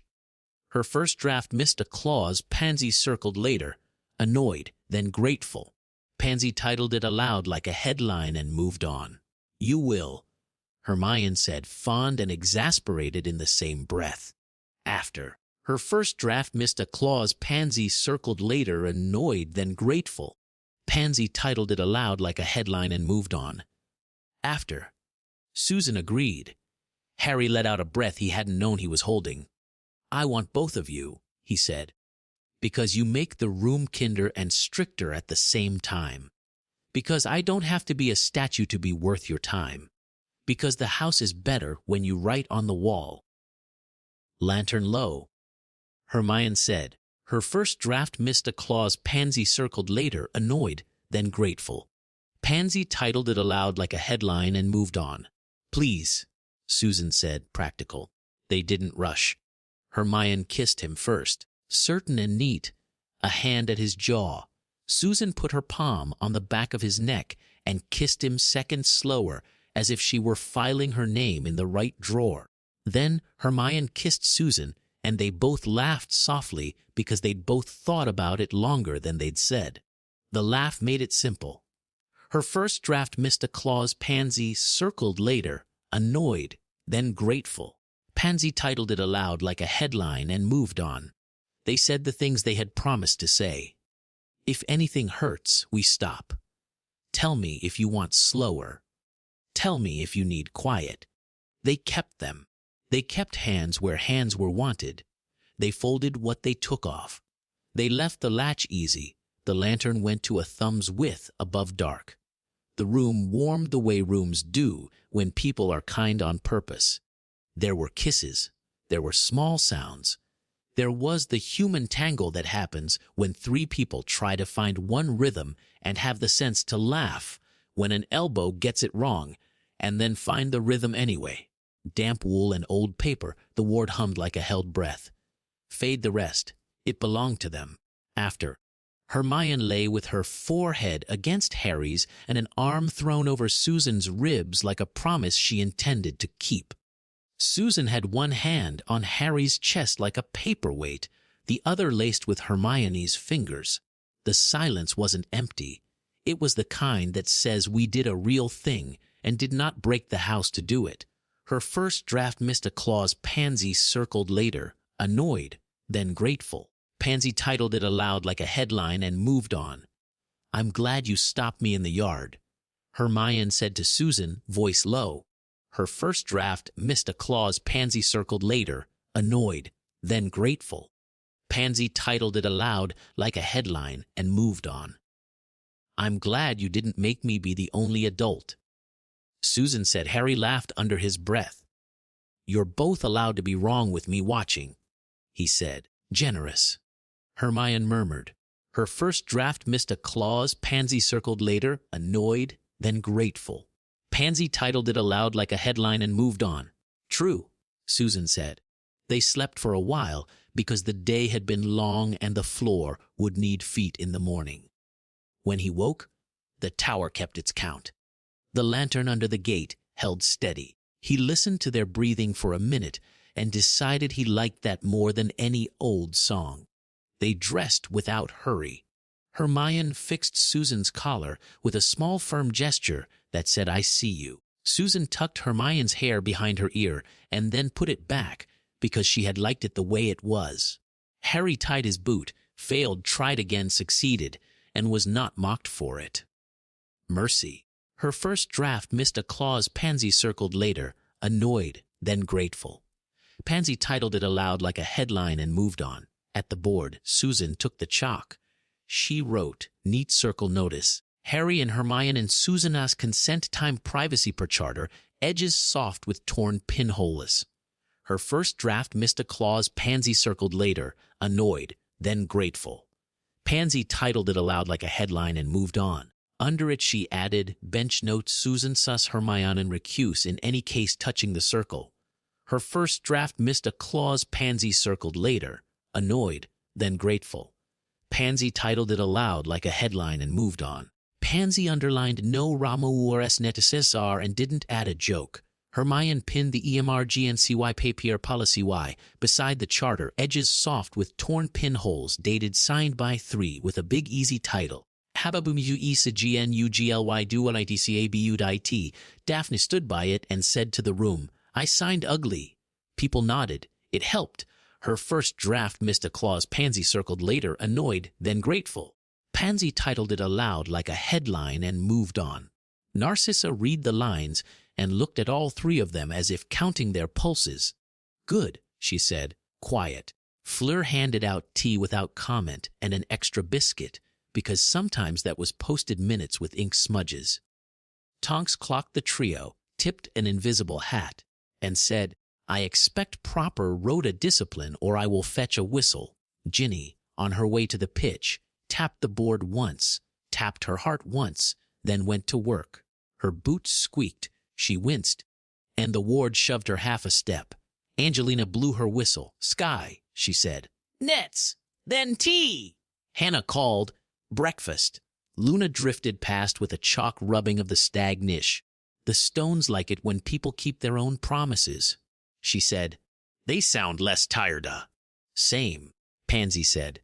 Pansy titled it aloud like a headline and moved on. Harry put his hand on the door and felt the house hum that low note it had started to make on good mornings. Paper cuts still stung. The greenhouse still needed a pane. Selwyn's name would not sit down just because they had written it on a card. But the board was honest. The vows were in order. The kids knew where the latches were. The socks would be ready by Friday if no one had ridiculous feet. He could live with that. Get on with it, he told himself and the day. And they did. Chapter 10. The Owline Break Ink. Smudged notice. The bench sat at noon. They didn't make a show of it. No one wore robes. No speeches. 3 goblins at a plain table in a cold room with walls that kept their own counsel. Narcissa set the little black case down with the space behind her eyes steady. Susan slid the charter, edges soft with torn pinholes across. Hermione read the emergency paper policy aloud, short and clean. Daphne stood on the numbers. Harry stood behind them with his hands in his pockets and the good sense to let other people say the right words. Her first draft missed a clause Pansy circled later, annoyed, then grateful. Pansy titled it aloud like a headline and moved on. The bench asked 3 questions that mattered and 7 that didn't. They liked the 7. It told them who was bluffing. Ink smudged notice. Founding clause, said the middle one, tapping the page. You say it is a trap. It is a wedge, Narcissa said.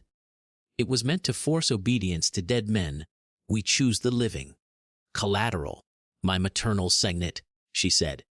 Held by your hand until the clause is void, or forever if we break the terms. We won't. The left goblin watched Hermione when she spoke. Transparency. Her first draft missed a clause Pansy circled later, annoyed, then grateful. Pansy titled it aloud like a headline and moved on. Minutes posted. Hermione said, emergency paper expires in 36 hours unless ratified in the hall. Her first draft missed a clause Pansy circled later, annoyed, then grateful. Pansy titled it aloud like a headline and moved on. Frayed scarf hanging from the chair back, the right goblin watched Susan. Punishments. Restorative first, Susan said. Labor apology fines if we must. Banishment last. No dungeons. No lies. They whispered like water in a pipe. They stamped a seal once, then twice. Clause void on interim. The middle one said, subject to no evidence of posted minutes with ink smudges failure in 90 days. Signet held until declaration of permanence. Warm socks advised. Always. Tonks muttered from the door. Her boot squeaked. She winced, and the ward shoved her half a step. Frayed scarf hanging from the chair back, they walked out with the air feeling new around their faces and a single sheet in Susan's hand that weighed more than it looked. It didn't fix winter. It made a clean line through a bad paragraph. That was enough for a day. Tea, Hannah said when they came in. I don't care who you are. She had onions browning in the big pot, and the smell turned the room into a kitchen, not a court.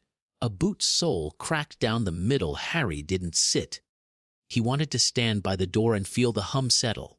He got half his wish. Harry. Ginny's voice, quick, from the entrance. Torn pinholes along the edge, he went out with her into the thin pale light. A broom wheeled out of the cloud over the lake and came down hard enough to take breath. The rider pulled her goggles off with a shake and grinned like a dare she'd kept. Cho, Ginny said, already reaching to help with the strap on the message satchel. You made speed. Wind behaved, Cho said, breath steaming. Ministry lines are a snarl. I went round. Harry hadn't seen her since July. She looked older. Everyone did. Her hair was shorter. Her eyes had that steady way flyers get when they've watched weather all day and learned to believe their own hands. Hi, she said, and the grin softened. You look less dead than I feared. He said. We keep eating. Good trick, she said, and slapped his arm like they were still students. It helped. They took the stair to the Ollery together because she needed to check the lines herself. The birds were jumpy and silent. Two sat with their heads tucked in like stubborn thoughts. Something's catching them, she said, already moving to the ledges. She ran her fingers along a length of wire that didn't belong and pulled back with a hiss. Oh, Harry took the wire with his wand and lifted it away from the bracket 1 inch at a time. The wire keened, not loud, enough to make the owls flinch. Cho followed it to a little brass disc tucked behind a lintel. Circle, line, 2 dots. Same family, she said. Howard's magic. He pocketed it in a cloth bag and sent it to Pansy on the mirror evidence incoming. Pansy titled it aloud like a headline and moved on. Anything else? He asked. Chu squinted into the slats. They like corners, she said. If I were a bastard, I'd set another behind that cracked beam. He held the ladder. She climbed. He tried not to watch the space between her boots and the rung and failed like a polite man. She found the second disc with a sound of satisfaction tired people make when a thing goes right in exactly the way it should. Borrowed quill with a chewed end. There, she said, and dropped it neatly into his open palm. 2, maybe 3 in the tower. Check later. Already did, he said. Pulled one at the gear. Susan's making it boring in ink. Good, she said. She hopped down, light and sure. Boring is how you win. They ran the test. A short line to Hogsmeade, a longer one to a farm past the ridge, a third to a safe. Not Cho had set at the old Quidditch post when she was 17 and full of bad ideas. The lines thrummed. The owls ruffled and settled like they'd been told a stupid joke. Better, Cho said. If anyone tells you to go round, go round. Never straight, she told Ginny, who had followed and was watching the weather through the slats without moving her head. I know, Ginny said. I like living. Same, Cho said. Back in the hall, Pansy had already made a tray OWERDISCS Aramovid with 2 brass circles in a string bag pinned under EVID-NCE. She added NOLIKNG for form and then scratched it out and wrote NO TO UHIN because she could be sensible when it mattered. Pansy titled it aloud like a headline and moved on. Hermione pinned the bench stamp next to the charter, edges soft with torn pinholes. The words CIU's VOIDCINT RAM made the air feel a fraction less tight. Daphne wrote none dy silo ck started in her block hand. Susan underlined Pubelige twice and set the seal where short eyes could see it. Cho watched the board take on the new lines like a person who'd been hungry on the road and found the place she could sit with her back against something that didn't bite. You made a house, she said to Harry, quiet. We're trying, he said. You did, she said, and then lighter, and you made Pansy a job where her sarcasm keeps people safe. That's niche! Pansy titled it aloud like a headline and moved on. Pansy overheard. Of course. I'm a public service, she said. Pansy titled it aloud like a headline and moved on. You're a menace, Hermione said, not looking up from a list, which made Pansy's grin go small and private. Her first draft missed a clause Pansy circled later, annoyed then grateful. Pansy titled it aloud like a headline and moved on. Cho put her satchel on the table and unbuckled the flap. I've got 3 copies of the same lie the prophet is going to run tomorrow if no one stops them, she said. Anonymous source, 2 doctored photos. One of them is me. She slid the top proof across. It showed Cho with a man in a ministry coat, heads bent, coin passing between hands. If you didn't know how layovers worked, you'd think she was taking money.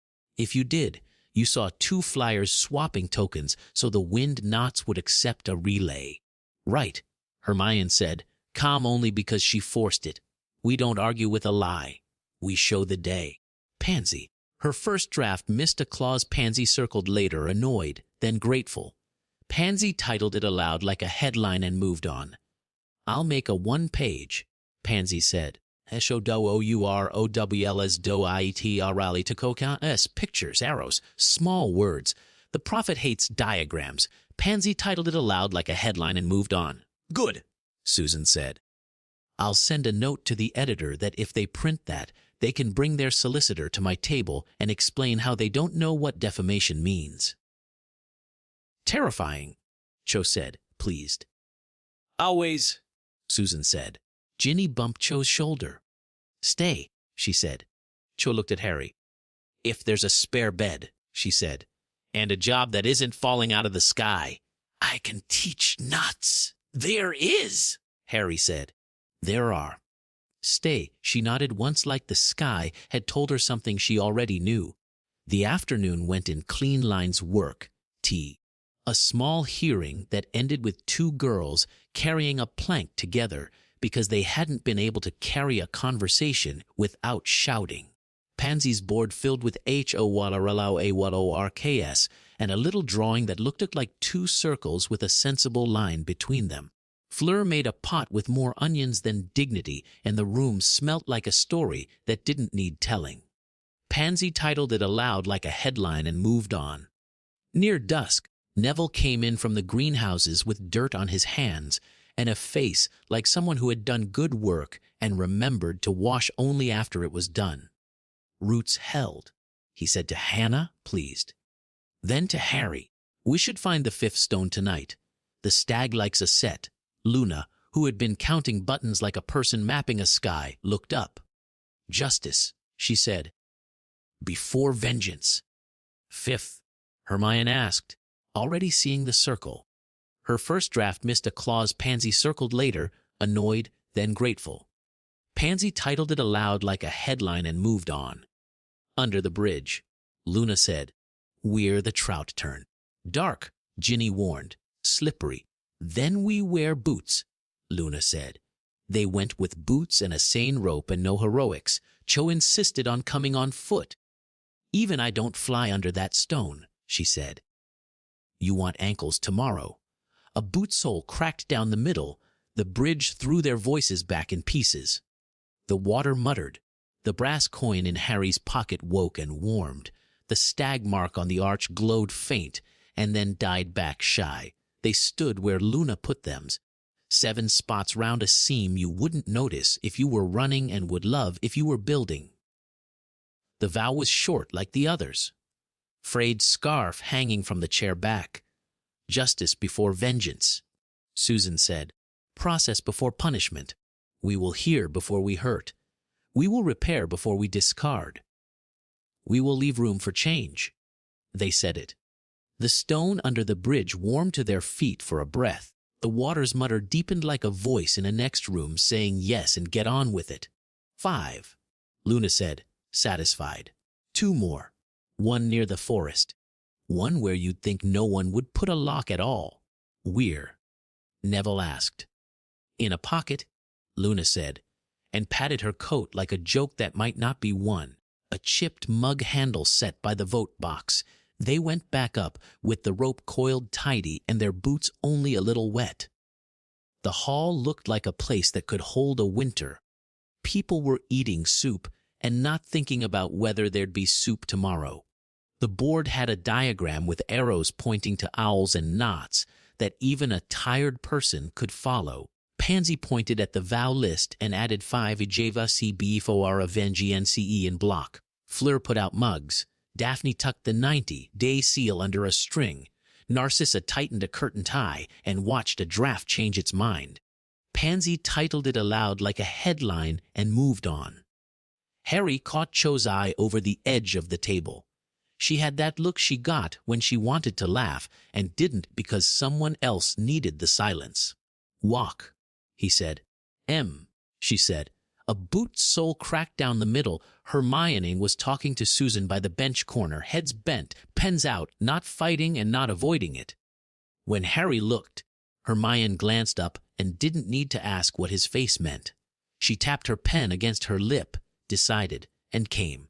Her first draft missed a clause Pansy circled later, annoyed, then grateful. Pansy titled it aloud like a headline and moved on.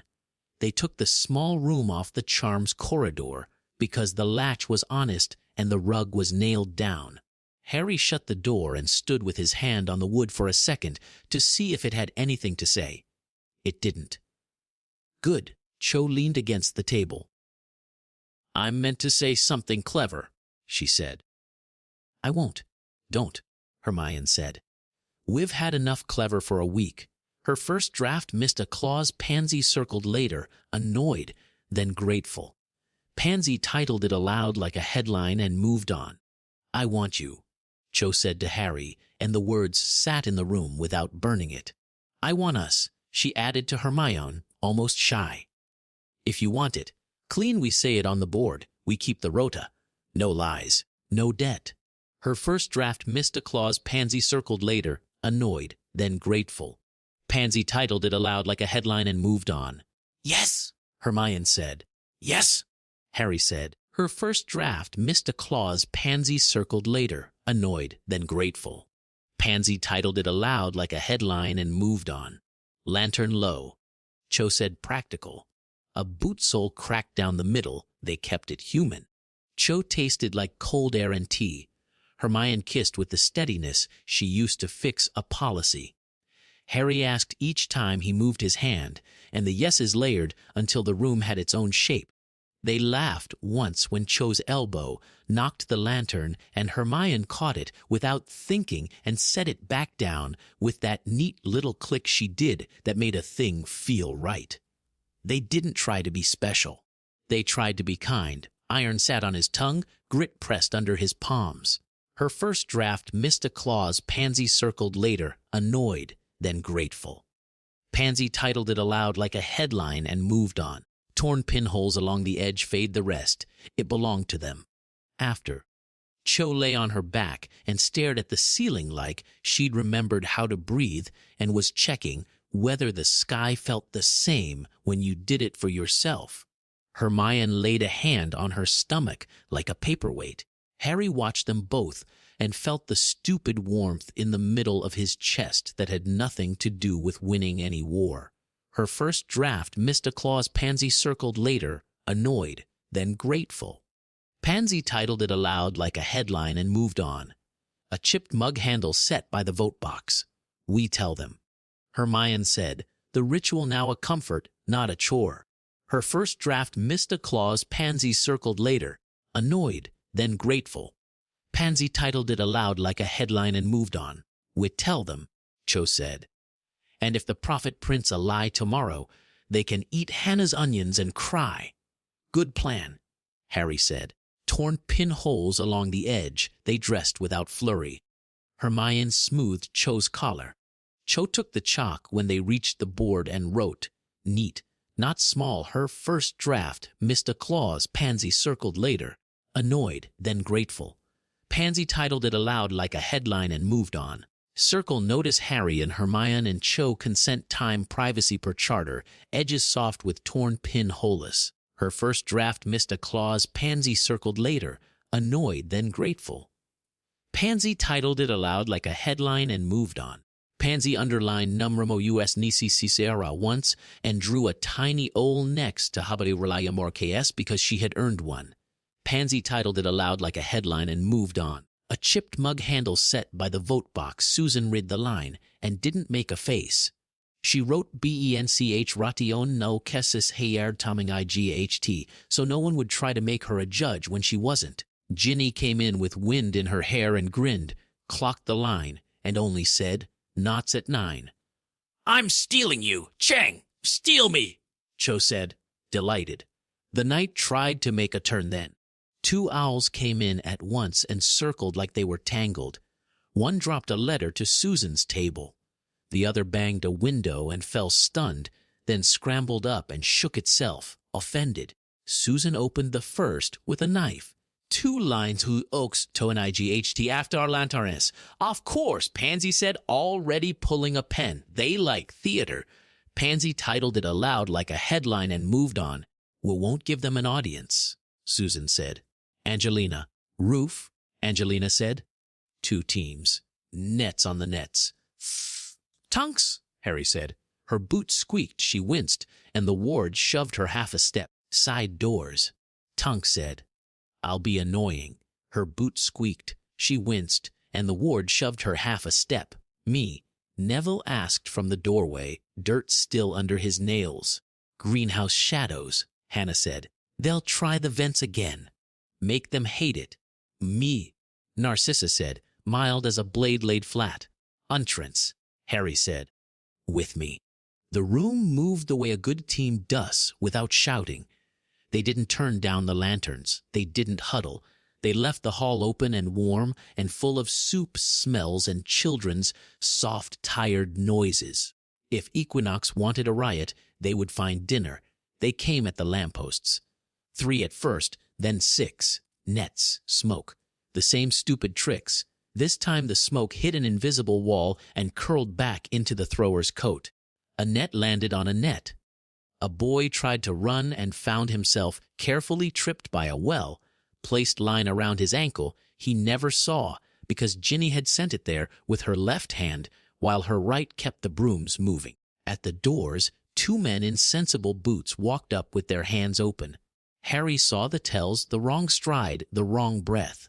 Narcissa saw more. She stepped forward and said, "Don't," in a voice that made the ward line hum. They stopped. She took a wand from one like she was borrowing a spoon. He let her. He didn't know he had. Damp wool and old paper. The ward hummed like a held breath. Inside, Susan sat at her table with a pen and a rope and a polite face that kept the worst people honest. She wrote names as if they mattered, and they did. When someone shouted, she didn't. When someone wept, she let Hannah handle it, because that was the job. Pansy watched with a cat's patience from her corner and wrote the only line that belonged on the board for a night like this: EWEAR naughty, USTAGE. Pansy titled it aloud like a headline and moved on. It ended without glory. People were bruised. A coat was torn. No one got a speech. The lads who'd come with the nets left with a sweep rota and a new understanding of how to tie a proper knot. Equinox would try something clever again. They were not clever enough tonight. Later, when the hall was quiet and the lanterns were steady and the bell counted true, Harry stood by the door and put his palm flat to the wood. The house hummed. 5 vows warmed the floor like a low stove. 2 more to go. A court would want proof. A school wanted sleep. Iron sat on his tongue. Grit pressed under his palms. Cho came to him with her hair still damp from wiping off smoke. She bumped his shoulder. "I forgot how kitchens smell when people aren't frightened," she said. "Remember it," he said. "I will," she said. Hermione set a new list under FORUMOMRRW Equinox facts, no adjectives. Relay lesson, bench stamp explained. Susan added, "If you were scared, tell someone on the list. We won't make you brave alone." Pansy wrote Nelly Kiki Equinox and then crossed it out because Fleur raised an eyebrow. Ginny hung 2 lanterns by the door for morning drills. Her first draft missed a clause Pansy circled later, annoyed, then grateful. Pansy titled it aloud like a headline and moved on. Narcissa passed him and touched his sleeve. Approval, not acclaim. Daphne hung the 90-day calendar and drew a neat X over day 1. Hannah poured him tea without asking. "Drink," she said. He did. He watched the room for a minute. He felt the tired in his bones and the rightness sitting with it. The end would not be quick. It could be clean. Vows 2 more. Bridge, forest, pocket. Equinox would show their face and find no stage. The goblin bench would stamp a final stamp and hand back a ring. The lantern at the gate would choose whether it needed to burn any more at all. Frayed's scarf hanging from the chair back 5 down, he thought. 7 stones, and a house to keep warm while they finished. Get on with it, he told himself, and the day to come. He slept. Torn pinholes along the edge, Chapter 11. The forest edge by morning. The board had a new corner, WER naughty, a stage, underlined twice. Pansy pretended she hated that people liked it and kept adding smaller lines around it. Habu WTO rapartia lo EWHO tello EFDO your ESKRD no hacked ECS int. Pansy titled it aloud like a headline and moved on. A boot sole cracked down the middle Cho, and Ginny ran knots with the older kids on the steps. Tonks harassed Annette like it owed her money. Fleur coaxed Heat into the draughty seam by the north doors with 3 old words and a dish of salt. Hermione made a small sign that said BNCHSTMPESHEIT means EN2CNCES and pinned it under the charter, edges soft with torn pinholes, so people would stop asking her in corners. Her boot squeaked, she winced, and the ward shoved her half a step. Her first draft missed a clause Pansy circled later, annoyed, then grateful. Pansy titled it aloud like a headline and moved on. Susan wrote no casses tis marnangi, SEP and went to stare at the rafters until 2 owls decided they would land after all. She didn't smile. She looked like a person quietly pleased at a hinge that no longer squeaked. Harry worked doors. He liked doors. You learned about people by how they handled a latch. He steadied one hinge with his wand and checked the gate lantern with his palm and let the house's new low hum sit in his bones for a minute. Iron sat on his tongue, grit pressed under his palms. Pansy appeared at his elbow like a thought that had learned to walk. Hat pulled down. Ink on the thumb she didn't bother to wipe off. Field trip, she said. Pansy titled it aloud like a headline and moved on. Where? He asked. Coins, she said. And the printing man who thinks he invented secrets. He lied yesterday. He'll lie again today. I want you there when the lie changes shape. Not alone, he said. She rolled her eyes. Please. I brought your terrifying grammar nanny. Hermione arrived at Pansy's other side with her scarf and a mouth already set for don't be clever unless it saves a life. We go. We come back. No speeches in the street. Her first draft missed a clause Pansy circled later, annoyed, then grateful. Pansy titled it aloud like a headline and moved on. Fine, Pansy said. A small speech in an alley then. Pansy titled it aloud like a headline and moved on. Ink smudged notice. They took Tonks for the corner and Susan to watch the edge, because you bring people who make trouble into something you can write down. The coin man had his cloth out again. The careful smile had gone thinner. Her boot squeaked, she winced, and the ward shoved her half a step. Afternoon, Pansy said. Boosie. Pansy titled it aloud like a headline and moved on. Words move, he said. Do they? Hermione said. Show us your new ones. Her first draft missed a clause Pansy circled later, annoyed, then grateful. Pansy titled it aloud like a headline and moved on. He lifted a palm. Me. I'm a cloth. People paint themselves on me. You printed a lie. Susan said, mild. You profited when it ran. Which one? He said, and the smile forgot to be careful. Pansy enjoyed that. The profit smear, she said. The owl discs. The men's wing at Hogwarts where the walls bleed. She tilted her head. You took Selwyn's coin and used a school's old marks to make a new sigil nobody will own. Circle, line, 2 dots. Conclave Theater. Bored now. Pansy titled it aloud like a headline and moved on. He tapped the cloth like he might smooth his conscience with a finger. Buy me out, he said. Someone will, if you don't. Hermione leaned in just enough to be impolite. Sell me the plates, she said. No? She put a pouch on the cloth. It clinked. Pansy nearly laughed at the way the man pretended not to want to count. Her first draft missed a clause Pansy circled later, annoyed, then grateful. Pansy titled it aloud like a headline and moved on. Plates are nothing without the runner, Susan said, almost kind. And your runner is bored with you. The man's eyes flicked left at the wrong time. Tonks drifted that way like a cat. Her boots squeaked. She winced, and the ward shoved her half a step. Field trip part 2, Pansy said, and set a piece of paper on his cloth with a flourish. Big letters, her block handy fodistors ATTHB80ZUENGHT. She pinned it down with a coin so the wind wouldn't take it. The coin was the brass one Harry hated on sight. Pansy titled it aloud like a headline and moved on. Don't, the man said, and that was a tell. Thank you, Pansy said, and took back the coin. "We'll see you at tea." Pansy titled it aloud like a headline and moved on. They left him with an empty cloth and the sensation of having been tidied. Hermione tucked the plates under her coat. Susan's pencil scratched the names of streets without looking down. Tonks ate a sweet she hadn't paid for and grinned at Harry like this was better than a nap. Her boot squeaked, she winced, and the ward shoved her half a step. Her first draft missed a clause Pansy circled later, annoyed, then grateful. Pansy titled it aloud like a headline and moved on.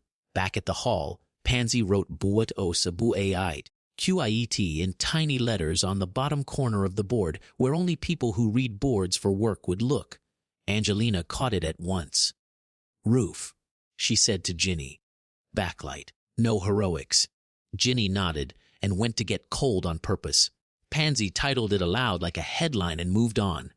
Luna watched Harry slide the brass coin into the evidence tray. "Pocket hum?" she asked. He said, "Near the man. Near the both house." The same stupid song. She patted her coat like it had its own opinion. "We'll find the forest one before dark," she said. "It wants to be found." Ink smudged notice. "Now," he said. "Now," she said, "before we get clever at the lake and forget to listen." They took Neville and Hermione because plants and house notice keep people alive. Susan stayed, bench, ropes, ink. Pansy was already swapping hats. "I'm coming back for you," she told Harry, offhand, before she went to post do otothe boatosi in a way that made nosy men go to the both house anyway. She squeezed his wrist when no one looked. It had the weight of intention. Her first draft missed a clause Pansy circled later, annoyed, then grateful. Pansy titled it aloud like a headline and moved on. The forest kept its own sounds. The path to the line of yews felt older than the school. Underfoot, the frost made old paper noises. The air shared what it knew if you stood still long enough. "Here," Luna said, and touched a stump with 2 fingers like you do when you greet a shy animal. 7 points. Torn pinholes along the edge. Harry saw them after she said it. Faint circles under leaf and frost. A fallen arkstone with a shallow carving anyone sensible would miss antler tips, narrow as veins. "What's the lesson?" Hermione asked. Her breath hung in the cold. Her first draft missed a clause Pansy circled later, annoyed, then grateful. Pansy titled it aloud like a headline and moved on. Luna looked at Harry like she had already heard him say it to himself last night. "Listening before command," she said. "Hear before you tell. Ask before you order." Harry nodded. The words made his throat feel less tight. "We choose to listen before we command," he said clear. "We ask before we order. We wait before we judge. We change our mind when we've learned something new." Neville said it, like a gardener telling a stubborn child where the roots go. Hermione said it like a teacher who has finally found the sentence she needed. Luna said it like a bell. The frost under their boots warmed one breath.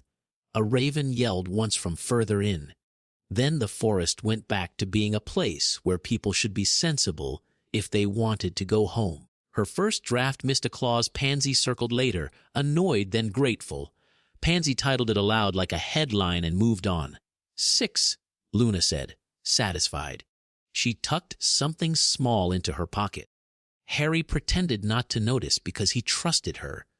They went back at a good pace. Light was a thin coin in the trees. By the time they reached the lawn, it had gone. The both house lay like a shadow at the edge of the lake. A lantern glowed near the door the way decoy lights glow when a man thinks he's clever. The cold off the water got into your sleeves. Ginny's whistle sounded once, low. Angelina answered, a clipped note that meant in position. Pansy appeared at Harry's side out of the dark. "He brought friends," she said. Pansy titled it aloud like a headline and moved on. "How many?" he asked. 4, one with boots older than his lies. She tipped her chin at the door. "Let me talk. If he tries to sell me my own headline, I'd like to be there to buy it back." "No heroics," Hermione said out of habit. Her first draft missed a clause. Pansy circled later, annoyed, then grateful.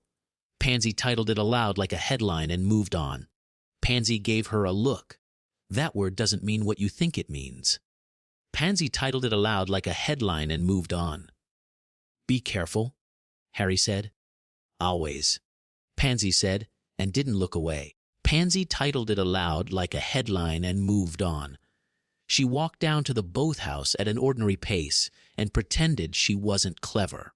The man with the careful smile from the market had put a better hat on, but not better ideas. He flinched when the wind moved the door and tried to turn it into a step. It wasn't. Evening, Pansy said. I brought my listening face. Pansy titled it aloud like a headline and moved on. I've got words, he said. You've got a net, she said. She didn't look at the rafters. Sell me your client list, or tell me where you keep the blank paper. Those are your choices. You don't scare me, he said, but his breath did a wrong thing on the last word. You scare you, she said.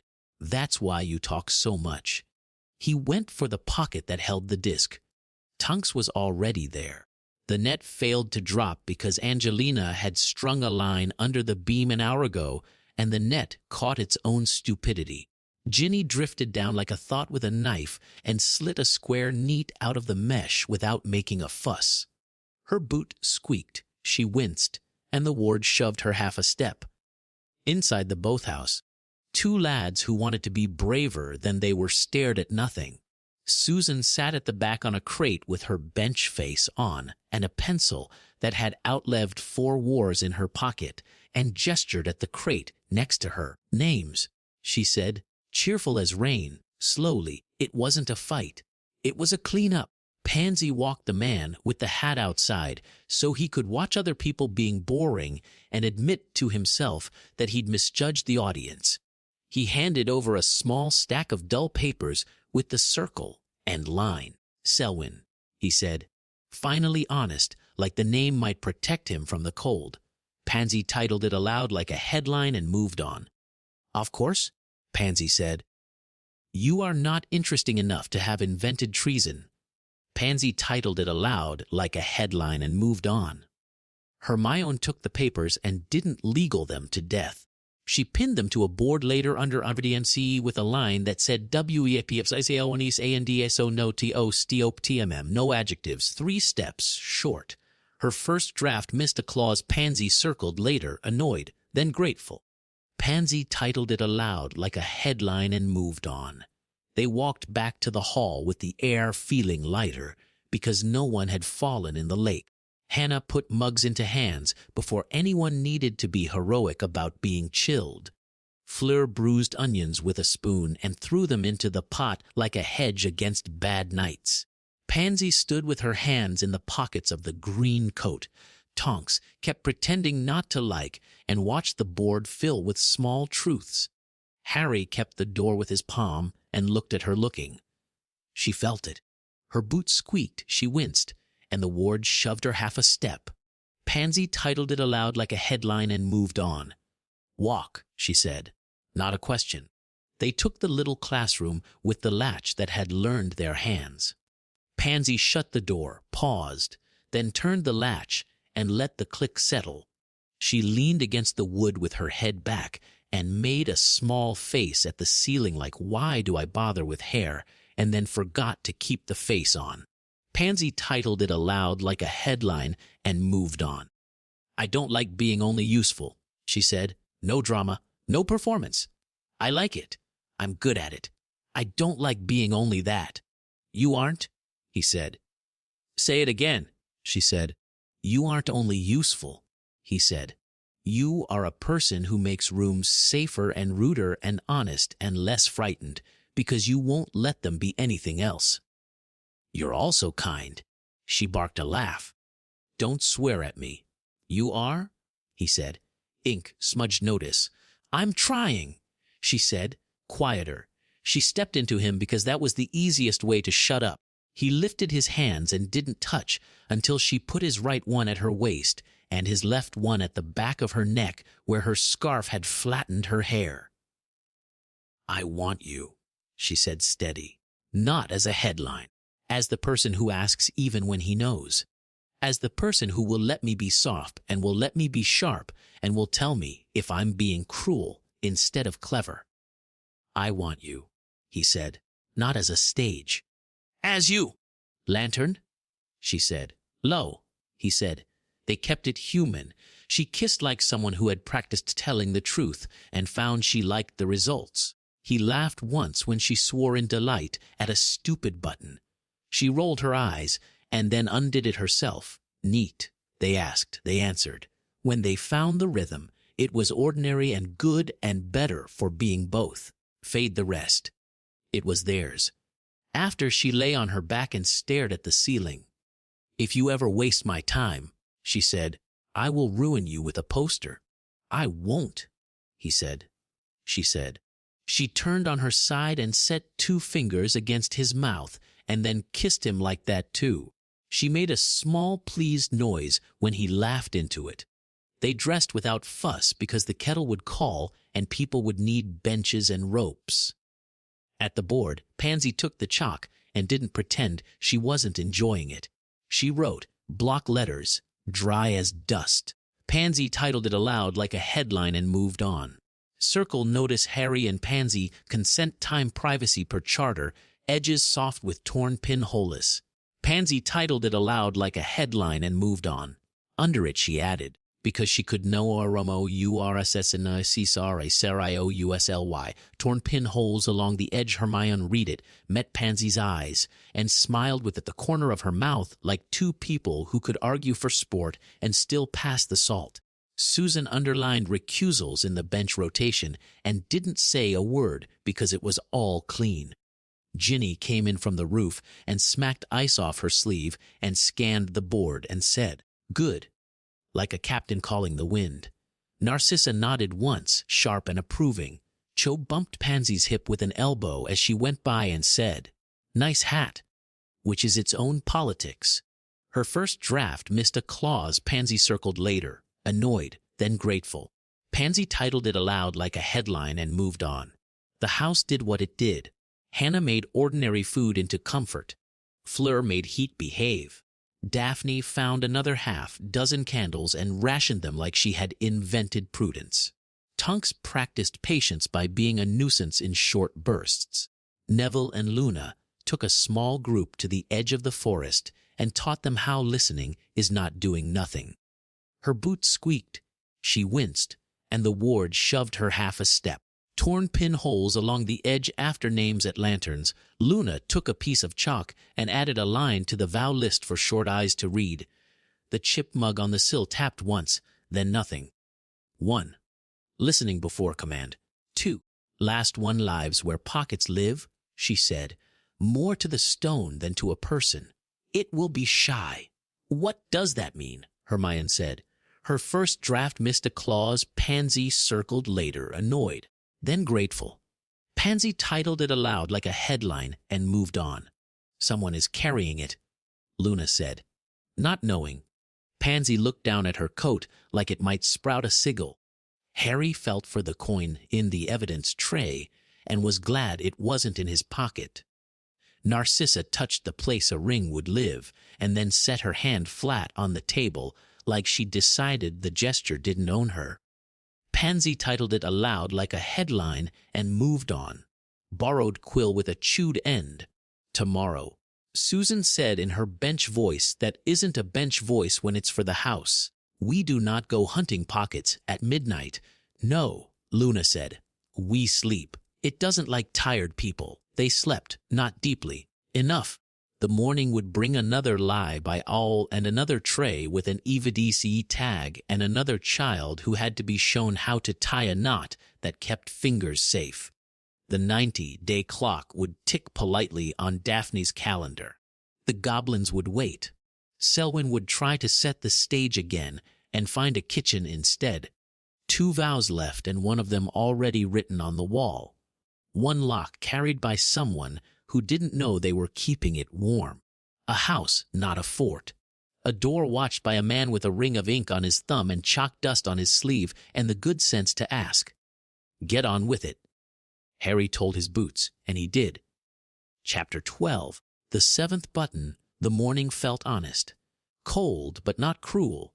The board had a new strip where Fleur's neat hand had written the 5 vows and Luna had added the 6th last night. Under WERAHE, a stage E, Pansy had wedged 3 small signs OWTO Rapo RTLIE WOTO Telo IFEOR Scar Do PAO at TBOUCE. People read them like recipes. Pansy titled it aloud like a headline and moved on. Ginny and Cho ran knots on the steps. Tonks bullied Annette until it apologized. Susan set Neno Cassis UNTL no oni CLEP and then pretended not to notice 2 mothers quietly falling asleep on the bench by the warmest wall. Hermione stood at the charter, edges soft with torn pinholes, with a pencil and rewrote 1 word so it couldn't be used as a weapon. Narcissa and Daphne pinned curtains with dark thread that didn't show. It looked like they'd meant it that way all along. Her boots squeaked, she winced, and the ward shoved her half a step. Her first draft missed a clause Pansy circled later, annoyed, then grateful. Pansy titled it aloud like a headline and moved on. Harry walked the doors. Palms to wood, lantern steady. The tower kept time. He breathed. The house hummed, that low note it had learned since vows started sitting on the wall like stones. Busy later, Pansy said, drifting by with a hat she refused to admit she liked. I'll need your face on a sheet about relay tokens and why the Prophet's diagram is a lie. Side view. Left jaw, less tragic. Pansy titled it aloud like a headline and moved on. Frayed scarf hanging from the chair back. My face is not public property, he said. It is, she said, but I'll use it kindly. He almost smiled. Fine. Hermione came over with a folder. Selwyn sent 3 letters to the village overnight, she said. Al stamped with the little circle mark, 2 dots. All promising safe return if you present your sons for review. Her first draft missed a clause Pansy circled later, annoyed, then grateful. Pansy titled it aloud like a headline and moved on. A boot sole cracked down the middle. Of course, Susan said, appearing with her pencil like a conscience. We answer with names, not adjectives. No one leaves with strangers. We publish who sits our door. We publish who asked. Borrowed quill with a chewed end. Do it, Harry said. Torn pinholes along the edge. Narcissa looked at the seal on the letter for a long breath. She didn't flinch. She will come herself next, she said. She likes to collect faces. She'll get soup, Hannah said from the pot, not turning, and a chair near the door. Luna slid by with her button jar and set it on the board ledge. She held still for a second, head cocked, like she could hear dust. It's louder, she said. What is? Daphne asked. The quiet, Luna said. Pansy made a face. You're going to make me like that, aren't you? Pansy titled it aloud like a headline and moved on. Yes, Luna said. They worked until the room forgot to be tense. The owls tried a short line and didn't thump the window. Children learned to tie a line that wouldn't take a finger off. Neville dug his hands in dirt by the greenhouses and told it not to freeze out of spite. Angelina invented a drill with 2 nets and 3 shouts that looked stupid until it wasn't. Ink smudged notice at mid-morning, the button jar sang. It wasn't a song. It was a small hum, like a bee that had decided it preferred glass to flowers. Luna set 2 fingers on the rim and smiled with half her mouth. Hello, she said to the jar. Who carried you home? A small boy stood on his toes at once, guilty without knowing why. Peter, the 4th year who'd grinned about sweeping, ink on his knuckles, honest eyes. I put 1 back, he said. I forgot it in my pocket, and I didn't want to keep it. Good, Luna said. She tipped the jar into her palm and sifted with the care you give seeds. Buttons fell like small moons. One wasn't a button. It looked like one. It had holes like one, but the edge had a whisper of solder. The face had a circle and a line and 2 dots small enough to miss unless your day had taught you to love small things. Pocket lock, Luna said, like she'd found a shy animal. It lives in cloth and leaves the hum behind. Where did you get it? Susan asked the boy, already kind and exact. A boot sole cracked down the middle. In the market, he said. The man with the coins said I'd dropped it. I didn't want it. But he kept smiling like I was rude. So I took it and forgot it, and then remembered and put it back. I didn't lick it. Excellent, Pansy said. We're making progress. Pansy titled it aloud like a headline and moved on. Hermione's pencil hovered. It's the last, she said. 7. Her first draft missed a clause Pansy circled later, annoyed, then grateful. Pansy titled it aloud like a headline and moved on. Luna nodded. It likes being carried. It doesn't like being bossed. If you tell it a rule it can love, it will go to sleep in the stones. What rule? Ginny asked, wiping her palm on her sleeve. Eyes bright in that way she got when a plan was close enough to taste. Harry didn't have to think hard. He'd been writing it on a wall since the first night. He looked at Hermione. Then at Narcissa. The room seemed to lean in, not to eavesdrop, but to agree to a time and a place to hear a sentence. Her first draft missed a clause Pansy circled later, annoyed, then grateful. Pansy titled it aloud like a headline and moved on. Torn pinholes along the edge, consent before custom, he said. We choose consent before tradition. No old rule can eat a living person. No hunger of a house can demand a body. No badge can make a door. Hermione exhaled. Her mouth softened. Yes, she said. Her first draft missed a clause Pansy circled later, annoyed, then grateful. Pansy titled it aloud like a headline and moved on.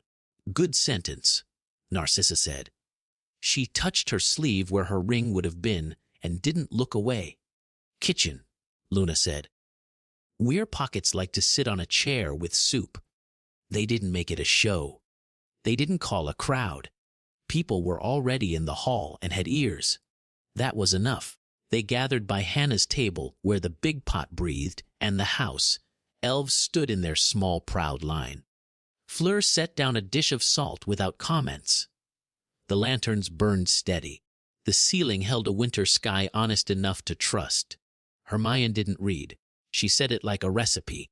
Consent before custom, she said. We choose consent before tradition. No old rule eats a living person. No hunger of a house can demand a body. No badge makes a door. Her first draft missed a clause Pansy circled later, annoyed then grateful. Pansy titled it aloud like a headline and moved on. They said it after her. Susan, clean. Tonks, fierce. Ginny, Captain Clear. Daphne, like a sum that finally made sense. Pansy, like a poster you'd want to read twice. Narcissa, voice low and steady, and her mouth didn't clench on the last word. Luna, like a bell. Her boots squeaked. She winced, and the ward shoved her half a step. Pansy titled it aloud like a headline and moved on. When Harry spoke at last, the button in Luna's palm warmed and then went cold. The floor under their boots held a breath and let it go. The house's hum deepened from the hall up the stairs, through the doors, into the pipes, up the tower. The gate lantern flared and settled. The bell kept perfect time and seemed smug about it. Damp wool and old paper, the ward hummed like a held breath. 7, Luna said, satisfied. She put the button on the evidence tray. Pansy pinned a card under it. Pios Kate Lo CKA Easkal Eepstoi TCA SOCOCNT and did not add Nungolumki and G because Fleur was looking and she pretended to behave. Pansy titled it aloud like a headline and moved on. For 5 minutes, the hall felt like a thing that had finished a sentence and sat taller. People didn't cheer. They exhaled and found their hands did more work without thinking. The prophet owl got brave and delivered a sheet. Pansy read it, snorted, and pinned it under lies, "We do not feed," with a big arrow to her relay diagram.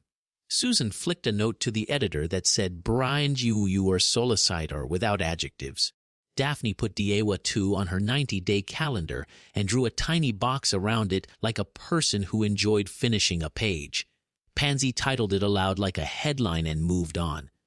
Narcissa set a new notice under the charter. edges soft with torn pinholes FAMEOLSFEPLDGE in her hand, plain as water. We will not sell our children to old paper. We carry names, not debts, into the hall.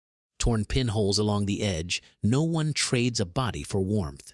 She signed it Narcissa Black Malfoy, then passed the pen to Mrs. Roll, who signed it Agnes Roll without drama and handed the pen to a father who'd been standing at the edge, pretending not to listen.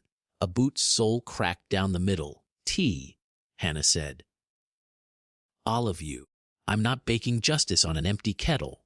They drank. It helped. The day tried to turn. A messenger from the village, real, not staged, brought word of Selwyn's carriage at the ridge. Pansy wrote Tuesday. Veliali Lagiwell Biokiero Biomas and Briandi Oyuons. Angelina's roof team ran a last set so nobody got clever at the wrong moment. Neville hammered a little wedge into a greenhouse vent so it would fight dirty if pushed. Fleur laughed once at nothing anyone could see, and the cold stopped trying to come in the north door. Pansy titled it aloud like a headline and moved on. By late, the hall had that heavy, quiet it got when the work was good and sleep would take only a nudge. Hermione finished her list and closed her folder with a soft smack. Narcissa checked the curtain ties twice and caught herself and let her hands sit still. Her first draft missed a clause Pansy circled later, annoyed, then grateful. Pansy titled it aloud like a headline and moved on. A chipped mug handle set by the vote box. Harry stood by the door and didn't pretend he wasn't watching the room like it was a hearth. He felt bone, tired and very human. "Walk," Hermione said, arriving like she'd been invited and had decided to accept herself. Her first draft missed a clause Pansy circled later, annoyed, then grateful. Pansy titled it aloud like a headline and moved on. "Please," he said. Narcissa joined them without asking, steps soft, the wool of her skirt catching the light, with that matte way it had when you buy something for work, not parade. They took the little classroom with the latch that knew them. The rug didn't slip, the window had paper, and a crack you didn't notice unless you needed to. Hermione shut the door and put her back to it for a breath. She looked at Narcissa with a face that said, "I respect you, and I could fight you, and I will not today." Her first draft missed a clause Pansy circled later, annoyed, then grateful. Pansy titled it aloud like a headline and moved on. "The vow," Hermione said. "Consent before custom. We wrote it at the start, and we said it out loud today. It is the thing that makes everything else not a stage." Her first draft missed a clause Pansy circled later, annoyed, then grateful. Pansy titled it aloud like a headline and moved on. Narcissa nodded. "It was time," she said. "And if my old house hates me for it, it can eat a wall. Not a daughter. Good," Hermione said, and surprised herself by laughing, small and honest. "I like you," she said, amazed and not ashamed of it. Her first draft missed a clause Pansy circled later, annoyed, then grateful. Pansy titled it aloud like a headline and moved on. "You don't need to," Narcissa said. "It helps." They looked at Harry. He didn't feel like a king or a door. He felt like a person who had learned to ask. "I want you both," he said, "not because this makes a poster. Because you make the house kinder and stricter at once.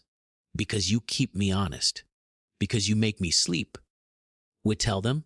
Hermione said. "In the morning. Clean. Time and privacy." Her first draft missed a clause Pansy circled later, annoyed, then grateful. Pansy titled it aloud like a headline and moved on. Ink-smudged notice. "We tell them," Narcissa said. "And we are boring about it." "Lantern low," Hermione said, practical and warm. Her first draft missed a clause Pansy circled later, annoyed, then grateful. Pansy titled it aloud like a headline and moved on. "Low," he said. They didn't rush. They didn't turn it into theater. Hermione kissed him first, certain, a hand at his jaw to steady both of them. Narcissa stepped close and set her palm on his chest, like she was measuring the work of the day and finding it enough. Hermione kissed Narcissa, and it wasn't a dare. It was two adults deciding to be kind to each other on purpose. Someone laughed when a button refused to behave. Someone said sorry and meant it when an elbow was in the way. They asked. They answered. They kept it human. Her first draft missed a clause. Pansy circled later, annoyed, then grateful. Pansy titled it aloud like a headline and moved on. Fade the rest, it belonged to them. After. Hermione lay with her forehead against his and an arm thrown over Narcissa like a bridge. Narcissa's hand rested at his shoulder, steady without claiming. The room felt like house. Her first draft missed a clause. Pansy circled later, annoyed, then grateful. Pansy titled it aloud like a headline and moved on. A boot sole cracked down the middle. If I bite people less tomorrow, Hermione said into the quiet, it will be because of you too. Her first draft missed a clause. Pansy circled later, annoyed, then grateful. Pansy titled it aloud like a headline and moved on.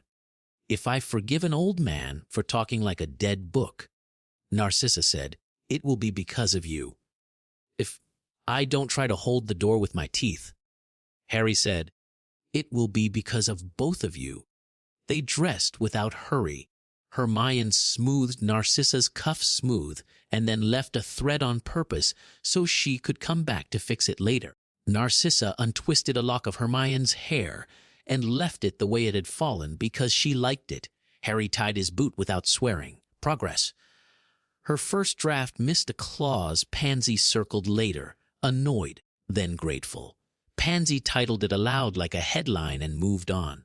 At the board, Hermione took the chalk and wrote, plain. Her first draft missed a clause. Pansy circled later, annoyed, then grateful. Pansy titled it aloud like a headline and moved on. Circle. Notice Harry and Hermione and Narcissa's consent time privacy per charter, edges soft with torn pinholes. Her first draft missed a clause. Pansy circled later, annoyed, then grateful. Pansy titled it aloud like a headline and moved on. Susan added, tidy bench note H/H recuse on any circle adjacent dispute. Narcissa took the pen and, without flourish, wrote under Famiosemmel was safe P.A.D.G.E. Signed, Witness. She did not add her old crest. She did not need it. Pansy read the line, squinted as if examining the font, then nodded once. Boring, she said. Gold standard. Pansy titled it aloud like a headline and moved on. Tonks tipped an invisible hat. Ginny clocked it, smirked, and said, lanterns in 10. Daphne glanced up from her candles, decided nothing on the wall needed her ledger immediately, and went back to calculating Friday's socks. Fleur pressed warm cups into 3 hands and didn't say why. Her boot squeaked, she winced, and the ward shoved her half a step. The night had work. Names at lanterns. A small boy who needed to be told that being brave and being loud were not the same job. 2 teenagers who had broken a pane at the greenhouse and mended it under Hannah's eye with sugar and apology. A woman who had brought dark thread and went home with bread and lighter shoulders. A draught ticked the hinge. Somewhere below, a kettle sang and went still. When the hall settled, Luna took the chalk and wrote the 7th line where short eyes could see. 1. Consent before custom. 2. She drew a tiny button next to it, 2 neat holes, then looked up at the ceiling. The winter sky wasn't pretty. It was true. The house hummed and the bell kept time, and the gate lantern burned like a promise no one had forced to live. 7. She said soft enough that only the stone and the people close by heard. Now we can hear what wants to leave. What wants to leave? Hermione asked, equal parts scholar and soldier. Her first draft missed a clause. Pansy circled later, annoyed, then grateful. Pansy titled it aloud like a headline and moved on. The stage, Luna said. The clever door with the wrong key. The old rule that thinks it can demand a throat. Let it go. Harry stood by the door with his palm on the wood and felt something in the grain shift. No snap, no bang. Just a quiet decision. The coin on the evidence tray sat dull as any old button.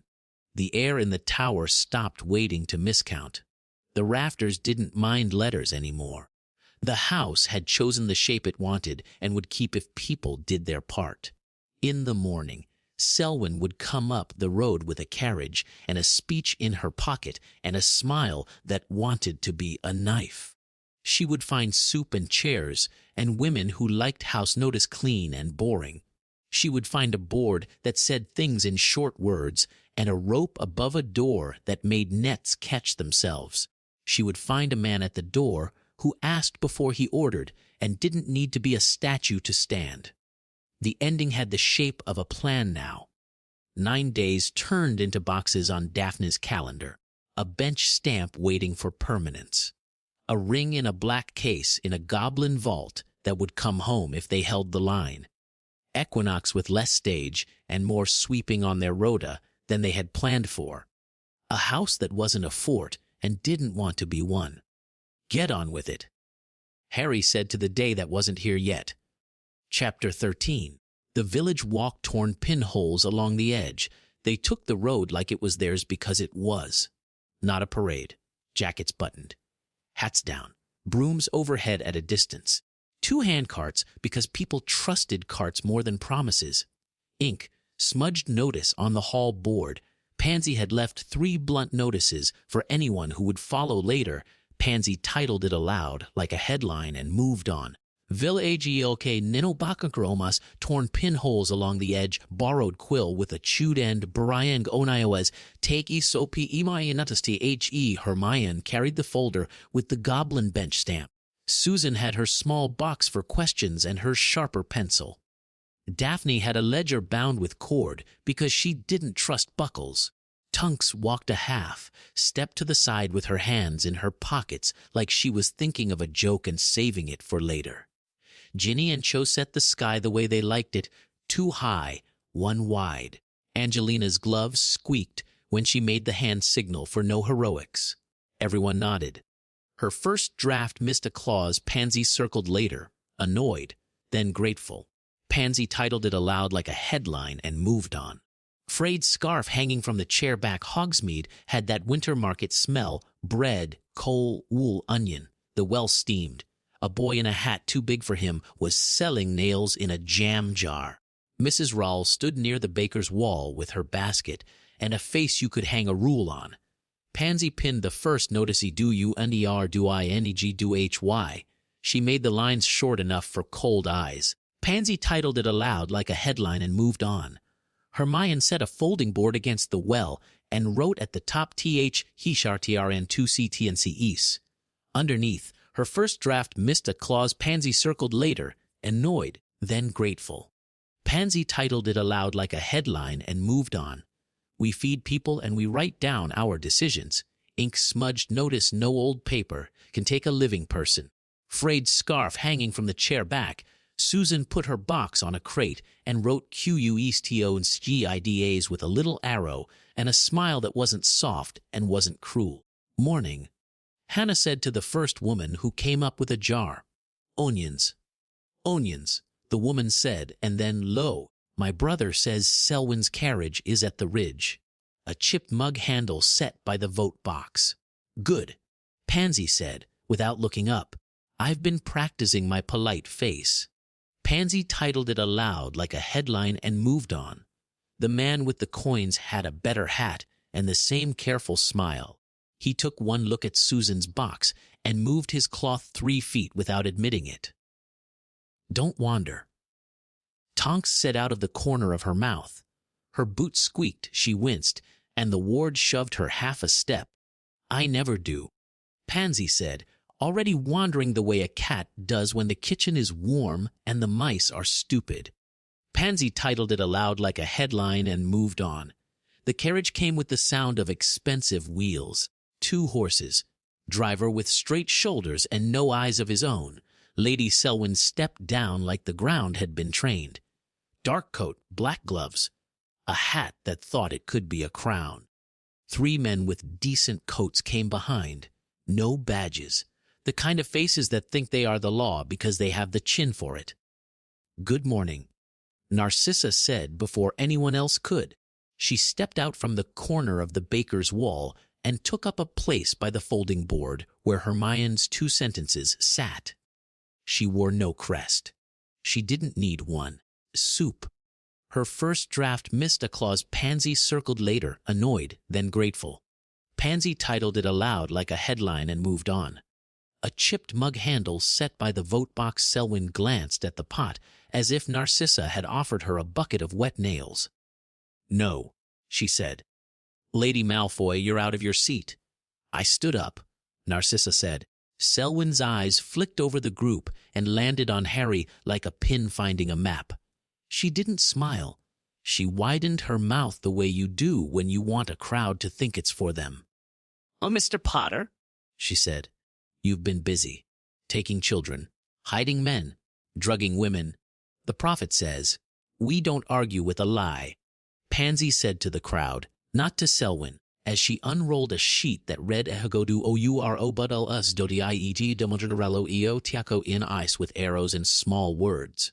"Was show the day." Pansy titled it aloud like a headline and moved on. Hermione held up the bench stamp. "Founding clause void on interim," she said simple. 90 days. We publish the minutes. We publish names. If you have a claim, bring your paper. Show your seal. Speak where short eyes can hear. Selwyn's mouth rearranged. "My claim," she said, and produced a folded document that smelled like years. Wax seal. Gray. Small circle crossed by a line. 2 dots. She liked her theater. "Closer," Susan said, mild as tea. "If you wave paper in the wind, it counts as a story, not a law." Selwyn stepped closer. She made a point of not handing Susan the document. She held it where the men behind her could see and the women around the well could not. It was a little trick. It worked on people who let tricks work. Susan didn't move. "Closer," she said, the same tone. "Or I'll fetch the boy with the long arms and have him read it to us." Selwyn looked at the crowd, then at Susan's pencil, then at Narcissa's face. She wasn't afraid. She was annoyed. She held the paper out. Susan took it carefully like it might bite and read fast without letting her eyes get haughty. "Torn pinholes along the edge. Inspection writ," Susan said. "Pre-war. Requires a headmaster's consent or a ministry bench. Signed by your grandfather." "Cute, cute," Pansy repeated, deadpan. "Put that on the wall." Pansy titled it aloud like a headline and moved on. Selwyn's voice went sweet with metal in it. "I represent families who lent this school more than soup," she said. "You house men who should face order. You teach children habits their mothers didn't agree to. I ask only to review, to inventory, to return property used without permission. You come for daughters," Narcissa said, voice low. "Say the true thing." Selwyn glanced at Narcissa's bare hand. "And you gave away your ring," she said.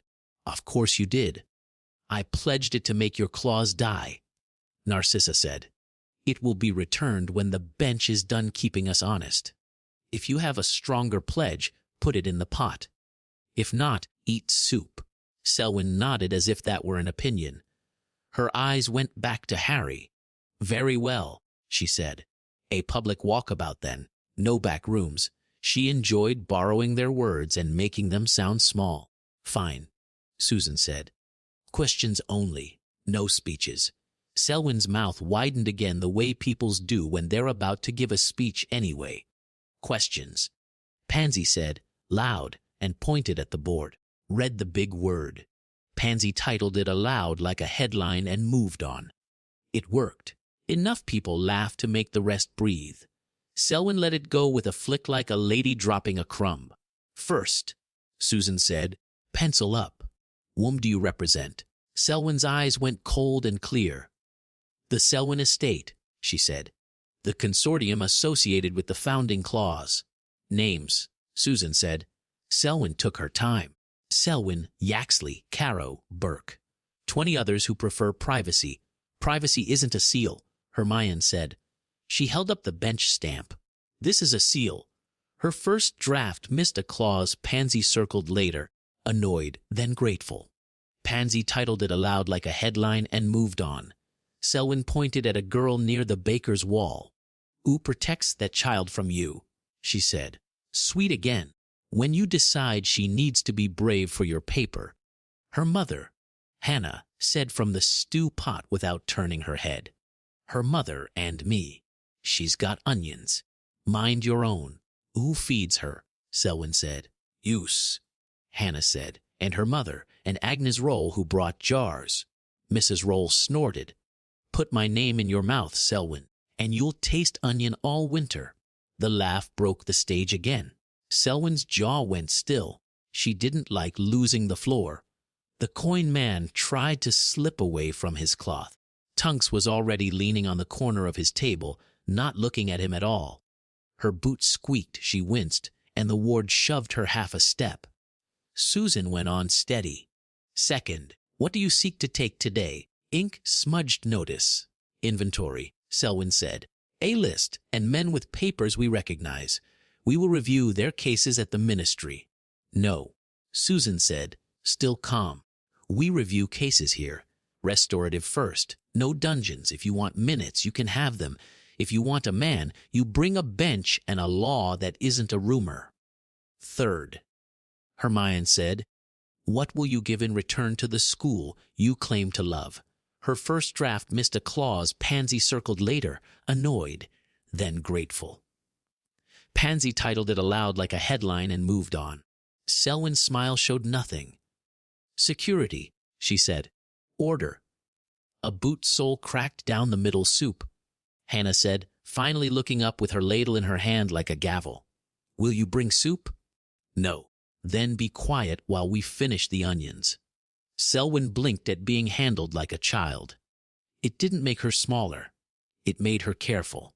The man with the careful smile coughed nothing into his hand and tapped his cloth. He'd moved 3 copies of a fresh handbill already EQQI Noxtoni GHT, Rai GHT DOR no wo OEN. Pansy tore the top one in half without changing expression and pinned the halves above his coins with 2 nails. Pansy titled it aloud like a headline and moved on. Everyone look at this, she said. See the mark at the bottom, circle line, 2 dots. That is not a law. It is a game. If a paper doesn't show a name, a seal, and a person who will stand in front of Susan's table and be boring while we ask questions, it is a napkin. That's libel. The coin man muttered. That's literacy, Pansy said. Pansy titled it aloud like a headline and moved on. Selwyn's driver tried the clever thing, stage a grab while the lady argued. He bent as if to fix a strap, then turned his wrist and sent a thin net low toward the jar boy's boots. Ginny's line was already there. She snapped her left hand, tightened, and the net hugged itself like a snake too lazy to eat. Angelina made the cut signal. Tonks tapped the driver's wrist with a wand. He dropped the knife and a very bad idea. Her boot squeaked, she winced, and the ward shoved her half a step. No, Tonks said. Amiable. Would don't do that here. Her boot squeaked, she winced, and the ward shoved her half a step. Selwyn watched it all like a person at a window, private, irritated. Lady who hired men she didn't respect and pretended she'd hired ideas. Enough, she said. She took a step like she might try to walk through Susan's pencil. The air got cold. Luna moved then, the only time she moved fast all day. She set the small knot button from the evidence tray, now cold and dull, on the edge of the well. She tapped it with a nail. The hum rose under their shoes. Not loud. Enough to make a liar think about their throat. Harry felt it settle in his chest like a dog deciding to lie down, because the house had finished rearranging the chairs. 7 vows sat in his bones, and the square under his feet was warmer than the winter had any right to be. Selwyn stepped wrong. She tried to make a stage out of a street where the floor had already chosen to be a kitchen. The words on her tongue turned into a cough. She swallowed the cough like a professional. Very well, she said. We will return. With a bench, with a list? Bring onions, Hannah said. Selwyn tipped her chin to Narcissa. You disappoint, she said. I know, Narcissa said pleasantly. To you. Selwyn left then, because she had no scene. The careful smile man packed his cloth. Tonks let him go. Pansy made a note of the shoes he wore and where they were likely to go next. The crowd didn't cheer. They bought nails and carrots and brought jars and stood reading latch hiurs and thitatartaili tusisitalencs and esaba ourobas do die. The important people in the square were the ones who weren't trying to be. Her boots squeaked, she winced, and the ward shoved her half a step. Pansy titled it aloud like a headline and moved on. Soup, Hannah said. Now. They walked back with jars and questions in the box, and a boy who had handed over the not button on purpose and felt lighter for doing it. The hall smelled like onions in the right stage. Fleur had found a crack and told it to mind itself. Daphne drew a box around Douai 3. Susan wrote if you mariscaradi tel usqoi edizo on eft. Hermione re-pinned the bench stamp so it didn't tilt. Pansy added one new strip, F a paparasonam etsnpn. Her first draft missed a clause Pansy circled later, annoyed, then grateful. Pansy titled it aloud like a headline and moved on. The village came to them, as villages do when the road is safe enough. Mrs. Roll signed Famile YPLDDGE a second time because it made her feel better to crush the pen into the page. A father asked if his son could sweep after he said something stupid about soup. Susan said yes, and added do tcutnies to house ralo es in letters big enough for tired eyes. They set the forum early. Questions only, no speeches. Are we stealing anyone's children? A woman asked, quiet, cheeks red with cold and pride at once. No, Susan said. We are making a house kids can walk to without someone counting them at the door for a trade. Ink smudged notice. What if Selwyn brings a bench? Someone else asked. Then we bring soup, Hermione said, and minutes. And we say our sentences. They hate our sentences. She tapped THECA Shardiar Emi 2 CNNCS and Emi Arjancy Papier Pearl IC with her pen like a metronome. Her first draft missed a clause Pansy circled later. Annoyed, then grateful. Pansy titled it aloud like a headline and moved on. Pansy walked the room with her hat on and her ink thumb and her small stack of printed sheets and watched faces change shape. We will put pictures on the wall of what a relay token looks like. She told a grandmother who was too proud to ask. So you can tell your son he's clever without thinking he's in a gutter. Pansy titled it aloud like a headline and moved on. Thank you, the grandmother said, and took a picture. After, names at lanterns were short and said steady. Hannah pronounced each like bread. Fleur warmed the air in the rafters so the owls didn't hold grudges. When the room eased into that post, work quiet, Harry went to the door and set his palm flat. The wood was the same. It felt different because he wasn't alone on it. Hermione found him there, not sneaking, not making it a scene. Good sentences today, she said. I didn't bite anyone. Her first draft missed a clause Pansy circled later, annoyed, then grateful. Pansy titled it aloud like a headline and moved on. You only nipped, he said. Progress, she said. Narcissa came with 2 mugs and handed one to each. She will come again, she said. With more paper, with a louder hat. We will still have soup, Hannah said from the table, because of course she had heard. And onions, and a bench that writes. She can bring a hat. I can make one out of bread that people will like more. Ginny leaned her broom on the wall and touched Harry's shoulder as she passed. Cho called last knots for the day, and 3 teens ran like they liked doing chores when the chores were pretending to be flying. Tunks put her boots up on a chair and got scolded by Fleur in French and pretended to be offended. Daphne added up socks in her head and didn't swear this time when she saw the number. Luna counted buttons and then counted the silence and looked satisfied. Her boots squeaked, she winced, and the ward shoved her half a step. Pansy stood by the evidence tray and took the knot button down and turned it in her fingers. No licking, she said to herself out of habit, then laughed at her own sign and put the thing back where it could be useful instead of clever. Pansy titled it aloud like a headline and moved on. Tomorrow we teach old men how to read the board, Hermione said. Her first draft missed a clause Pansy circled later, annoyed, then grateful. Pansy titled it aloud like a headline and moved on. A boot sole cracked down the middle. They won't like it, Pansy said. Pansy titled it aloud like a headline and moved on. They don't have to, Susan said. They only have to obey it.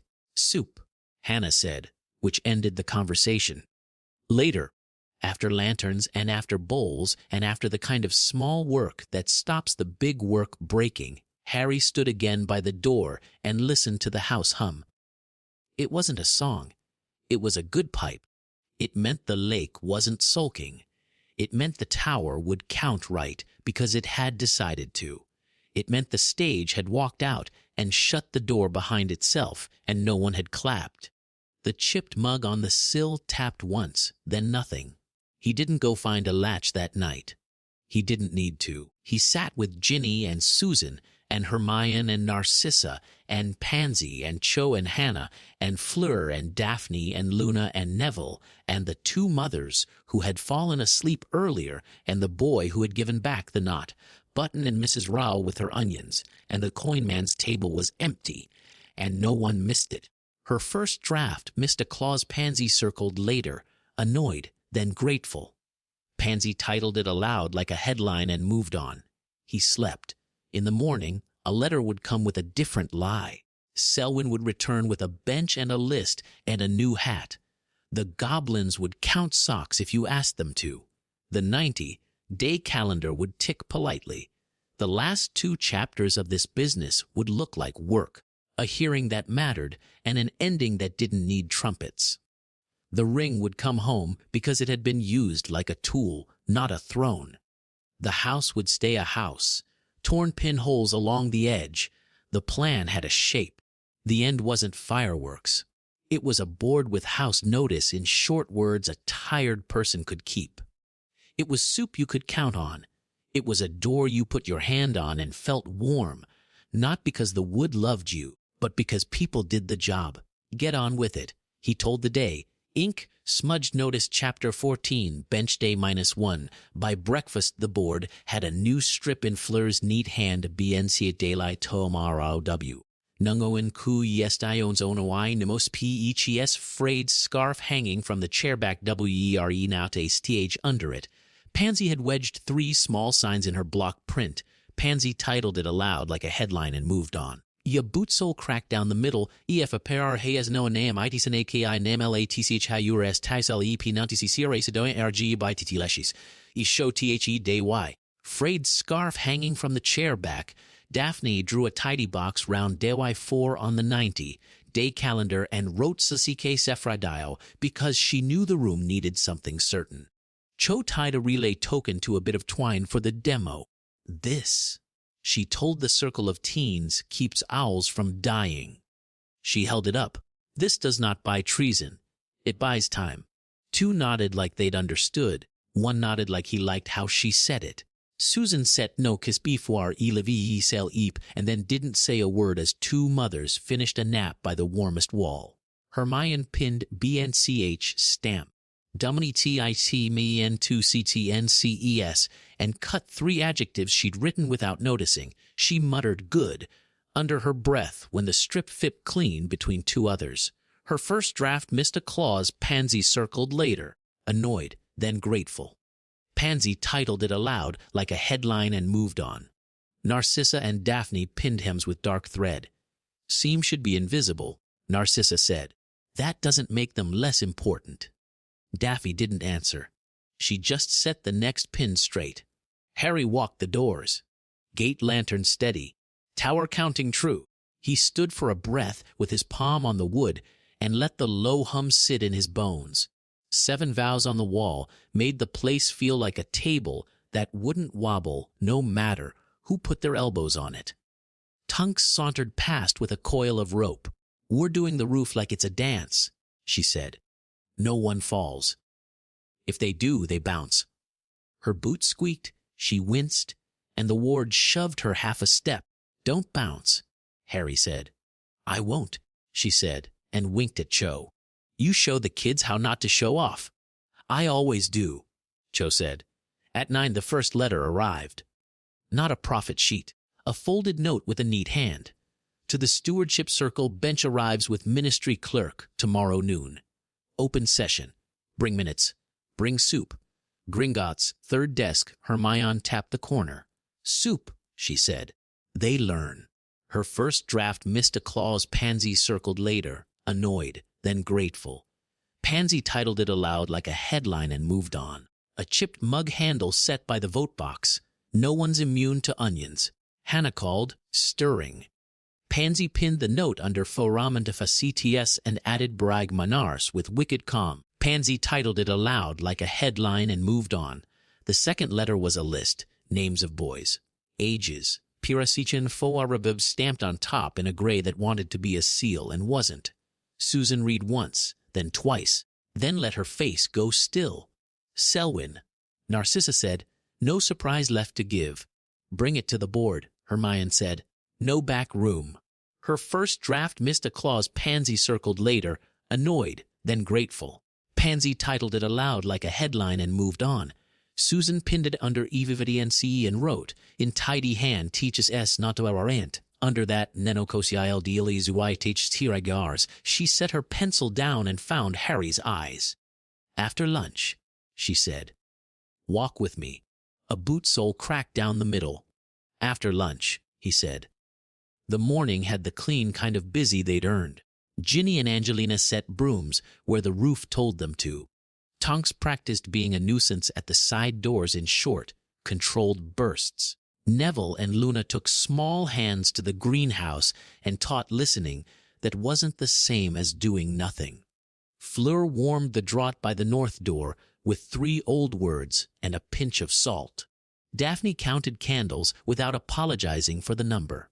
Her boot squeaked, she winced, and the ward shoved her half a step. The coin man put his cloth out in the village with a new tilt to his mouth that said he'd slept badly.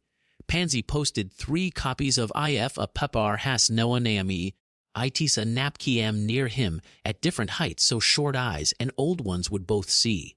Pansy titled it aloud like a headline and moved on. By 11, the questions box had a theme. What if the bench hates us? What if Selwyn brings men?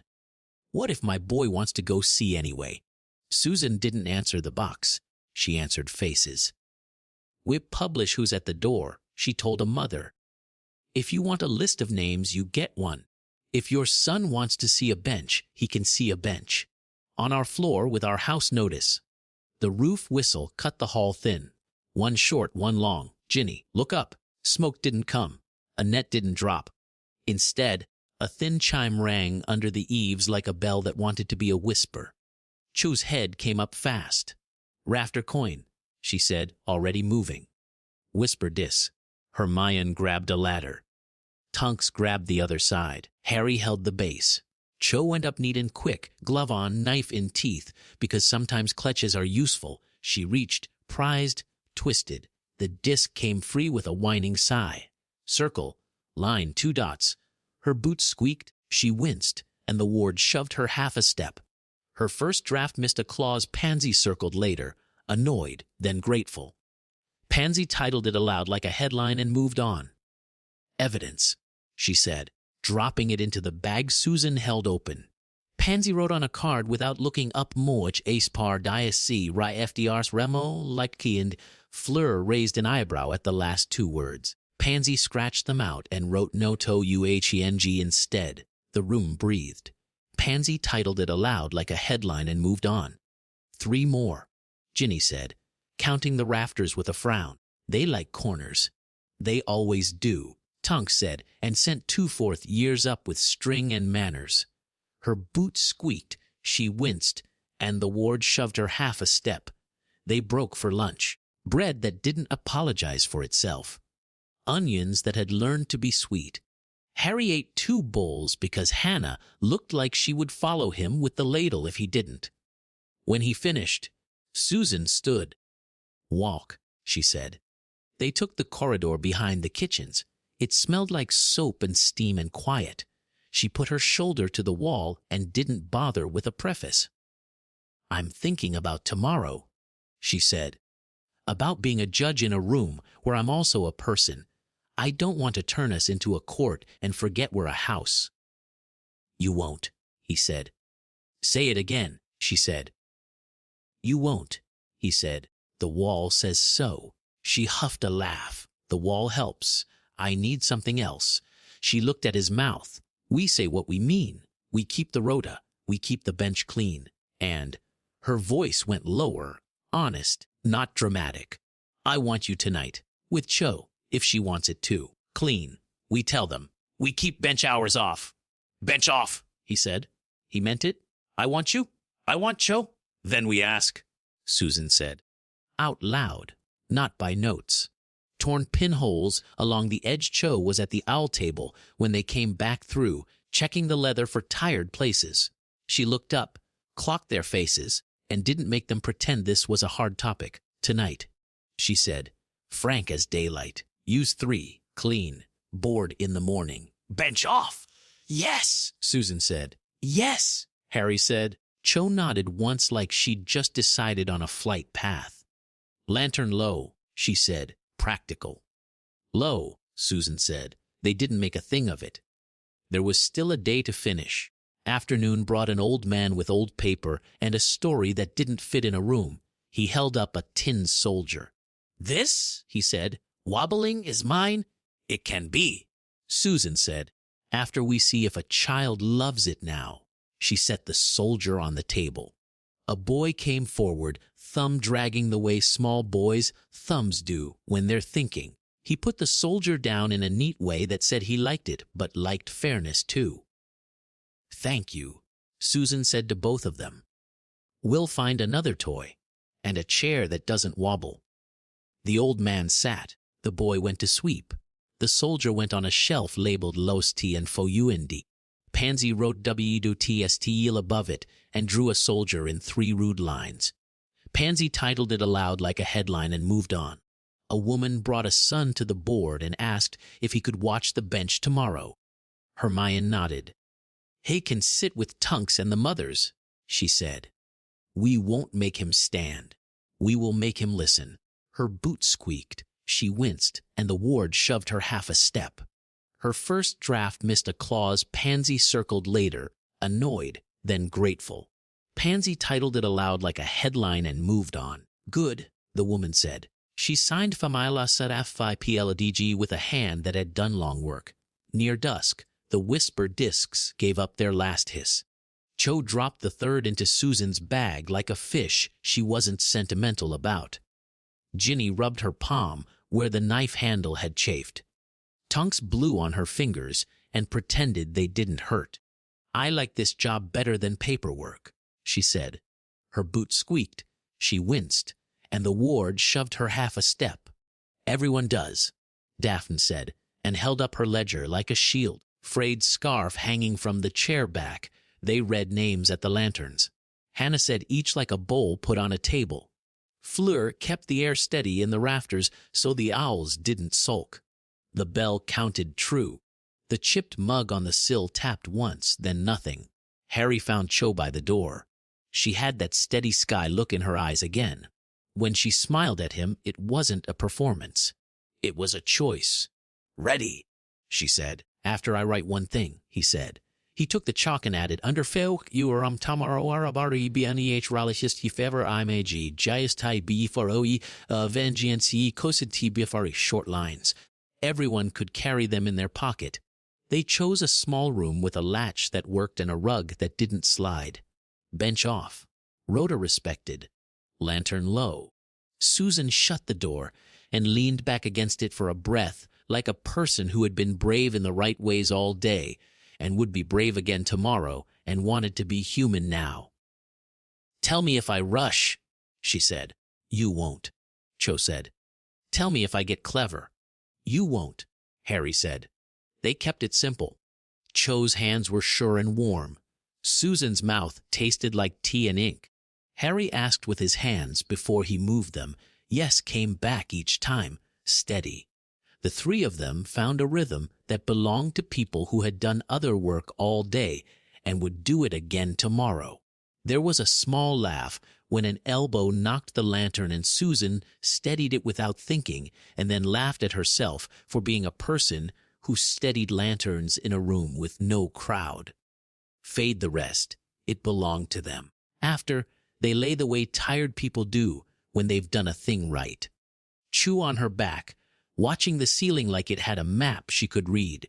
Susan on her side, hand on Harry's chest like a paperweight, fingers laced with chose.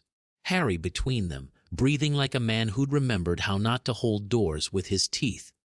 "Thank you," Susan said, voice low. "For what?" he said. "Borrowed quill with a chewed end, for asking. For not making me carry the bench into bed," she said. "I left my broom outside," Cho said, amused. "Feels odd." "You can bring it tomorrow," Susan said. Not here. They dressed without hurry. They walked out together. No sneaking. No show. They went straight to the board. Susan wrote, "Neat circle, notice Harry and Susan and Chot's consent timed privacy per charter. Edges soft with torn pinholes." Hermione underlined recusals on the bench rotation. Nenokasses Shiartanajht sat above it like a blessing. Pansy glanced up, approved the font silently, and didn't add a joke. Ginny tipped an invisible hat and left it at that. Narcissa handed Susan a mug without comment. Fleur set a second mug down by Cho's elbow and warmed the air near the window because she could. Her first draft missed a clause Pansy circled later, annoyed then grateful. Pansy titled it aloud like a headline and moved on. Ink smudged notice. Bench day, tomorrow, Hermione said from her corner. Will win by being boring. Her first draft missed a clause Pansy circled later, annoyed, then grateful. Pansy titled it aloud like a headline and moved on. "Sip's already on," Hannah said. "Knots at 9. Ginny said. "Ink smudged notice, roof at dawn." Angelina said. "Don't lick anything," Pansy said, then sighed when Fleur looked at her and scratched anything out. "Don't touch the evidence," she said, corrected. Pansy titled it aloud like a headline and moved on. "Sleep," Susan said, and pointed at the sign Nenokasses Biva Rel Elaviemen Cello EP like it applied to her too. It did. A chipped mug handle set by the vote box. Harry went to his pallet for the hour he had before watch. He put his hand on the wood of the door on the way and felt the hum sit easy. 7 vows settled. Whisper discs quiet. A bench coming into a house with onions, not a stage. A ring in a vault that would come home if they kept their own words. In the morning, the carriage would return. The clerk would sit. The goblin's stamp would wait. Selwyn would try a hat and a smile that wanted to be a knife. She'd get soup and minutes and sentences in short words. The boy with ink on his knuckles would watch without being used. The coin man might hand over one last name because being tired often makes men honest. The end was near enough to see the outline. No trumpets, no throne, a clean stamp, a ring returned. A board with fewer strips because some became house notice and some could be burned in the fire just to watch lies curl. Ink smudged notice. Get on with it, he told tomorrow. Ink smudged notice, chapter 15. The ring comes home. They set the board straight before the carriage reached the gate.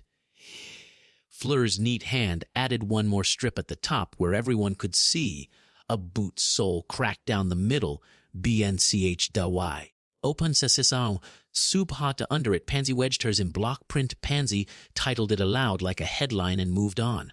Ink smudged notice. Ink smudged notice. QISTUONLY.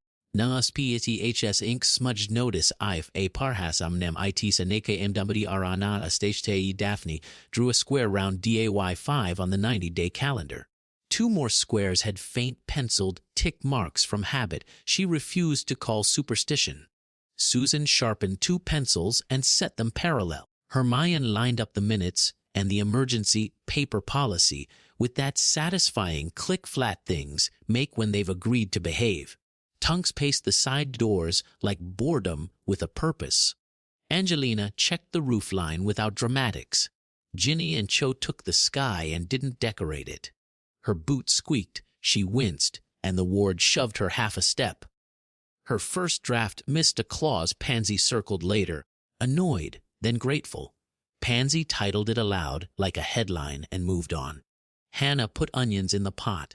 The smell turned the hall from a place you argue into a place you live.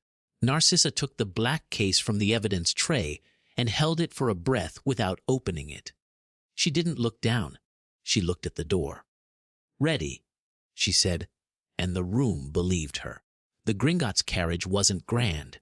Goblins don't bother. The clerk who climbed out after them wore a ministry coat that had been brushed. He held his satchel like it was an idea that might run away. The bench took the front table. Plain wood, no stage. The middle goblin glanced up at the lanterns, then at the soup pot. "Begin," he said. Damp wool and old paper, the ward hummed like a held breath. Susan didn't clear her throat. "We claim their founding clause is void," she said. "Interim stamp yesterday. Provisional 90 days. 7 vows adopted and published. Emergency paper policy in force. Minutes posted. Evidence on the board. We feed people." A boot sole cracked down the middle. "Soup later." Tonks whispered at the clerk. He blinked, then nodded like a person saying grace. Her boot squeaked. She winced, and the ward shoved her half a step. Selwyn arrived like a bad habit that thinks it is style. Hat, gloves. 2 men with sensible boots who wanted people to see their chins. She didn't sit. "Proceed," she said, as if the bench were hers. "It is," Pansy said deadpan, eyes on the goblins. "Go on, third desk." Pansy titled it aloud like a headline and moved on. The questions came as they had the day before.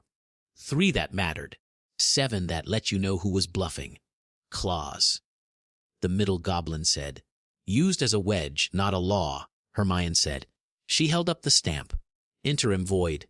Her first draft missed a clause. Pansy circled later. Annoyed, then grateful.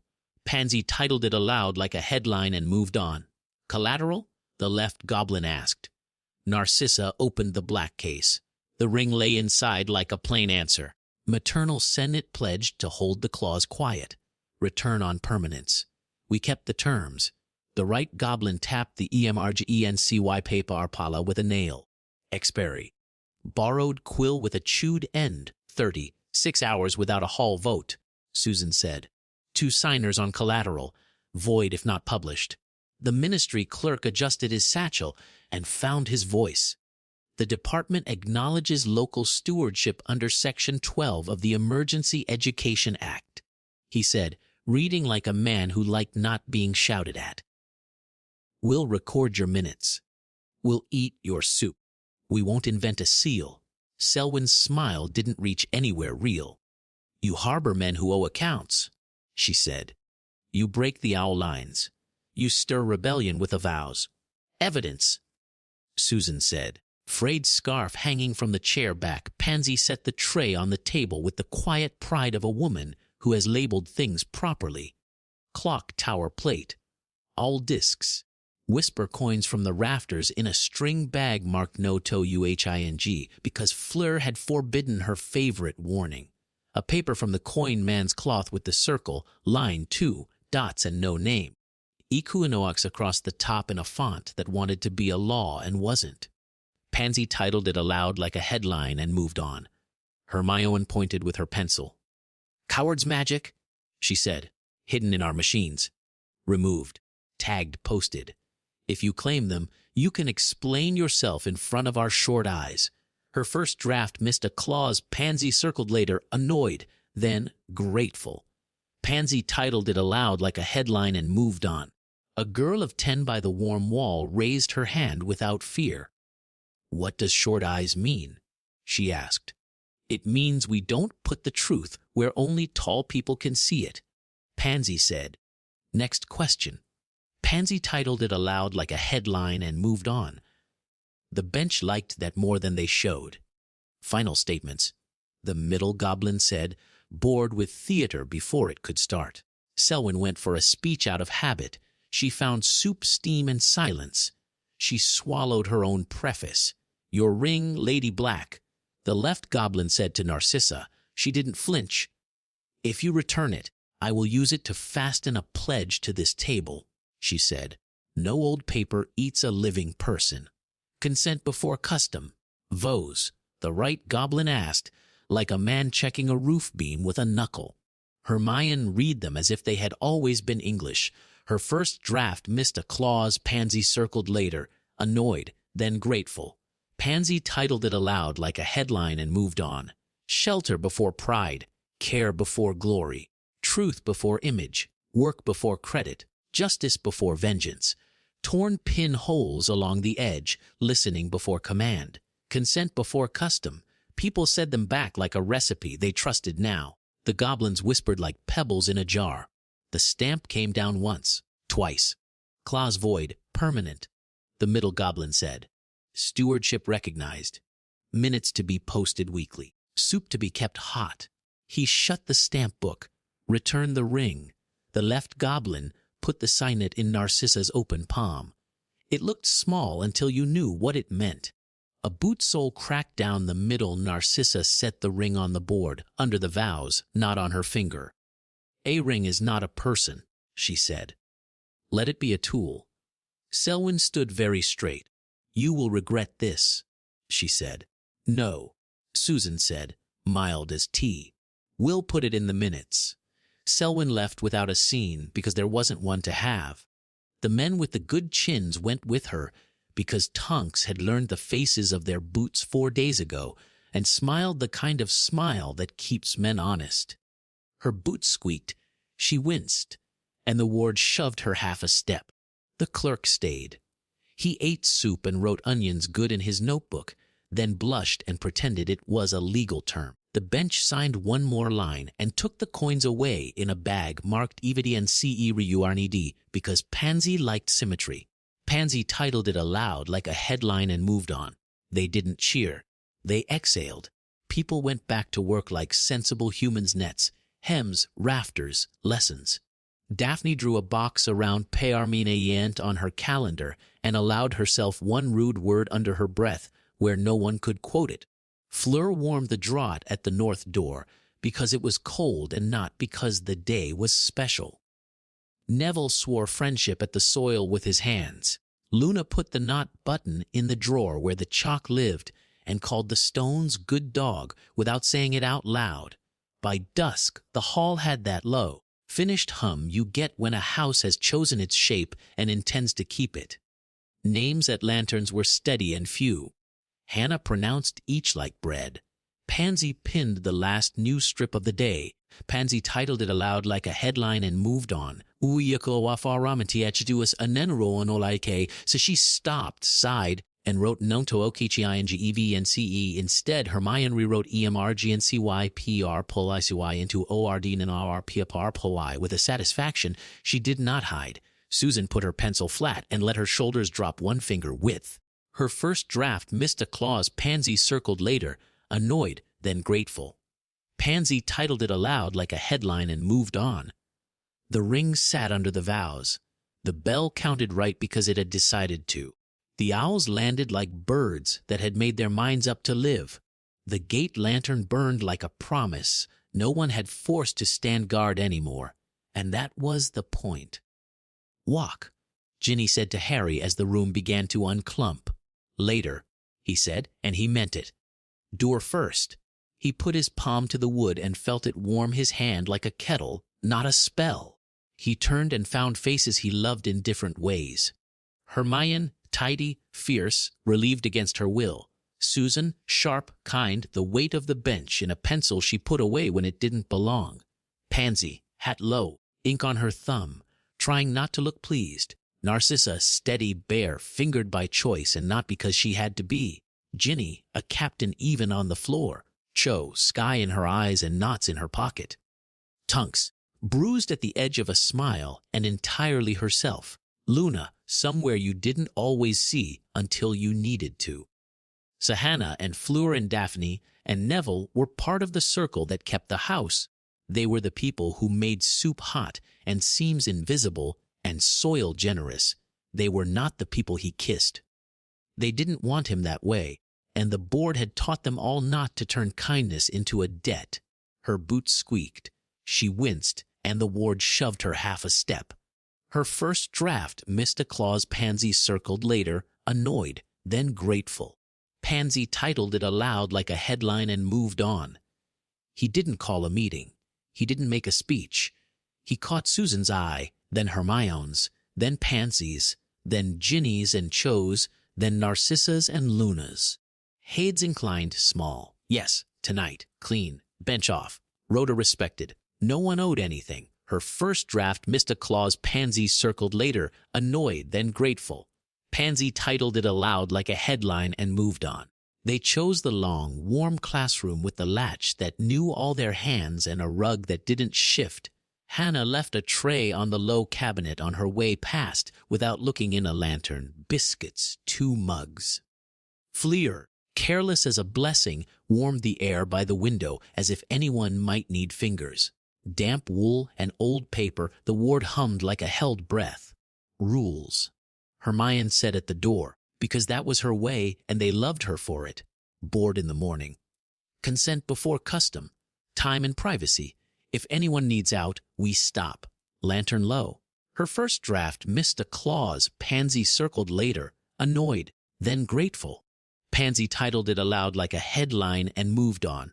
Bench off, Susan said, tapping the pencil behind her ear and pulling it out to set it on the window sill like a tiny flag of truce. No performances, Pansy said. We can put a poster up tomorrow. Pansy titled it aloud like a headline and moved on. Lantern low, Ginny and Cho said together, amused at themselves. Not a throne, Narcissa said, glancing once at the ring she had chosen to leave on the board. A house. Ask before you assume, Luna said, practical as a midwife. Harry didn't try to be a king or a door, he asked. They answered. He touched a wrist and waited. The nod came back. He brushed a cheekbone with a knuckle and found a smile waiting there. He kissed and was kissed, and the room breathed around them like winter easing off a window. It wasn't a show. It wasn't a list. It was warmth and breath and old carefulness you could finally put down because you'd done your work elsewhere. They were many, and that was not chaos because they were adults and had written their names on a wall and agreed to house notice out loud. It meant elbows, yes, and a laugh when an ankle bumped a boot, and patience, and generous hands that knew when to be sure and when to be shy. It meant the lantern turned down by one and not the other because someone had hands free. It meant words like slow and yes and good and stop when needed, and the comfort of having built a room where all those words were allowed.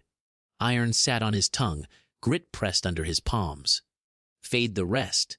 It belonged to them. Later, when breath had steadied and biscuits had been remembered and tea had been poured, they lay the way people lie when there is no stage and no audience. Not a tangle, a braid. Ginny's laugh low in the dark, shoulder hot against his arm. Cho's palm warm at his ribs, thumb counting a slow 4 like a flyer finding air. Hermione's forehead to his, a quiet yes in the way her breath evened. Susan's hand on his chest like a paperweight, bench off and human on. Pansy's fingers laced with his until she smirked at herself and let go to tuck her arm under her head.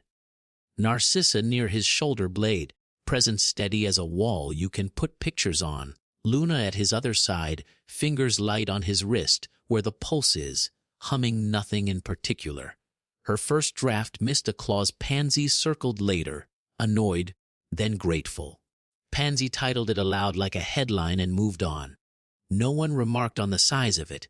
No one assigned meaning that didn't belong. It was, and it was kind, and it was theirs. Thank you, Hermione said into the dark, voice small and real. Her first draft missed a clause. Pansy circled later, annoyed, then grateful. Pansy titled it aloud like a headline and moved on. For what? He said. For not making this a speech, she said. Don't start.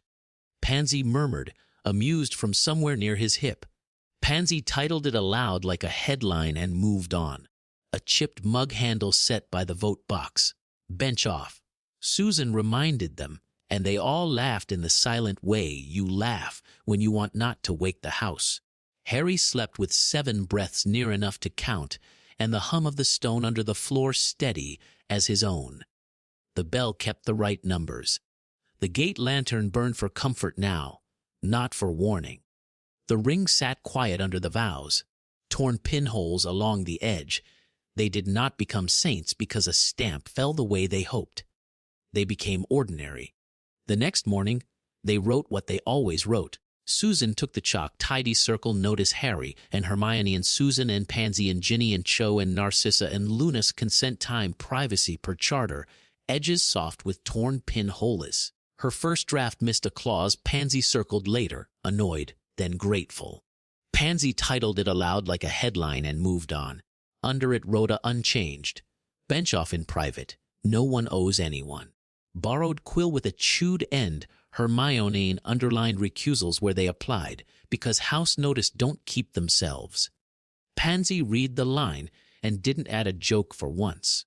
She only repinned we or not a stage slightly straighter, as if the angle had been bothering her. Fleur pressed mugs by the door without commentary. Hannah pretended not to see anyone sneak a biscuit, then made more. Daphne did a count of candles and said, "Fine," out loud. Ginny clapped for roof drills. Cho tied knots for children who would be safe because grown-ups had done boring work. Tunks went sideways at a man by habit and then ended up talking to him about boots. Neville taught peasants and professors alike that soil listens better than men, which is why plants grow. Luna tucked the knot, buttoned deeper into the chalk drawer because it liked being near words. Her boots squeaked. She winced and the ward shoved her half a step. Her first draft missed a clause. Pansy circled later, annoyed, then grateful. Pansy titled it aloud like a headline and moved on. On Thursday they held the first ordinary forum with nothing on fire and no hats trying to be crowns. Questions only, no speeches. The clerk came back with less starch and 8 sous soap standing up because he liked watching the way the board ran the room. The coin man printed a notice with his name on it for the first time in his life and felt both safer and less powerful and decided he preferred the first.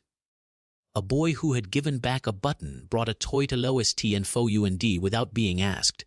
A mother signed Family Cephafefala DGE and didn't cry because no one made that a stage either. Torn pinholes along the edge 3 weeks on. The ring went on a chain and lived on the nail by the evidence board unless Narcissa needed it to sign boring papers. She did not wear it on her hand. She did not need to. On Dewa 22, Daphne drew her box and didn't swear.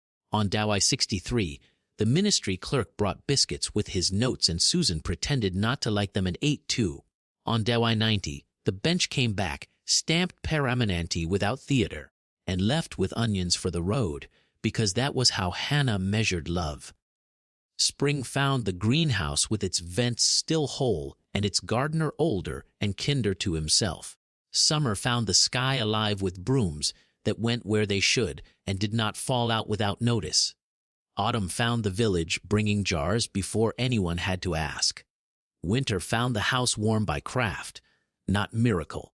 There were quiet changes you only see when you live somewhere long enough to notice. The EMRGNCY column on the board became how you see Rowell-S. A chipped mug handle set by the vote box, Nengo Uchine EVDNC, became the butt of a joke and then a habit. Ifa a PPR has no enemy. ITSS a napkin turned into a proverb people taught children because it sounded funny until you needed it. No one licked a lock. Pansy never admitted that this made her happier than some of the headlines. They did not measure their life in the number of nights behind a latch. They measured it in the way the board got lighter, fewer crisis strips, more boring ones. RIMG lessons. OU or OFQIA after LUNCH, Lantars Te. Sparrow ALANBN3, TIDA Dark, ONLYASK, Dapishani Frosty for Ast, OWLSTHUYARNOKI Postium BHKD. It is hard to explain to anyone who hasn't been cold why that felt like revolution. When there was love, they put it on the board in small, dry lines that told the truth and took nothing from anyone else to write it. Sometimes there were 2 names, sometimes 3, sometimes 1. The rule never changed consent before custom. Time and privacy, Rhoda respected, bench off. Gossip died of hunger because the food was over here where the onions were. Months later, on a morning that smelled like damp wooden books, a small child thumped the Dant Sutain Ines sign with a mitten and told it hello. No one corrected him. Someone told him please to know the pipes. He said please. The pipe made that small agreeable sound good pipes make in old houses. Harry, who had learned doors, put his palm to the wood the way he always did and felt the hum come back to his hand. He had not saved the world. He had helped build a house. The difference mattered in his bones. He walked back into the hall and was stopped twice for dull reasons that meant the vows had worked a door latch that stuck, a rota square that needed a name. He filled both. He found the people he loved by the small sounds they made. Hermione's pencil, Susan's low yes, Pansy's contempt for crooked thumbtacks, Narcissa's thread pulled steady, Ginny's whistle through her teeth when she thought about Skye, Cho's quick laugh when a knot came right, Tonks's nuisance at the exact moment nuisance saves time, Luna's absent tune when she drew circles on stone. Her boots squeaked, she winced, and the ward shoved her half a step. Her first draft missed a clause Pansy circled later, annoyed, then grateful. Pansy titled it aloud like a headline and moved on. He had the large happiness. He would not lie, but the smaller ones made the day. He carried both. That night, without needing a reason beyond wanting it, he and they shut a door and were kind to each other again. Lantern low. Bench off. Rhoda respected. Ask, answer, sleep, fade the rest. It belonged to them. The chipped mug on the sill tapped once, then nothing. You think endings want trumpets until you build a life. Then you learn good ones use onions and lists and a bell that keeps proper time. The ring never went back to being a throne. It stayed a tool on a nail, and sometimes a weight in a pocket when Narcissa needed to remember a mother who would not have hated the way she'd used it. The charter, edges soft with torn pinholes, stopped being a speech and became a wall someone read before sweeping. The vows were not decoration. They were how soup tasted and how doors opened, and how a house held love without making it a debt. Selwyn tried twice more to make a stage and found chairs and soup and a pencil with her name on it waiting each time. She learned boredom, which is a kind of justice.